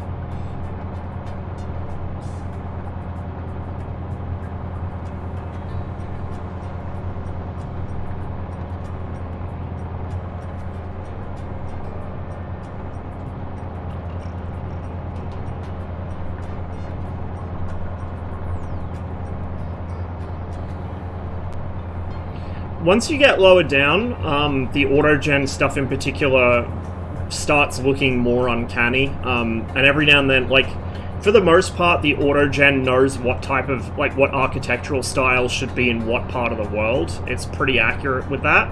So you'll see, you know, Victorian terraces in the UK, you'll see, you know, those German box-shaped houses with gable roofs, you'll see them throughout Central Europe, and then over the former Soviet Union, you'll see a lot of commie blocks. But you will see some weird mix and match where the autogen wasn't quite sure what it was supposed to be doing and it got confused. So for instance, I think it was over Kiev actually, I spotted them. I spotted a row of Flemish houses, which Flemish architecture is extremely, extremely recognizable. Like, to the point when I was like 6 years old, I was giving lectures about it to the fucking tourists while we were in Belgium. Like, it's nothing else looks quite like it, so it's when it does something like that, it really jumps out at you. Or you'll see areas where it gets a bunch of bungalows and kind of throws them in together to simulate a larger building, but like because it just doesn't know what it's doing. Yeah, there's a P-38. So this is made by Flying Iron, which are the same people that made the Spitfire I've been flying in the sim, and also the same ones doing the A7 for DCS. Actually, you know, the cockpit for this I think could use some love because the things are not quite the right proportions, but the manual for it's quite good. They've taken pages out of the P-38 manual where it's actually relevant, so they've sort of done cliff notes on the actual pilot's handbook for the P-38. They've explained the different features of it in the sim. Like, it's a pretty good manual. It's short, don't get me wrong, it's a really short manual, but it gives you, it's like a Chuck's Guide almost. It gives you the essentials you need to know to get the thing up in the air and not break it.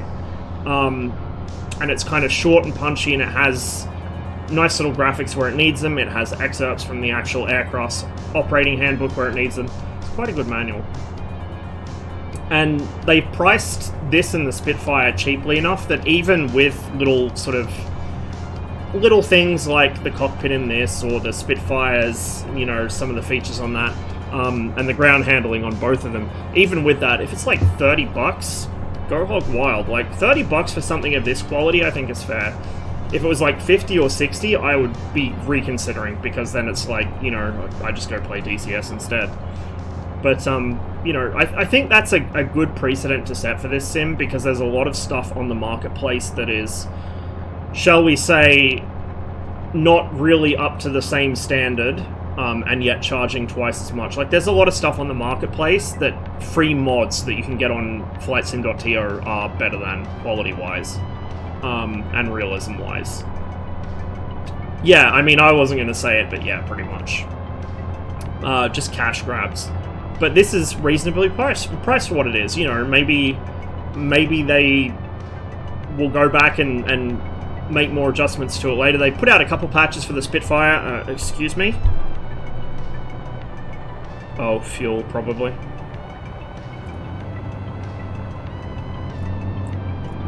Can I? There we go.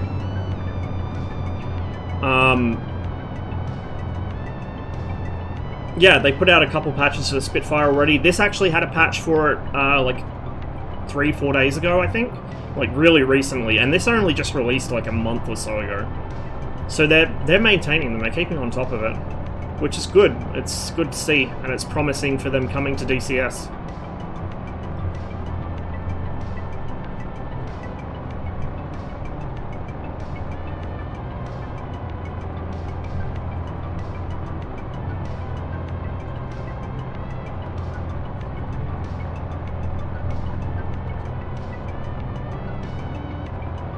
We may actually want to land and just top up the fuel, since the game kind of screwed me on that. Oh, how convenient! There's an airfield right there. I wonder. I think I know where I am. I think I'm. Yeah. Have a bit of a poke around before we land, because I have a fair idea that I might be near where I used to live. Well, one of the many places I used to live. probably the place I miss the most. Although, you know, what with current events, maybe it's better to remember it as it once was. Because I can't... There's a couple of airfields in the area, and one of them's a triangle like that, which is kind of your standard World War II Commonwealth airfield, is a triangle. So I've just got to see... The airfield's on that side, and the city is... Might be actually a bit further down the river.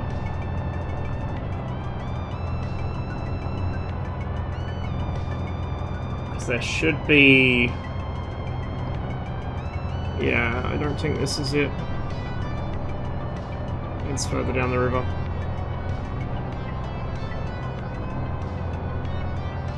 At least I'm pretty sure.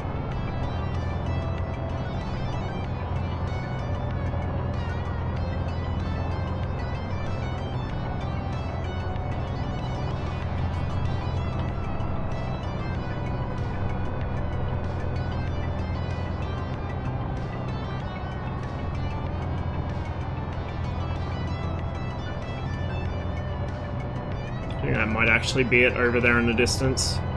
So we'll head that way. We should have enough fuel.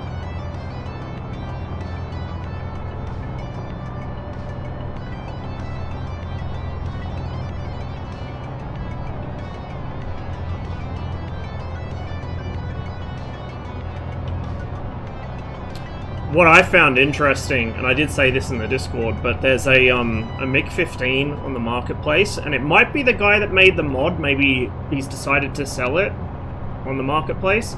But there was a MiG-15 mod for free on flightsim.to, and suddenly this appears on the marketplace, and it's I'm pretty sure the same model. So I'm wondering if either he's decided to put his work on flightsim or on marketplace, sorry, or if somebody saw it, yoinked it, and decided to pass it off as their own. If it's the latter, it could get well spicy, but surely they would have checked before they put it up.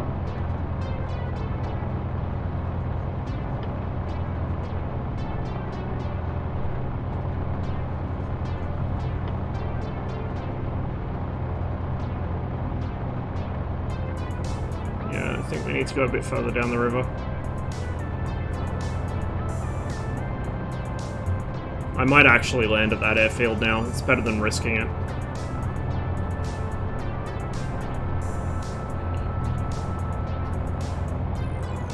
AN-12. Give me an AN-12.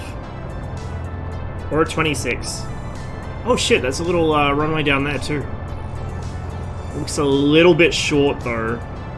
P-38 doesn't have the greatest stopping distance. I mean, I could probably land on that, but we'll go for the other airfield.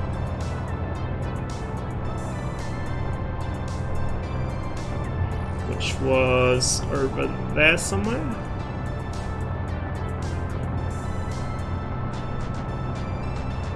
Take the challenge and land there?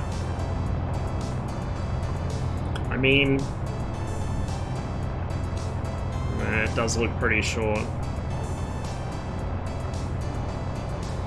I also don't know which way the wind's coming from.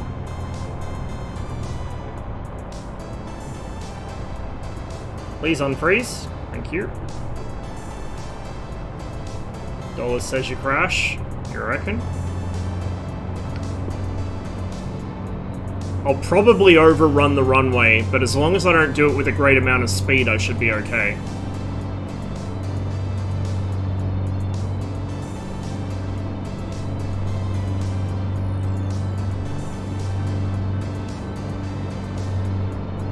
Where's the windsock? Is there a windsock? Is probably the more appropriate question. There's lights there, so the sim does consider it to be an active airfield. It's like a little glider field or something, maybe.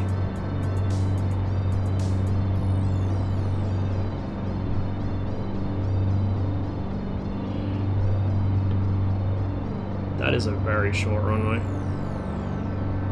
It's the best. I want to... Because I'm going to have to short field it.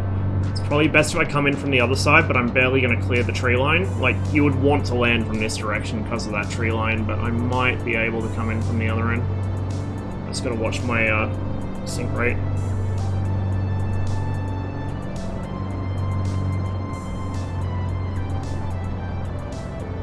Okay.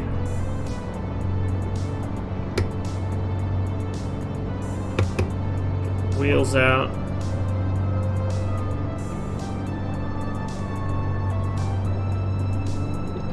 Just make sure they are out. Yes, they are. Well, the gear lever is down anyway.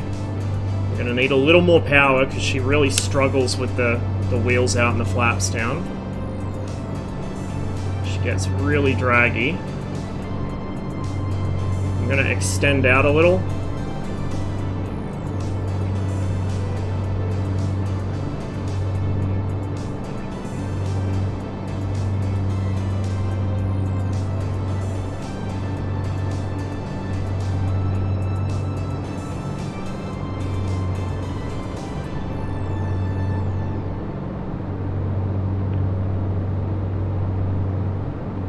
Big concern is the brakes. I'm also quite fast. There's kind of a gap in the trees.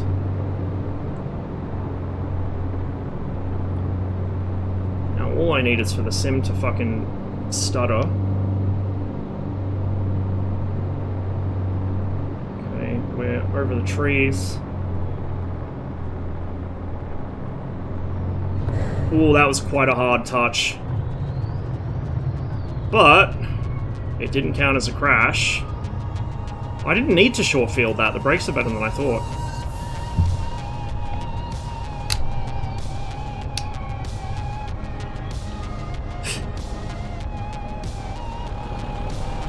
Alright, I need some fuel. So let's get ourselves off the runway. Oh, I might hold you to that. I'll bust out the list. We're a warbird, we can taxi on the grass. Taxiways are for squares.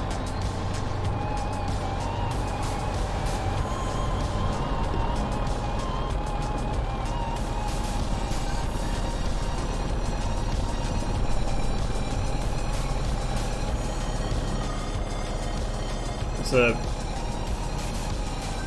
another run. Interesting. That's supposed to be another runway, but it's put fucking taxiway signs smack in the middle of it. Not quite sure what's going on there, unless this is some kind of scenery conflict, maybe? I don't think this is a... Like, I don't think I have modded scenery for this airfield. Maybe I do. I've lost track of what I do and don't have modded scenery for at this point.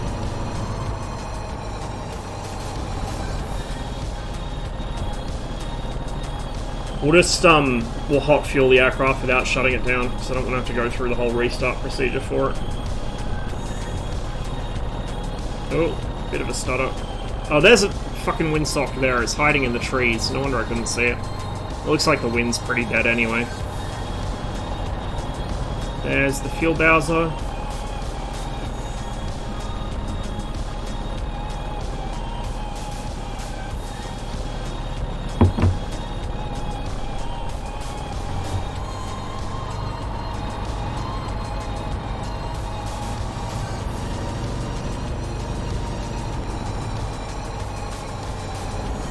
Appropriately, there is a Spitfire here.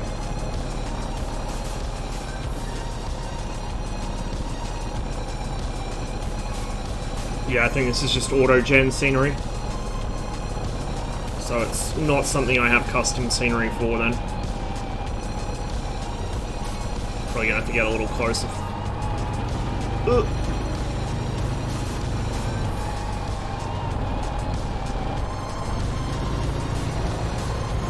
Am I not close enough? No, I am. There we go. So we're just gonna fill it all the way up. Hello, I said all the way. Everything, please. This is interesting. It's... the menu's throwing a tantrum. I haven't seen it do that before.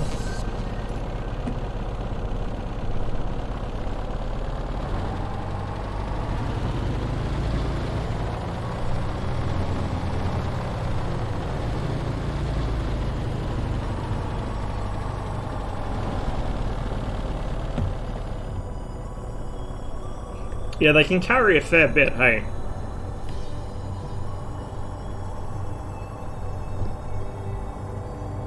Yeah, it's like a 3-knot wind.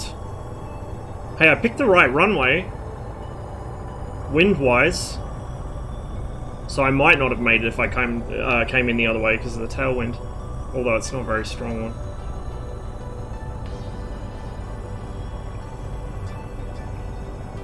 If it wasn't for that cluster of trees at the end of the runway, I wouldn't have touched so hard, but because I wanted to make sure I cleared those, I kind of got a bit carried away with the throttle movements. Alright, it's quite a narrow runway too. Let's go.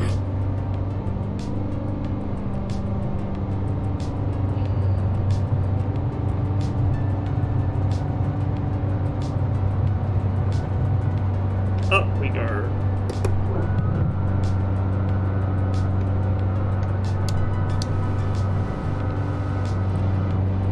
The revs back. Bring the power back. Set it to about 44 inches.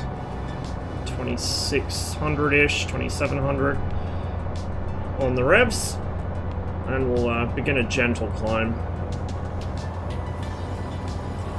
So, I want to see if I can find Reading. I know it's around here somewhere. I'm pretty sure that wasn't it that I flew over before.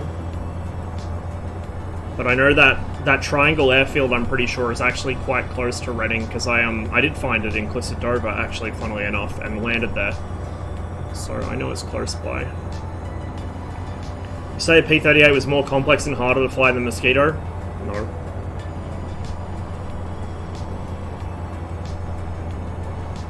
Probably the opposite.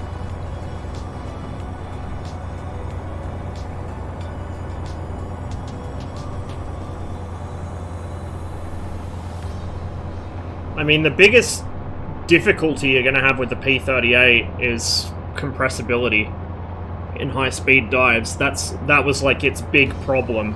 But other than that, a lot of the systems are automatic.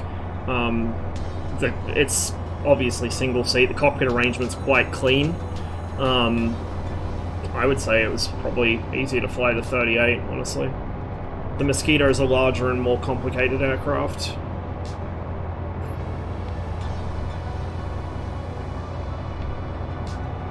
Okay. I'm not actually...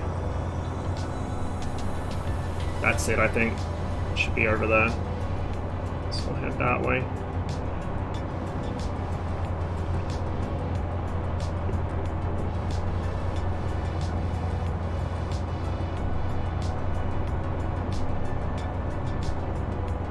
Yeah, exactly. Like, the P-38 is mechanically complex, but the mechanical complexity is what makes it so simple for the pilot. You know, you don't have to worry about rudder on takeoff other than just keeping the thing on the center line. The Mosquito, you do.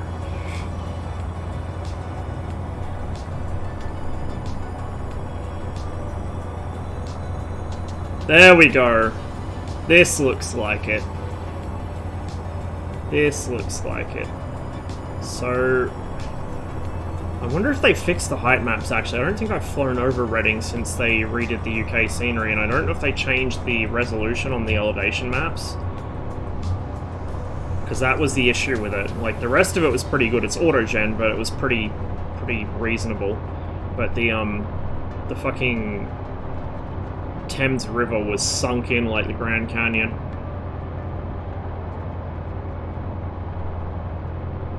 I think this should be it here, or somewhere along here, because I remember that it had like a large sort of wetland area next to it.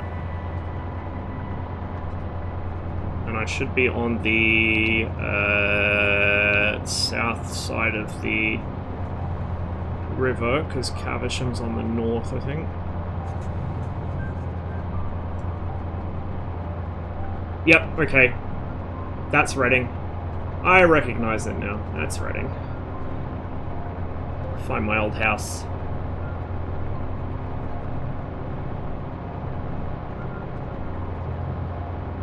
When the sim unfreezes.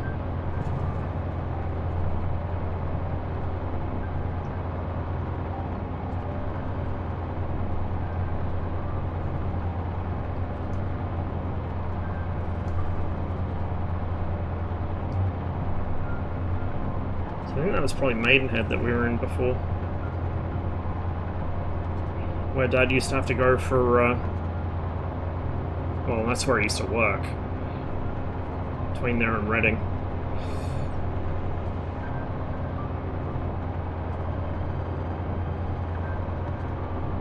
Nope, the Thames River is still apparently the Grand Canyon.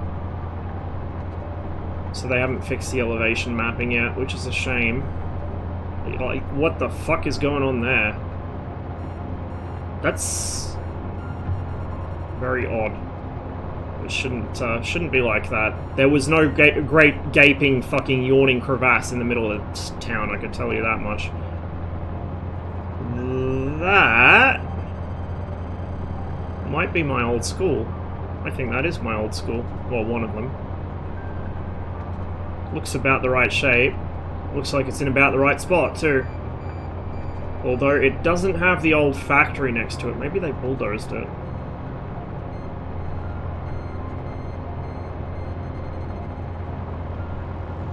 Just make sure I'm not going to fly myself into the ground here. So the banks of the river shouldn't be that steep.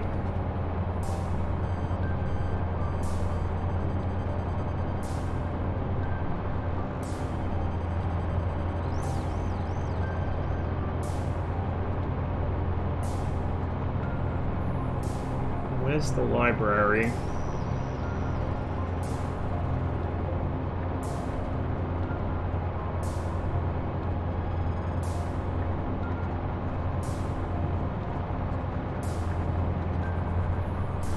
Like I said, the P-38's not the best for sightseeing because of the wings.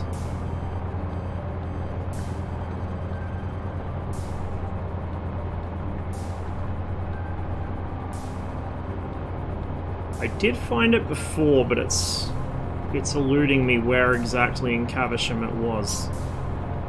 Catch you later, Super. Have a good one.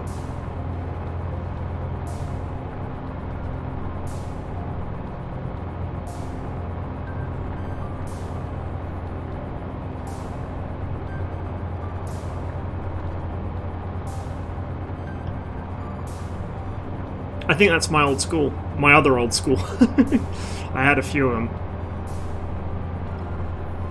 Well, actually, that might be it. It was along here. So my old house should be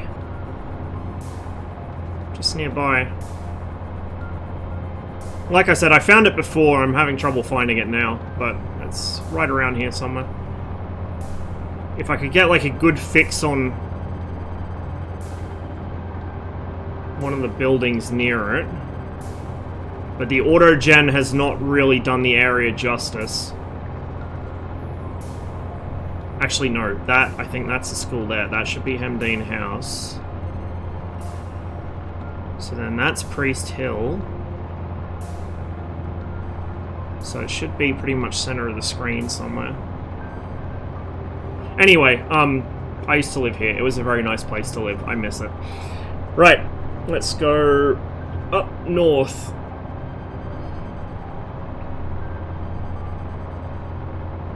And hopefully somebody will one day do photogrammetry for this area, since actually I checked on, obviously this uses Bing Maps because Microsoft, but a lot of modders have been porting scenery over from Google Maps where there's photogrammetry, and it works in the sim.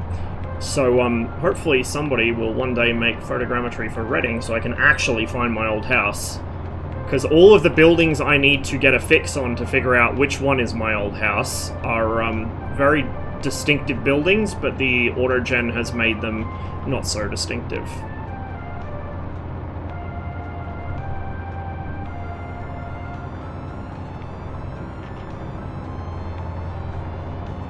Right, away to the north we go. We'll pick up some altitude as well, so I'm going to put on a little bit of power for the climb. Just keeping an eye on our engine temps, but we should be okay.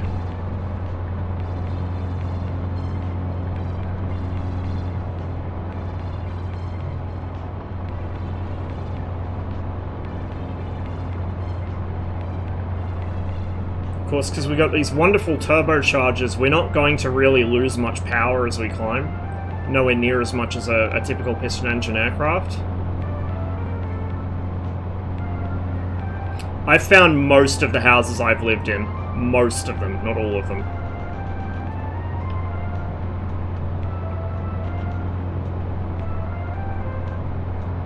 And 2 of the places I've lived actually do have photogrammetry. So I literally found my house.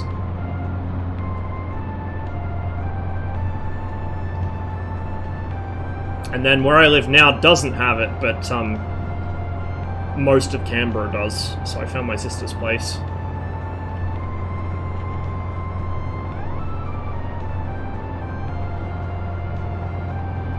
Yep, P-38 Lightning. A P-38L specifically.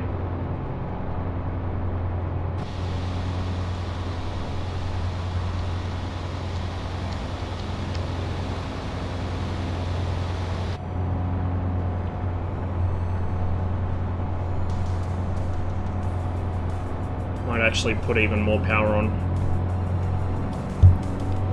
Fuck it, let's go 60 inches.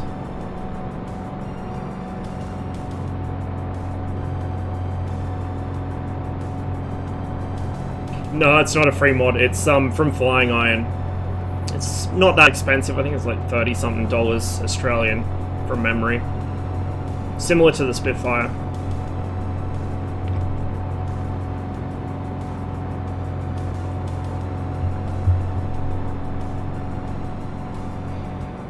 I do actually have to watch my engine temps because you can blow the engines up in this if you're not careful.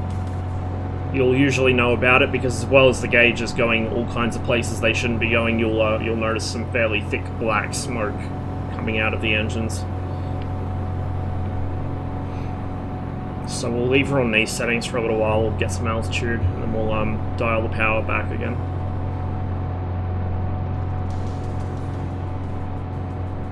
Nice clear day over the UK today.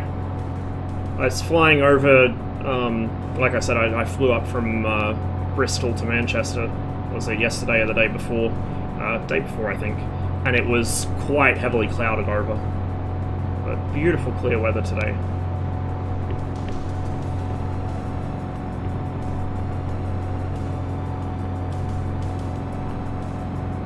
Downwards visibility is actually not too bad in the 38. Forwards at least. You know, sideways you can't see shit, but forwards and backwards the downwards visibility is quite nice. Which is not something most fighters can boast. Alright, we'll dial it back to about 55 inches.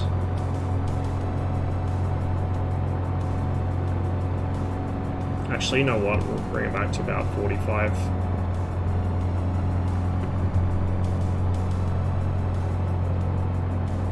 Slacken off the climb a little. I'm not sure what the best climb speed is for this. I could check it in the... You know what? Let's have a look. What are my reference speeds?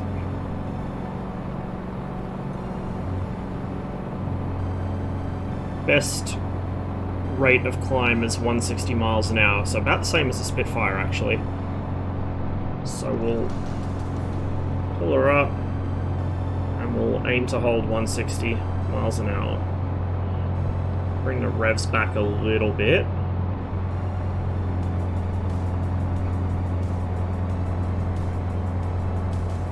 Okay, maybe not that much.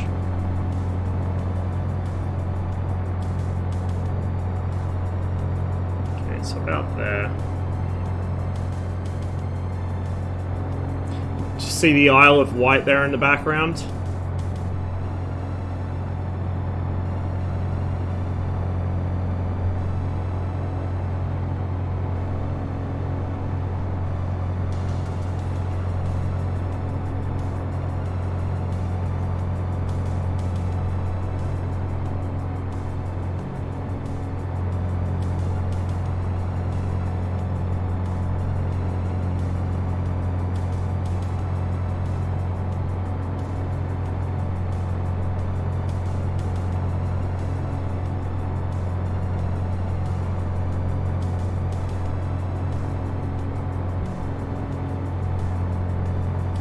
Still a little above our best climb speed.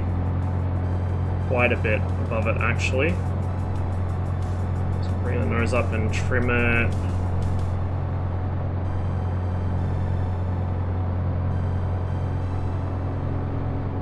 Now I'm going too slow.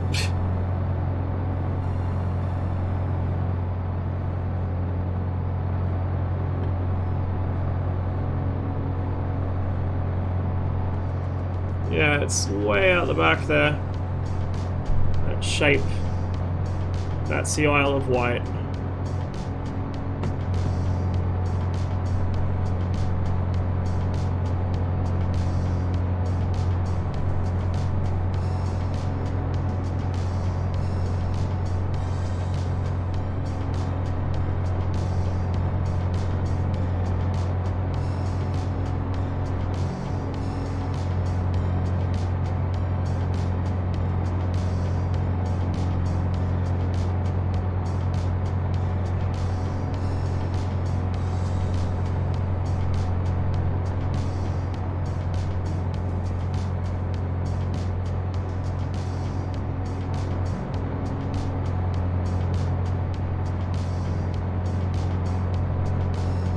Got a bit of cloud up north, so we might have some.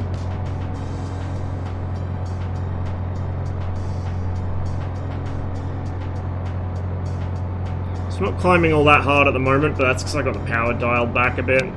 If I had us at, you know, full power, it would be rocketing upwards, like fucking 4,000 feet a minute or more, probably. Actually, you know what? Let's test. Oh yes, there's the climb rate. 4,000 feet a minute.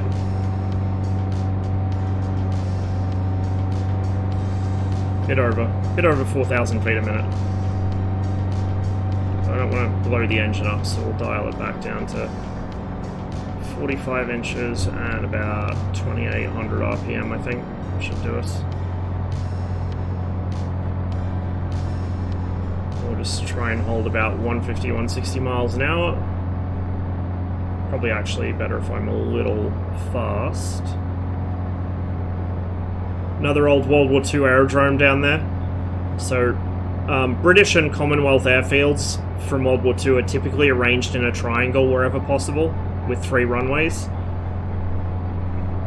That's a good, easy way to spot them.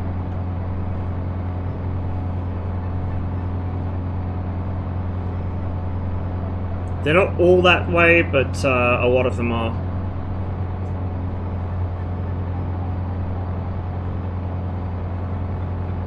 We're running her a little hot after that, also because we're climbing, so we're quite slow. There's not a lot of airflow getting into the engines. So you can see we're running a little bit hot. We're kind of on the upper limits of what we want the coolant at. And the little cooling gills on the radiators have popped open. We are conning. We're currently at 26,700 feet. And still climbing. I think the highest altitude I've had this thing up to so far was about 38,000 feet. I was, maybe not, 37,000 and something. Indicated. I don't know what my actual altitude was like. I don't know how accurately I set the altimeter for where I was flying, but... So, in the ballpark of 36,000, 37,000 feet.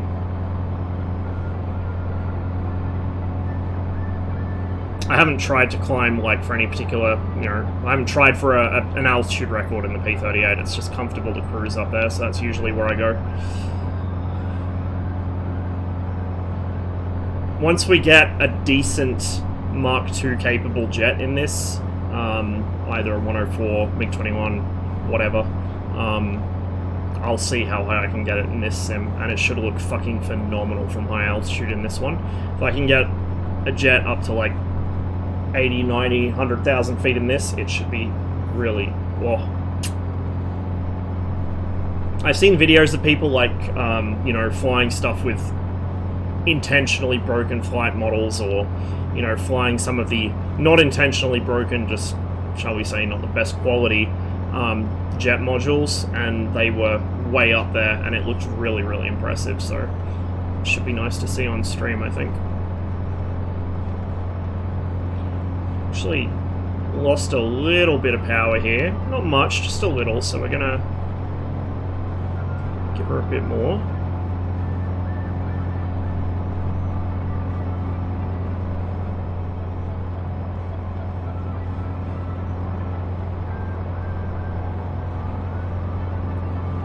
So we're now coming up on 31,000. We'll get up to about 35,000, 36,000 and we'll level off.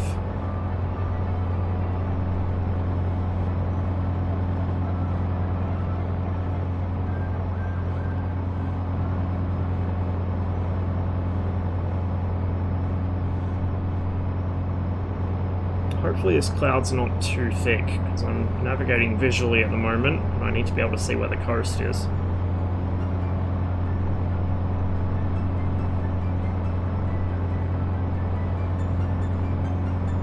I haven't actually flown the Cessna 152 in this sim, maybe once, so I could not tell you.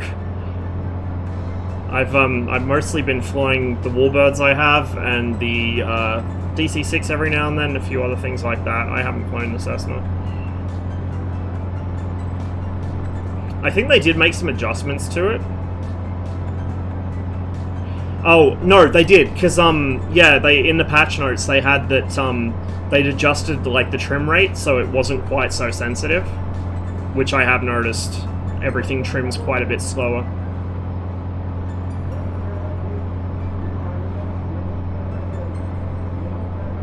Which is probably good news for the Spitfire, because that thing was unbelievably twitchy before.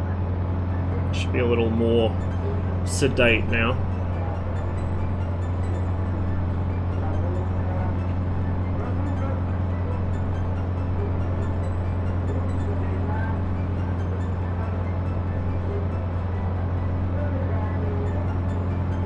Coming up on 34,000 feet. I think we'll level off at 35.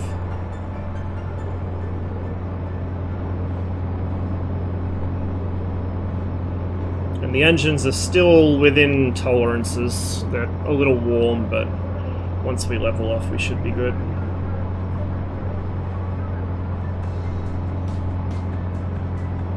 Not sure if that was me fidgeting on the rudder, or if that was a bit of a side wind. They do happen.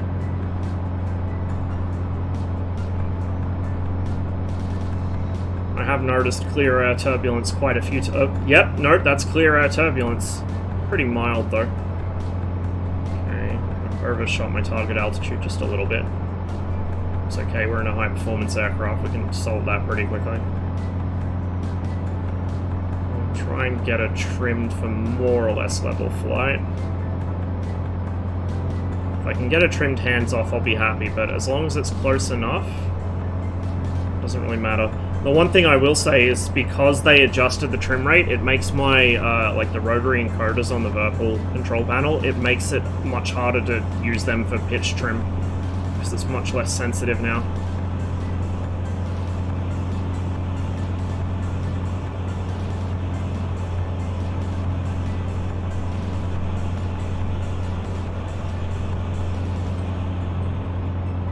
So this, bit of a stutter there.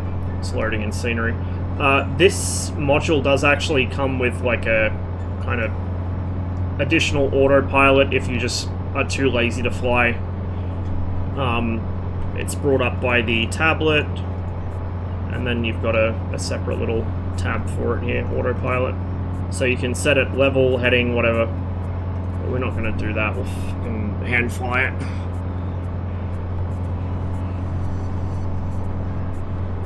There will be no autopilots in this P-38. We've overshot by quite a bit, actually. We're coming up on 36,000 feet. Fuck it, we may as well go to 36.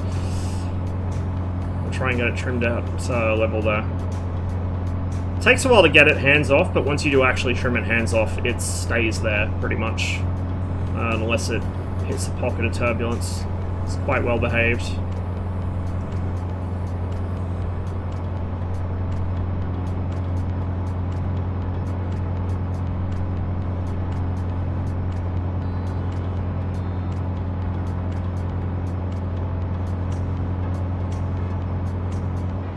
It's going to be picking up speed too, since we have leveled off, so Take a little while to stabilize. I'm going to come off the revs a bit. We're about 2650-ish, 2600.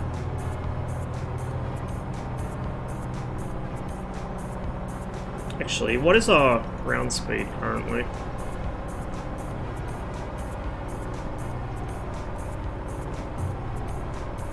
Our true airspeed is 150 miles an hour, and our ground speed is 320. That's because we've, you know, just leveled off after a pretty extended climb. I've had this thing up to about 440 miles an hour ground speed before, with a bit of a tailwind. So she's pretty quick. Similar speeds to the Spitfire, but the P-38 retains its speed at low altitude quite well. Whereas the Spitfire's not that fast on the deck. There we go. What a beauty.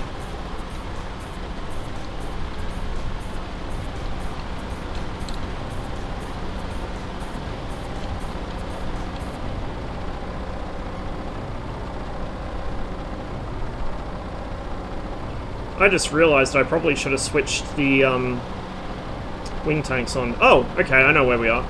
So, Bristol should be just about there. I think that's it under us.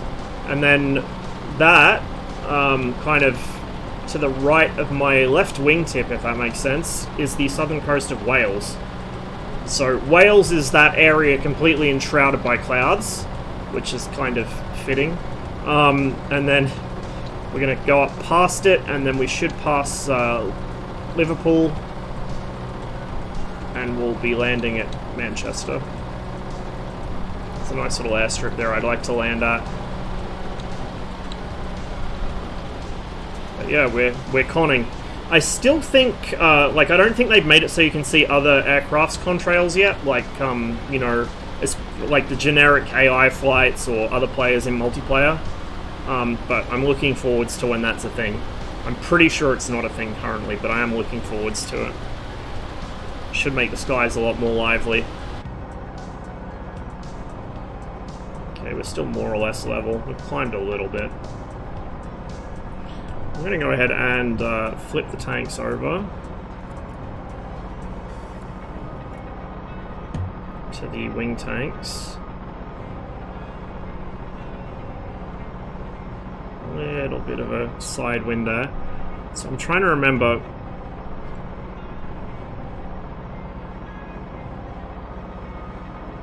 Oh, the drop tanks are off. Okay. So I'll drain the outer wings first, then I'll drain the drop tanks, then I'll go to the main tanks, which are like half empty now because I did that. The P-38's got quite good range and endurance. Well, as you might imagine, that was one of its great assets during World War II. So you can get pretty long trips out of it when she's fully fueled up and got the drop tanks on.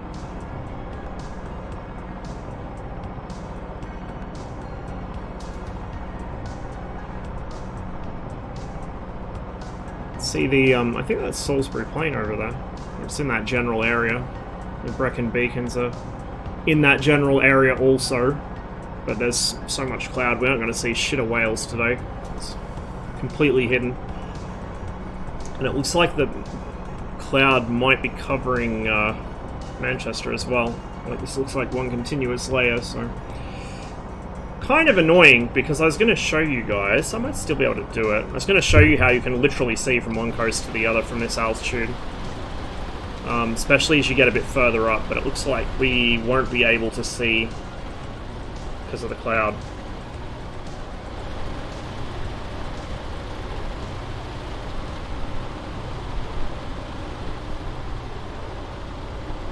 You can kind of tell where there were seasonal differences in the satellite imagery.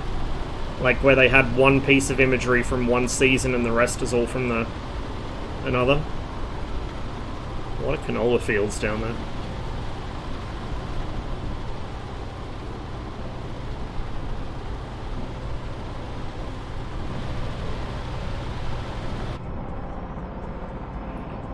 So the cockpit paint also changes with the livery. So this particular livery has a black painted cockpit. The default and most other liveries have a sort of a olive drab or like olive green painted one with red latches. Station at RF Bentwaters. Oh, okay. I've been doing a bit of flying around some of the RAF bases over the past few days off stream.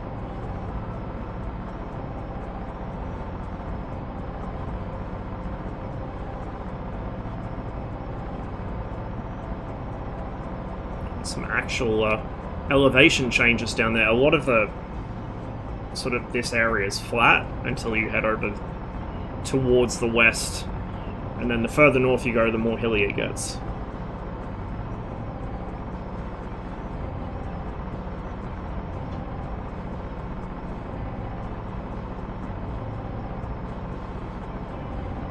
This also does simulate hypoxia. If I was to turn my oxygen off after about a minute, you'd notice, well, sooner than that, but it'd be gone after about a minute. The sound of the engines fades until you can't hear them anymore.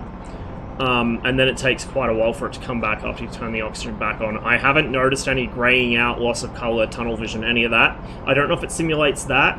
I don't know if it's just that they give you a really generous timer on it and I didn't wait long enough, or if they just didn't simulate it. But when I turned the oxygen off for science for the other day, it took about a minute before I lost all sound, and then from that I still had full color vision, no constricting of my field of view or anything. So I don't know how much they've simulated it, but they have simulated it.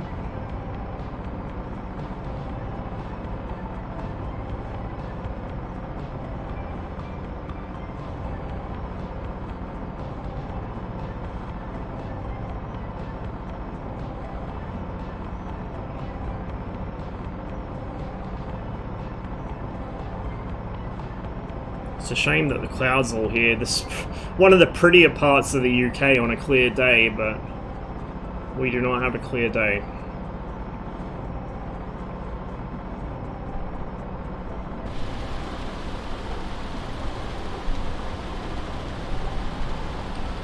I'm not sure if it's just the field of view, but I feel like you can just about see the curvature of the Earth starting to appear at this altitude,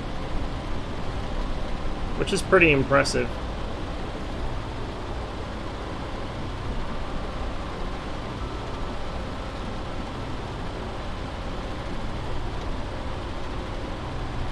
I kind of wish the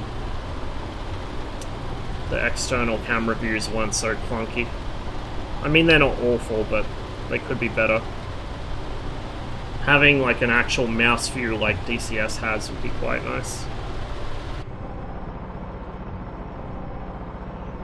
Getting some more starters. It probably will hitch the further north we go, like, because I got quite a substantial amount of custom scenery for Manchester and Leeds. And the sim will probably crap itself when it loads in.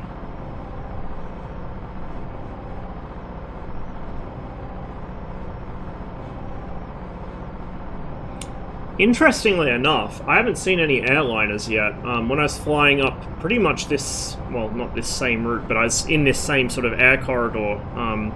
I took off from one of the RAF bases near Bristol.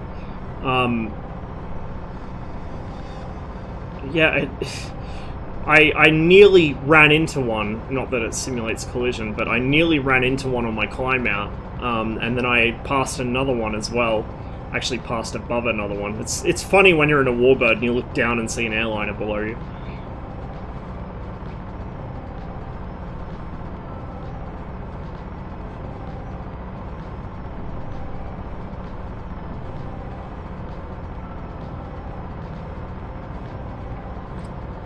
Ah! I have somehow become turned around. That might explain a few things.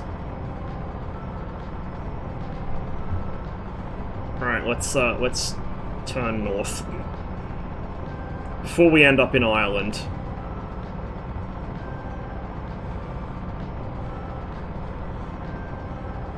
Good thing I checked my compass. The wing blocks a lot of my view to the sides, which is kind of annoying.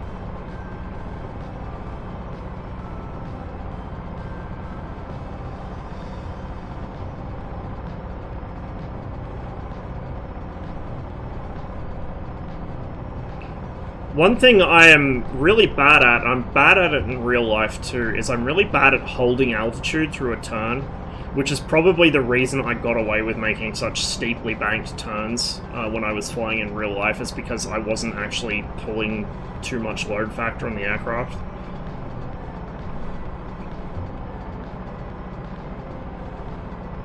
But it's something I need to work on. My piloting is very sloppy. Like, I'm not a very precise pilot. I would not be a good aerobatic pilot or formation pilot. I'd be a fucking terrible airliner pilot. But, you know, it might not look pretty, but it gets the job done. Mostly. Okay, now I've actually got us established more or less back on the right course. I'm going to try and level the aircraft again. Should do. Back to our external. Get this rearranged. It's not quite clear enough to see coast to coast today. Yeah, we're kind of over, pretty much over Wales actually, like kind of on the edge of it.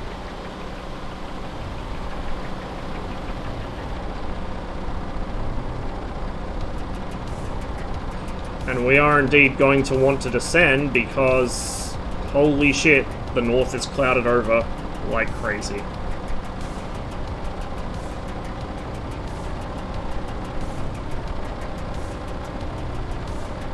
So we'll fly up a little further. I don't really want to descend through the cloud because there are hills. But we'll go a little further up before we drop down. And we'll turn a little more sort of northeast. Temps are all good, pressures are good, aircraft's happy, I'm happy. Might give her a touch more in the revs department, and we're doing okay on power. I'm almost at full throttle. I'm sitting pretty up there on the throttles. But we are at, you know, according to instruments, we are at fucking 37,100 feet, which is, as far as a World War II plane goes, is pretty fucking high. This is the altitude where we do finally start running out of engine performance, even with the turbochargers.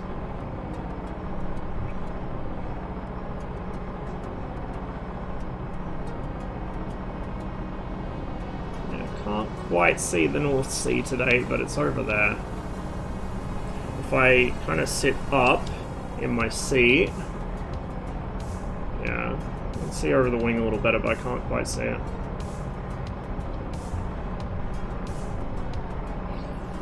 If we flew up like more past Manchester up towards Leeds sort of way, where it does narrow a bit, it would be more noticeable.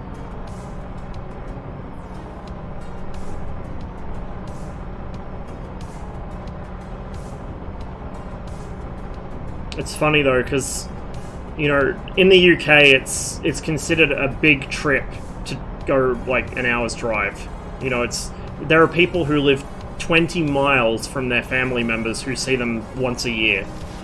And going from that to living here, where it's pretty ordinary to have to go an hour to see anybody, you know, even in built-up areas, like when I was in Newcastle, I would have to travel for an hour to get to the Central Coast, 2 hours to get to Sydney.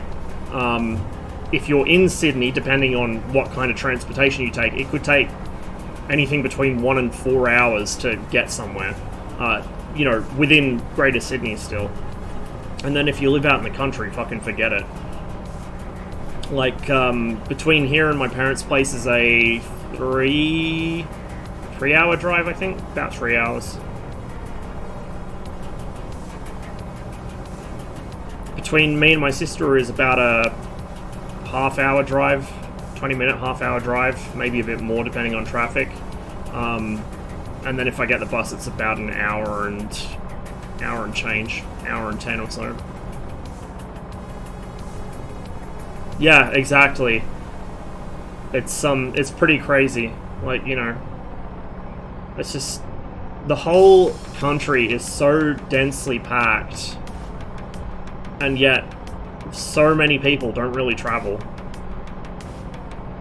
Like, I think I've told this story on stream before, but when we first moved to the UK, we were living up north. We were about 20 miles out of Manchester, and we would go into Bolton or Bury or Manchester just for the day on the bus. But one time, me and Mum were going down to London to visit a friend of hers, and at the bus stop, there was an old guy, he would have been in his 90s, waiting there, and he asked, oh, where are you going?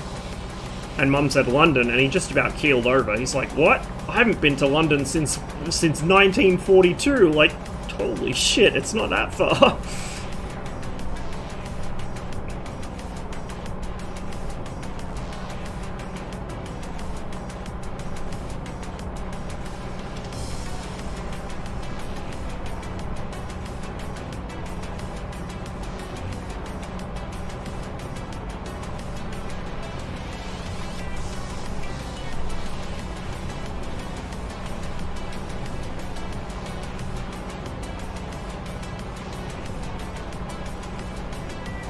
Alright, I think we've flexed on airliners enough, so in a moment here, get just a little bit further up, in a moment we'll flip over and go low level. Well, I say low level, lower level. One thing worth note is the contrails are not very long. To be fair, they aren't in DCS or IL-2. Well, IL-2 they kind of are. But yeah, they're quite short in MSFS. I think the contrails could honestly use a lot of work. I mean, they're there, which is better than nothing, but I think they could use quite a bit of improvement.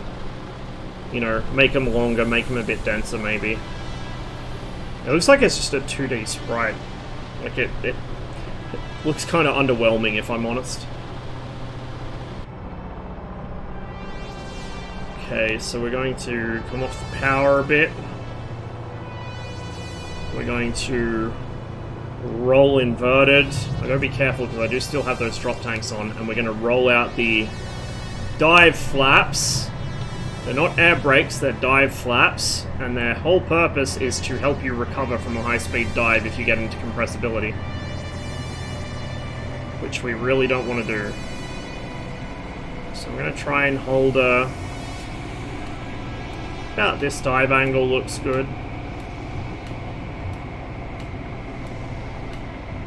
Trimming so I can gradually take pressure off the yoke. The dive flaps will try and force the aircraft up, so you have to trim quite heavily against them if you want to do that. Normally, if I was actually going for a proper high-speed dive, I would not be trimming it, I'd be holding the stick forwards. That way, if I need to pull up in a hurry, I just let go of the stick and the aircraft will recover itself. Compressibility, as far as I can tell, is modeled. Once you get up to really high speeds, it becomes pretty difficult to pull out. I haven't destructively tested it, so to speak, but I did notice the controls becoming very, very lackadaisical, we'll call it, as I got up around 450, 500 miles an hour. So the dive flaps are nice to have.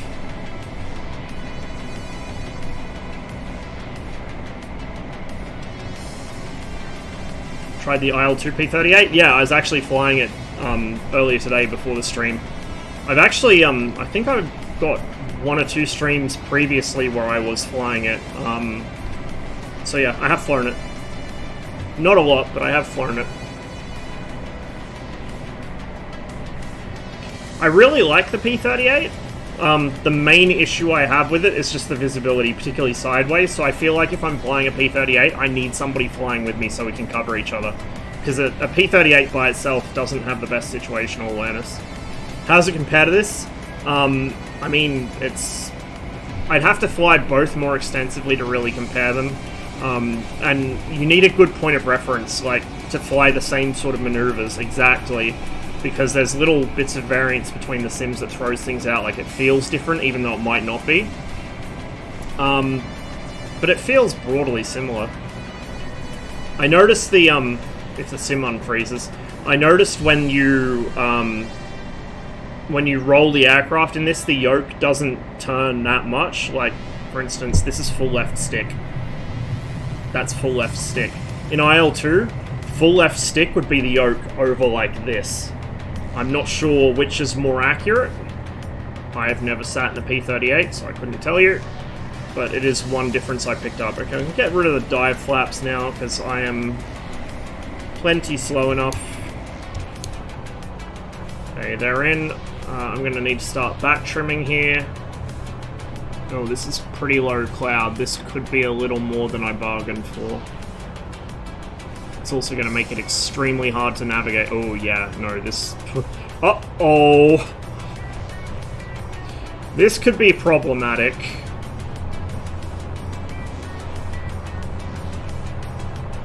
Well, I guess today we're doing some scud running. If I can find the coast, maybe. If I can find the coast, and then follow that up to Liverpool, and then follow the shipping canal, should be okay. Just crossing the moors is going to be an issue.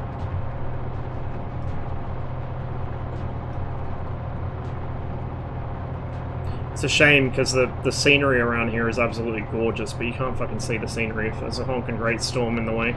I could change the weather in the sim, but A, it feels kind of cheap to do on the fly, and B, a lot of the presets... I mean, the presets look better than they did at release, but they're still not as good as the live weather. The live weather just looks fucking stunning.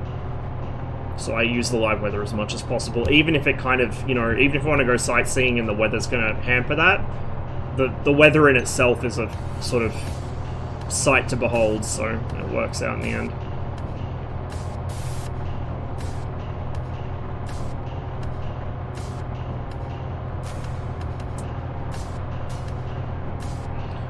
It probably is. I don't know exactly where I am, because of the weather, but it probably is. A lot of these valleys are coal mining areas.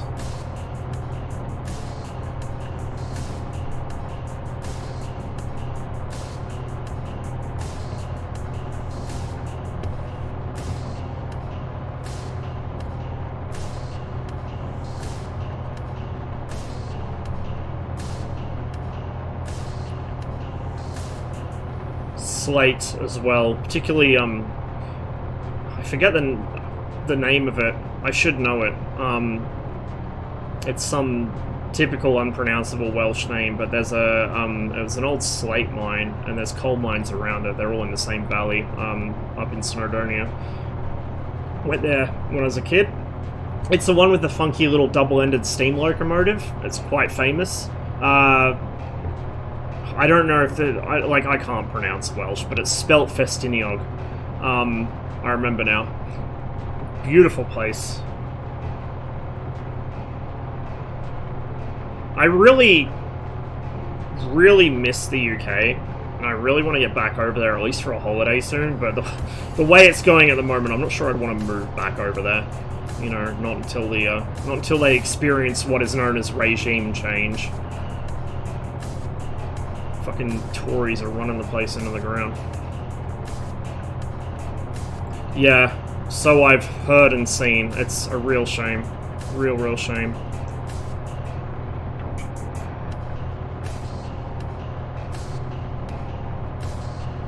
Yeah, this is definitely going to be some scud running.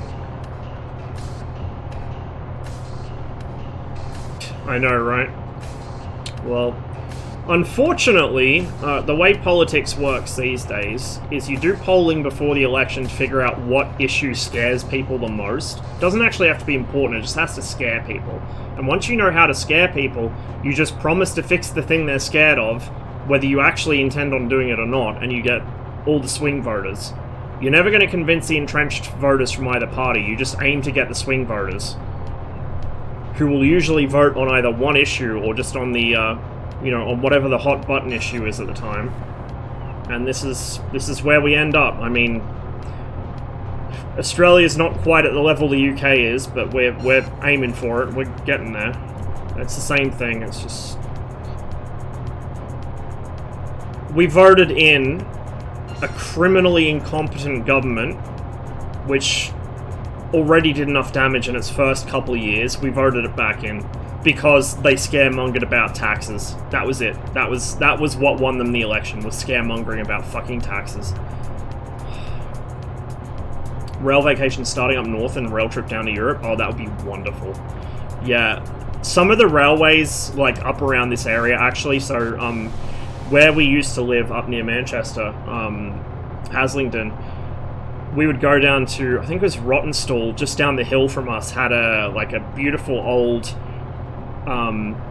station with, like, a rail museum attached to it. It was fucking wonderful. Like, we, because I was really into trains as a kid. I still am, just, you know, not quite as obsessively. We used to take these wonderful scenic trips on steam engines all around the area. Oh, it's wonderful. Yeah, exactly. And people knee-jerk voted for it, you know? Like, it's not hard to get people to vote against their own interests. You just misrepresent the facts, find something that scares them and harp on and on about it to make it seem like the biggest issue in the world, even when it's not. And people will quite happily vote against their own interests. I mean, you look at the kinds of people that support a lot of the governments in Anglophone countries at the moment, and those are the people who are hurt the worst by their policies. You know, so much for the classic Rand Corporation theory of humans as rational actors. Humans are the most irrational fucking thing you'll find. Like, there is no rational actor on an individual level. Even on a state level, you'd be hard-pressed to find one.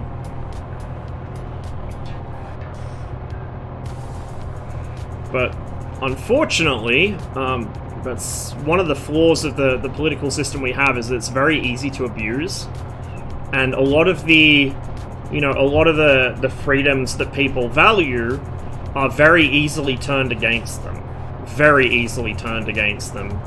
And then if you try and shut down these bad faith actors, these sort of basically evil forces, they'll turn around and say, oh, you're a hypocrite. Oh, no, you're hurting my freedoms. You know, like the sort of mindset of, I bet that was an old textile mill. I bet you anything. That's got to be like an old... There'd be a water wheel there. We had a bunch of them around where we used to live. Yeah, like... They use the system against the system. It's clever, but it's scary.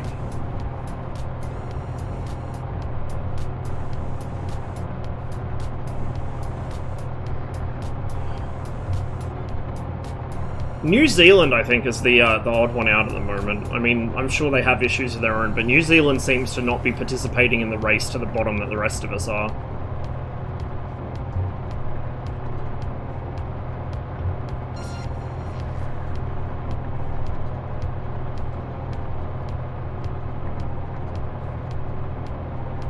And I guess they're kind of out of the way enough that people tend to ignore them. You know, they don't bother New Zealand because New Zealand doesn't really bother anyone else. What are we doing on fuel? We should be good. So I'm draining off the wingtip tanks. So when these two red lights come on, you can test them. When these two red lights come on, the wingtip tanks are nearly empty. I think it's 10 minutes fuel supply in tip tanks when that light comes on. I think we found water. Yes, we have. Okay, excellent. That is a start. So now we have water. We can kind of follow the coast until we find Liverpool, unless you've already gone past it, which is possible. And then we'll hopefully find Manchester from there. Well, we got a bit of a break in the cloud.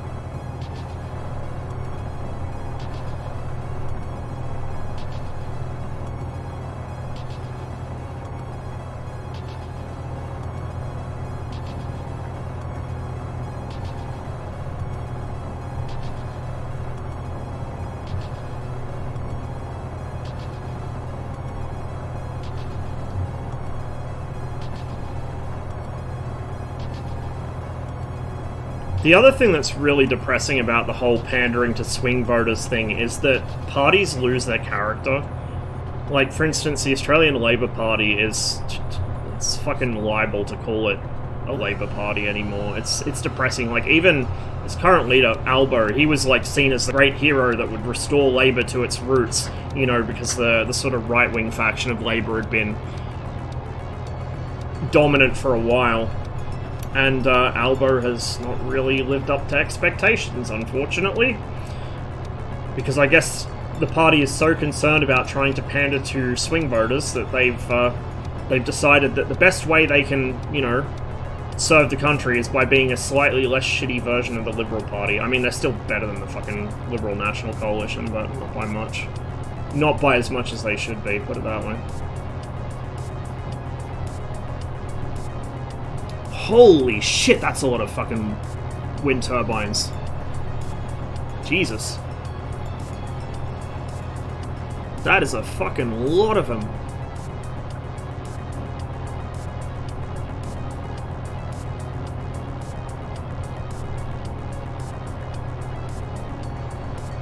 Okay, so what I'm going to try and do on this flight, you'll notice I haven't opened the VFR map at all. I'm trying to do this completely actual VFR, like without consulting the map, because the issue with the in-game VFR map is it shows your own position on it, and I'm not sure if you can turn it off. I think you can, but I think it's like an option you have to do through the menu, and sometimes I do actually need to use the own position marker, like when I'm doing the grand tours where I haven't planned out an actual flight path and I'm going to be circling around stuff a lot, just so I don't get lost. But here, I don't want to have my position given away to me, I want to actually figure out where I am myself. So I'm not opposed to opening like Google Maps in the background or something, because I'll still have to look for landmarks, but I would say, friends, that we are coming up on Liverpool. If this isn't it, it should be the next inlet up, I think. Little nav map? I haven't tried it, no. I know a lot of people use it, so the thing is, when I'm playing the sim, I do have a second screen. When I'm streaming, that's where OBS and chat and everything are. But I don't like having stuff running in the background, because if I'm tabbing in and out of the sim, it's entirely likely I'll break something, or, I guess little nav map's the standalone thing, right? So it shouldn't matter. It's more like if I open a browser window, my PC will fucking melt, because, you know, I have 200 and something browser tabs open at any given time. So I might try it, actually. I might try it.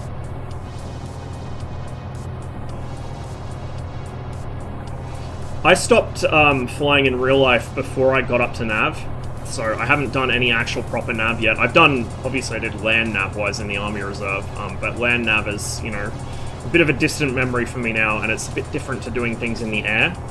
So most of my navigation in Sims is kind of off-the-cuff, pure VFR stuff, like maybe I'll fly radials every now and then. Like, in DCS, especially in the MiG-21, I'll fly radials now and then. But most of my navigation is just looking for landmarks and flying off those. Okay, yeah, no, this is not Liverpool. That would be Liverpool. So we have one inlet down, which would mean Manchester should be off our right wing in the distance. So I don't think I have any custom scenery for Liverpool, so it's probably just going to be all auto-gen, so it's probably not going to look that good. I mean, it'll look okay, but it won't, like, any unique buildings will be missing. But we might do a flyover and then we'll head towards Manchester.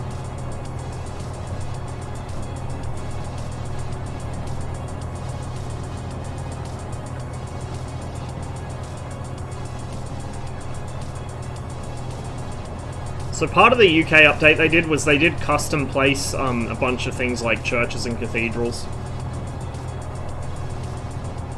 So that's one area where we don't have to worry too much about the auto-gen fucking up.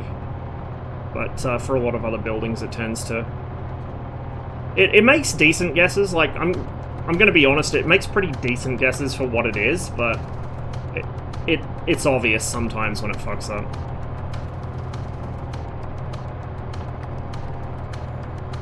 Yeah, this is all auto-gen. Like, the houses look really good. Like, the auto-gen does English terrace housing really quite well. It's just, you can tell it's still auto-gen because of, like, the office buildings and the shops and supermarkets and stuff. They're kind of bland. But it did pretty well in the terrace housing. Pretty well.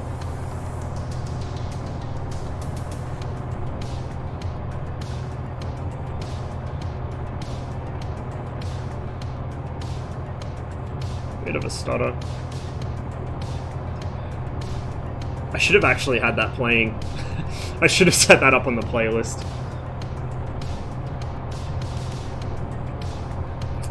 I wonder if they actually modeled Anfield. I bet they did. But, because I haven't been to Liverpool since forever, I can't remember where exactly in the city it is. So I guess we might fly over it by accident. I'm gonna guess it's one of these two, maybe?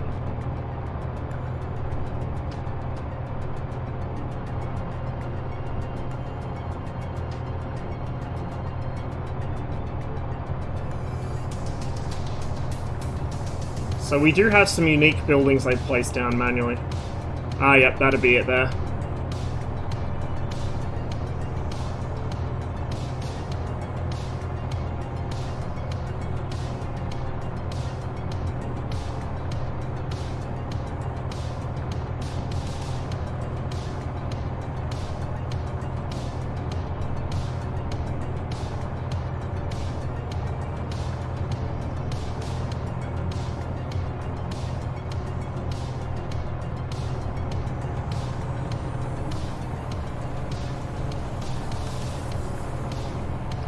Yeah, Old Trafford's pretty well modelled too. I mean, I've got custom scenery for Manchester that I think overwrites it, but like even in the base game it was really well detailed.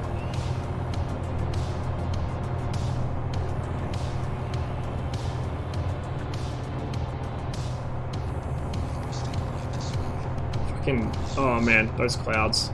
Those clouds. Beautiful. I'll have to see if there is photogrammetry scenery for Liverpool. There probably is. Probably is. M. Tracy, thanks for the follow. Welcome to the stream. Yeah, I bet there is. There probably is for most larger cities in the UK, to be honest. I mean, fuck, if there's photogrammetry for Leeds, there should be for Liverpool.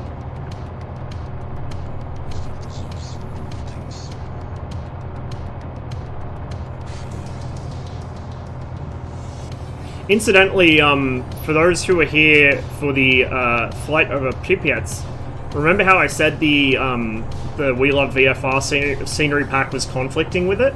Well, it turns out the creator of We Love VFR has found out that there is a conflict. Somebody posted a comment on the mod before I could get to it, and that should be addressed in the next update, which should be coming in a couple of weeks, I think they said.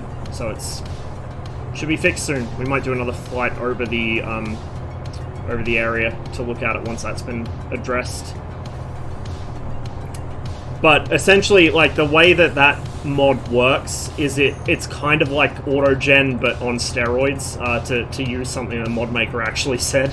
And so when people make scenery mods of their own, they need to put down an exclusion zone around their scenery so that nothing else loads in, so that there isn't a conflict. But I guess the guy that did the Pripyat scenery didn't remember to do that, or maybe didn't know that they needed to do that. Probably didn't think anyone else would do anything in that area, so they figured they probably wouldn't need to. You do get some weird scenery conflicts. I got a bunch of Melbourne scenery last night, and when I went to check up on it, I found out the South Melbourne scenery, which is photogrammetry by the way, was elevated about 20 meters above the ground.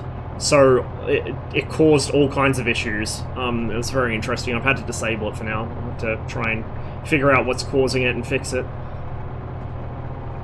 I do have a mod that adds on a bunch of ship stuff. I think there's a free one as well. There's a bunch of paid ship add-ons in the marketplace, but the guys that made those also made a couple free ones, so I'm using the free ones of those. I haven't bought any of the paid ones yet. And then I'm using like a global ship traffic mod, which is on flightsim.to.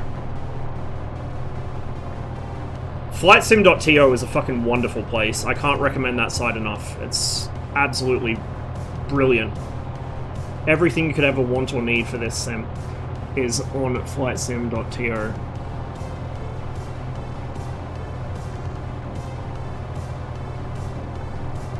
Well, at least we have a bit of space under the clouds here to maneuver around.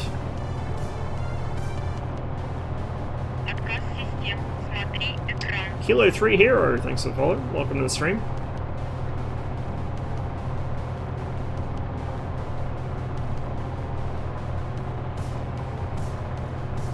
Beautiful, typical English weather. To be honest, I don't mind it. I don't mind rainy, cloudy weather. I'd rather have that than heat.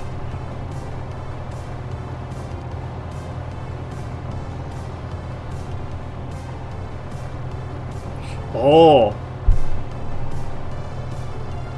You know what? The auto-gen would butcher it.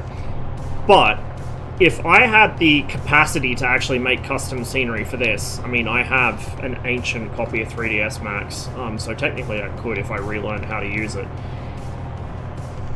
Wind scale. I'm kind of tempted. I'm kind of tempted.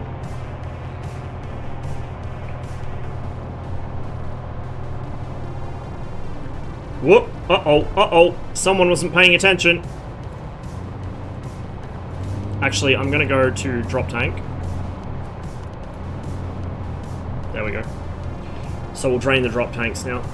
So what happened there was I wasn't paying attention and those two lights came on.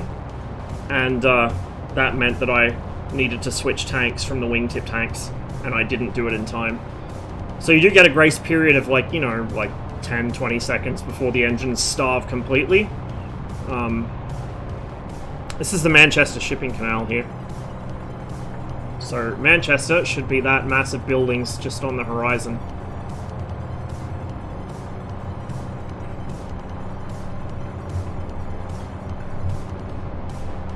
So probably two of the places I miss most. I mean, I miss Edmonton, but I get to go back there every, 5-10 years, so it's not as bad. But two of the places on Earth I miss the most are Manchester and Reading. Reading because it was just a nice place to live, and Manchester because it's a good-sized city, but it isn't London. Like, London has a couple of things going for it, like the Natural History Museum, which is one of my favourite places on Earth, and, some interesting history. But also it's London, and it's full of fuckwits. So if I was going to move back to the UK and I wanted to go to a big city, I would go back to Manchester. I wouldn't live anywhere in the south, especially at this point. Oh, we got air traffic over there. In the distance. This sim, like all sims I've played, has the thing where nav lights are apparently brighter than the fucking sun. So, like, there's no way, even on an overcast day, there's no way I should see him that clearly from this distance. At night, maybe, kind of, but daylight, no. Like, this kind of weather, you can't see nav lights from more than about 50 to 100 meters. Like, you have to be next to the aircraft to see that the nav lights are on. So this I don't know. I get why they do it, because spotting in sims is notoriously sketch, as all DCS and IL-2 players know, but at the same time, I feel like it's a bit overplayed. Please unfreeze. Please unfreeze. There we go.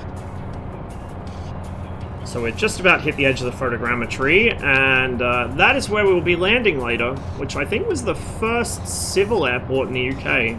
Certainly one of the first. Opened in 1928. We're on the kind of outskirts of town here. Nice little airstrip. Grass runways only open during the day because there's no lights.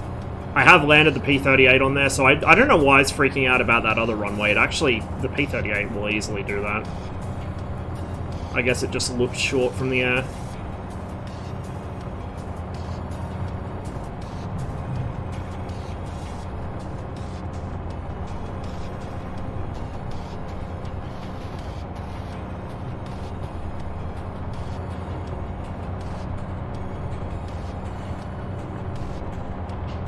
Have hopefully plenty of fuel in the drop tanks. We shouldn't need to switch to mains until before I land. I will, because I don't want the engines to cut during approach, obviously, but while we're just tooling around, I'll keep it on drop tanks. Another aircraft over there in the cloud.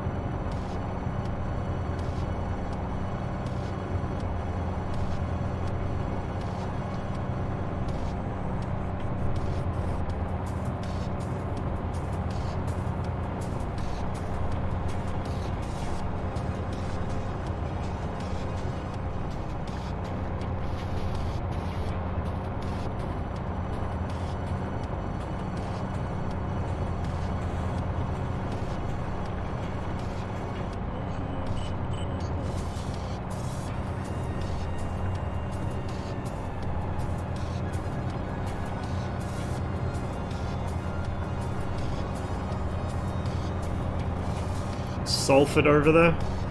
Well, actually, I'll double back around because we kind of skipped a bit of scenery here. You see the Trafford Centre behind me? That's that was still being completed when we moved to Australia, so that I never got to go in that. It was still a construction site. It was nearly finished when we moved. I think it opened in like 98. We moved in 97.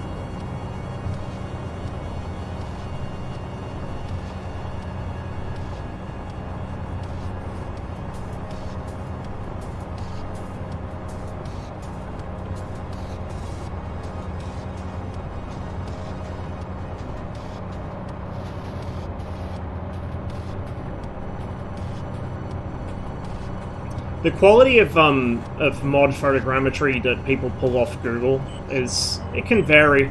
Quite often the lighting, like the color of the shadows doesn't match the default photogrammetry, it doesn't match the rest of the sim, so that's one thing to be said for some of the work Asobo did, is when they used photogrammetry in the sim natively, and this is probably why they don't have the full range of photogrammetry that Bing actually has on its maps, they actually fine-tuned it to make sure the color balance was the same, so it would blend in with the rest of the scenery.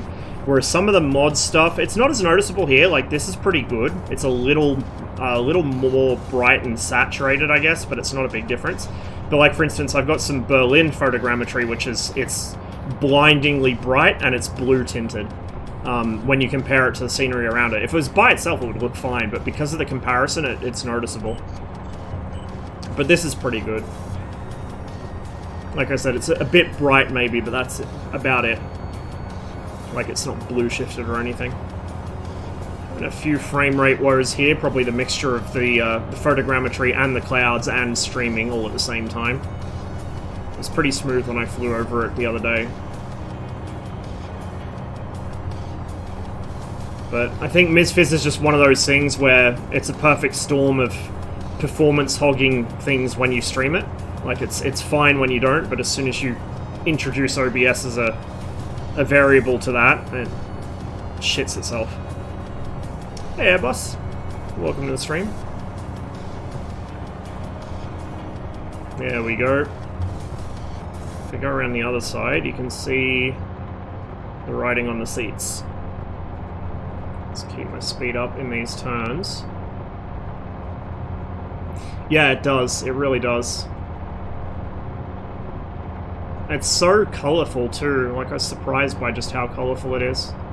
We've got a bit of a seam there, actually. I hadn't noticed that before, but there's a bit of a discontinuity in terrain height between two chunks of scenery.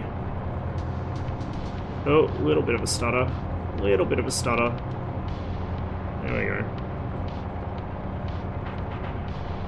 But it's not too spottable from the air. I wonder how it would look in VR.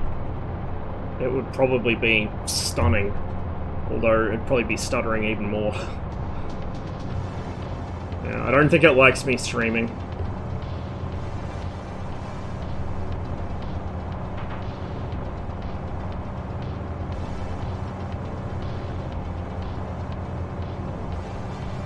The guy that did most of this photogrammetry is working on a new and improved version, which is supposed to be better optimized and I think includes a bit more of the city as well. So once that comes out, that should get rid of that seam, and it should also improve performance. Do you lock the FPS when you stream? I probably should. I don't actually remember if I've got it locked or not, but I'll have to check. That's a good call, actually. I hadn't thought to check that.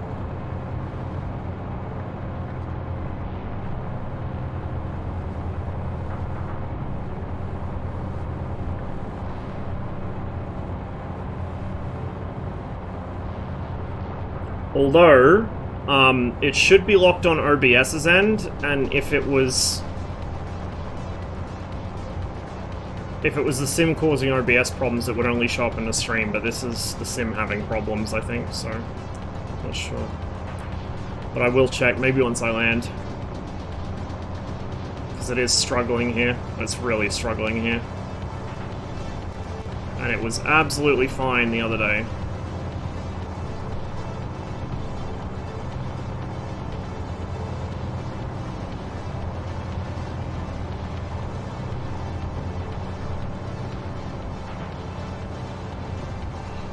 Mind you, I'm also not sure how good the LODs are for this scenery, or if there are even any.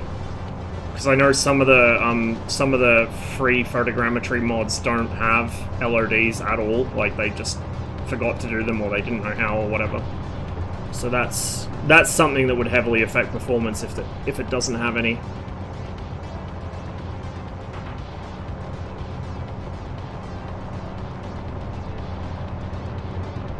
But overall, the city looks really, really good. Really, really good.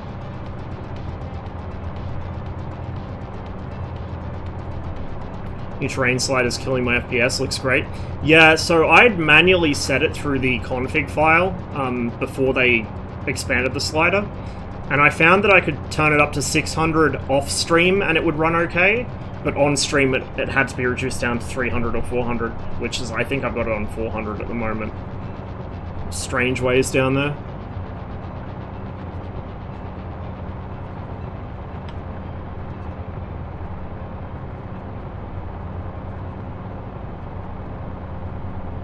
Well, when I say 600, I was testing that over a fairly, I wouldn't say undeveloped region, but it wasn't like over a massive city like this. So it would probably have to come down in a really heavily built up area. Yeah, that is Manchester. Absolutely beautiful city.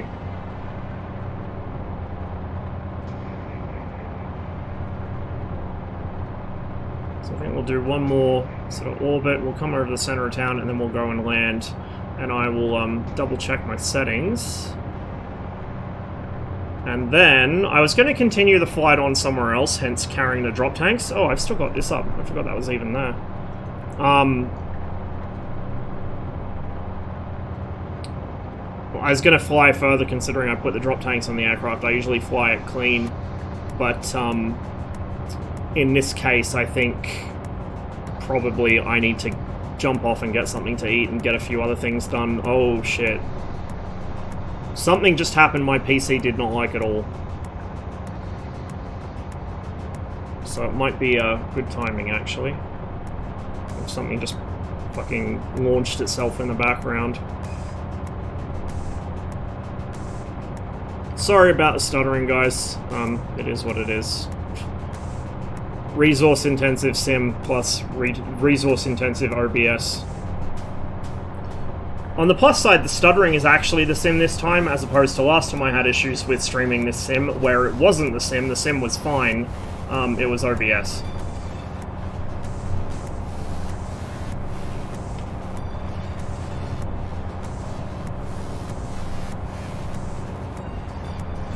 So I'll probably be streaming tomorrow as well. I think there's a mission on Cold War that I wanted to do, a helicopter one.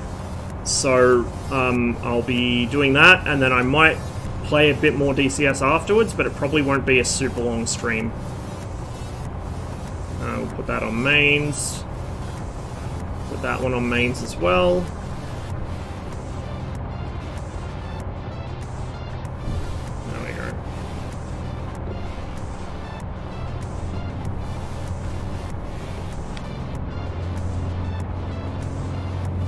Now we've got to find the airport again.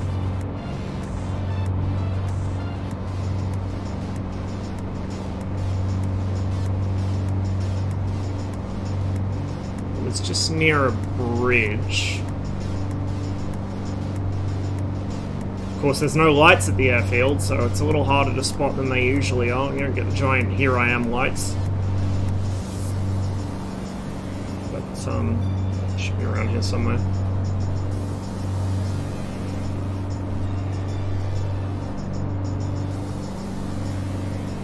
Come on. behave yourself.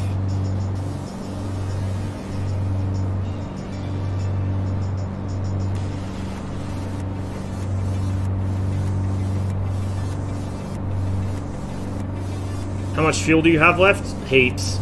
I'll actually open the fuel dialogue on the ground so you can see just how much, but heaps.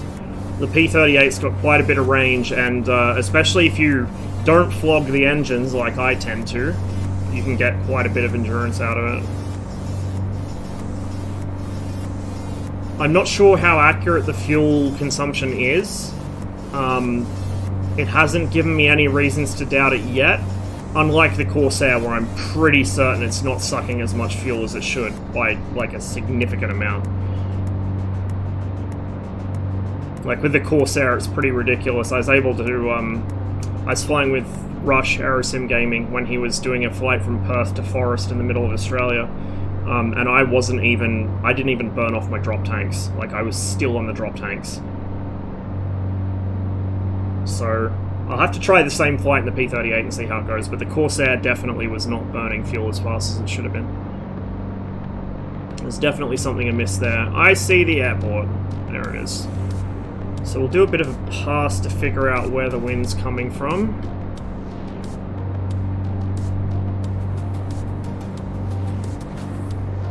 Should be a windsock down there somewhere. Okay, so I want to go around to the right and land towards the city. It's quite a cool little airport. You'll see what I mean when we get on the ground. Very old-timey.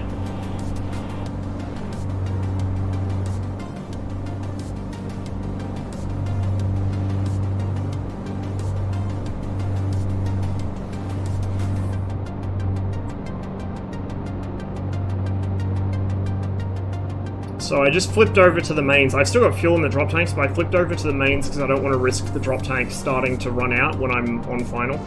Because the P-38 with gear down, and especially flaps and gear down, is very draggy.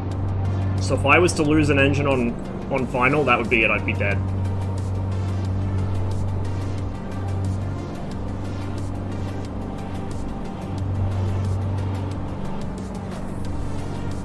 Okay, we're going to come off the power a bit. We are slow enough for gear. We're slow enough to start dumping the flaps.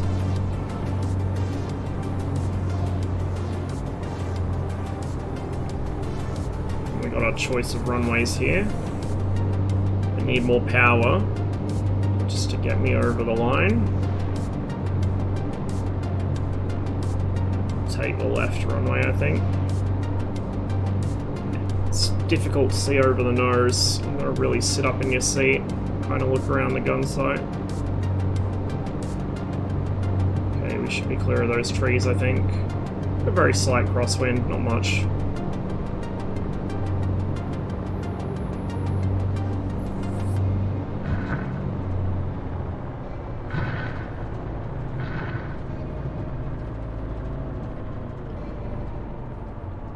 There we go.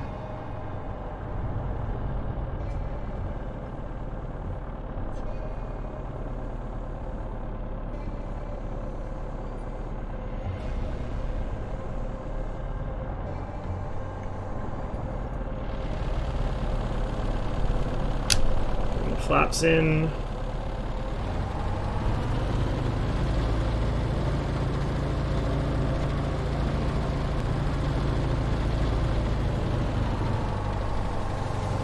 Is the front of the hangar actually open? I think the doors are closed, otherwise I'd go park in the hangar. It's quite a nice little airport.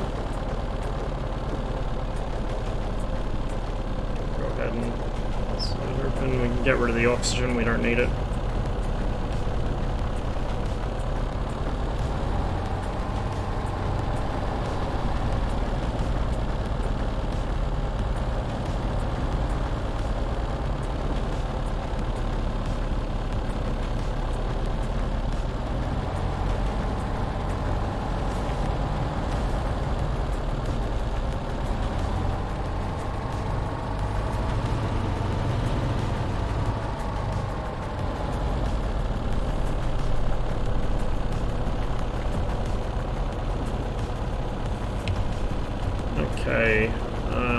And get rid of the emergency pumps. We only need them for high altitude. Well, I say high altitude, above about 12,000 feet. We can get rid of the nav lights, if it'll let me. Get rid of the compass. I think that's the compass heat. Turn the instrument lights off. What else have I got to do before I shut down? That should be just about everything. Yeah, it should be just about everything. So, we'll cut the mixture. Fucking logbook! Go away.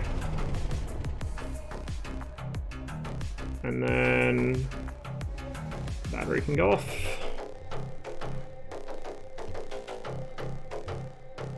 Yeah, I know, Polar. That's pretty ridiculous. Except none of them function the way they're meant to, so like I don't get it. Why would you play War Thunder so you can drop LGBs when they don't even work like proper LGBs? Let's check our fuel. Ignore the sliders, they're wrong. I don't know what's going on with the sliders today, they're misbehaving. As you can see down here, but... So we had 90 gallons in the mains, each main tank, so that's 180 gallons. And then we had 95 gallons in the drop tanks, and 60 gallons in the auxiliary or reserve tanks, so that's 120. 180 is 300 gallons, and then 300 plus 190, 490 gallons. I think. I'm really bad at maths. But yeah, shitloads of fuel. Like, now, if you consider that the Spitfire carries, when it's full, about 80 gallons, 85 gallons of fuel. Mind you, those are British gallons. This is instrumented in US gallons. I don't know if these are, I assume these are US gallons. But yeah, we got lots of fuel. Lots and lots of fuel. You could easily get probably like a 1,000-mile range out of this thing if you manage the engines properly. Anyway, let's grab our little external camera and have a bit of a look around this little wonderful little airfield. I think this is, I'm pretty sure this is default to the game when they did the UK scenery. Like they did the special UK scenery stuff. I think they added this because this is, you know, a pretty historically significant airport. So it's all handcrafted.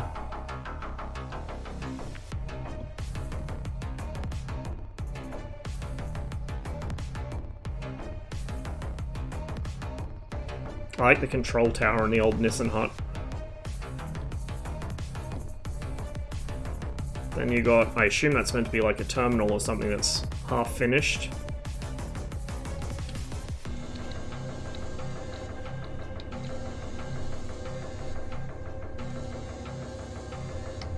I wonder if that's an actual phone number. Free advertising space. They probably just replace it with generic stuff. I doubt they'd put the actual advertisements for the actual companies there.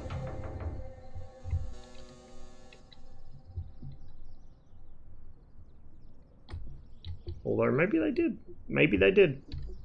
I don't know.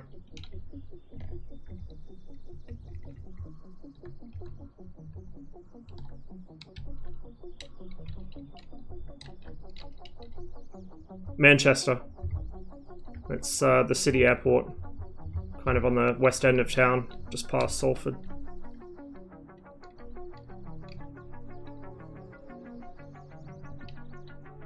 Very detailed.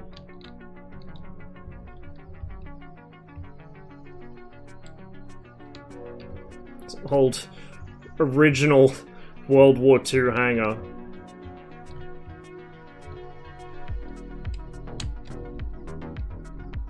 So the airport was opened, I think, in 1928, and it would have been used during the war, probably for this, probably as a training airfield or something. Probably an OTU.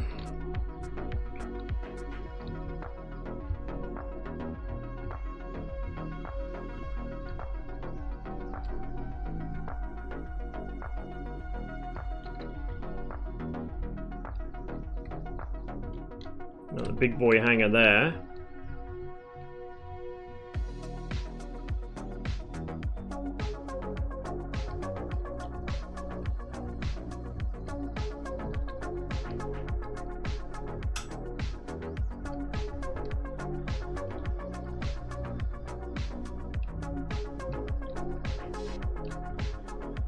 I love the control tower. I really love this control tower.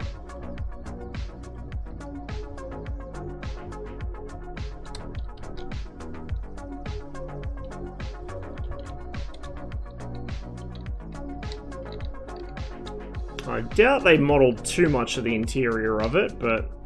Oh my god, they did! They actually did. The Mad Lads. Oh, that's so cool. That's awesome. Whoop. We don't want to be that short. There we go. There we go. There's our P38. There's our screenshot for the day. And on that note, I'm going to find somewhere to send you guys.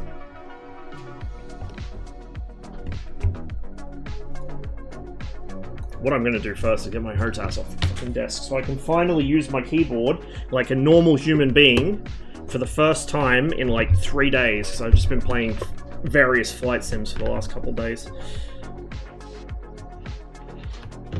Which is probably why I'm so sore. I've been reaching around all my shit to type.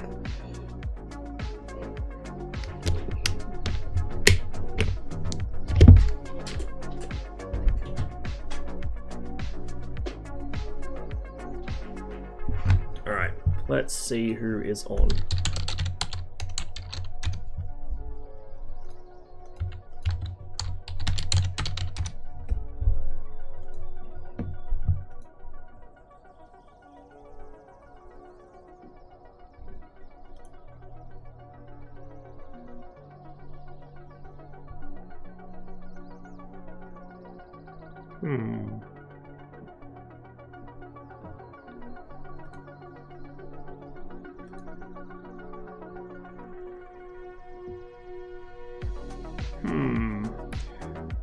I might send you guys over to...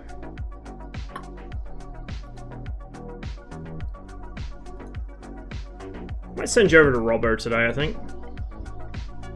Bear with me.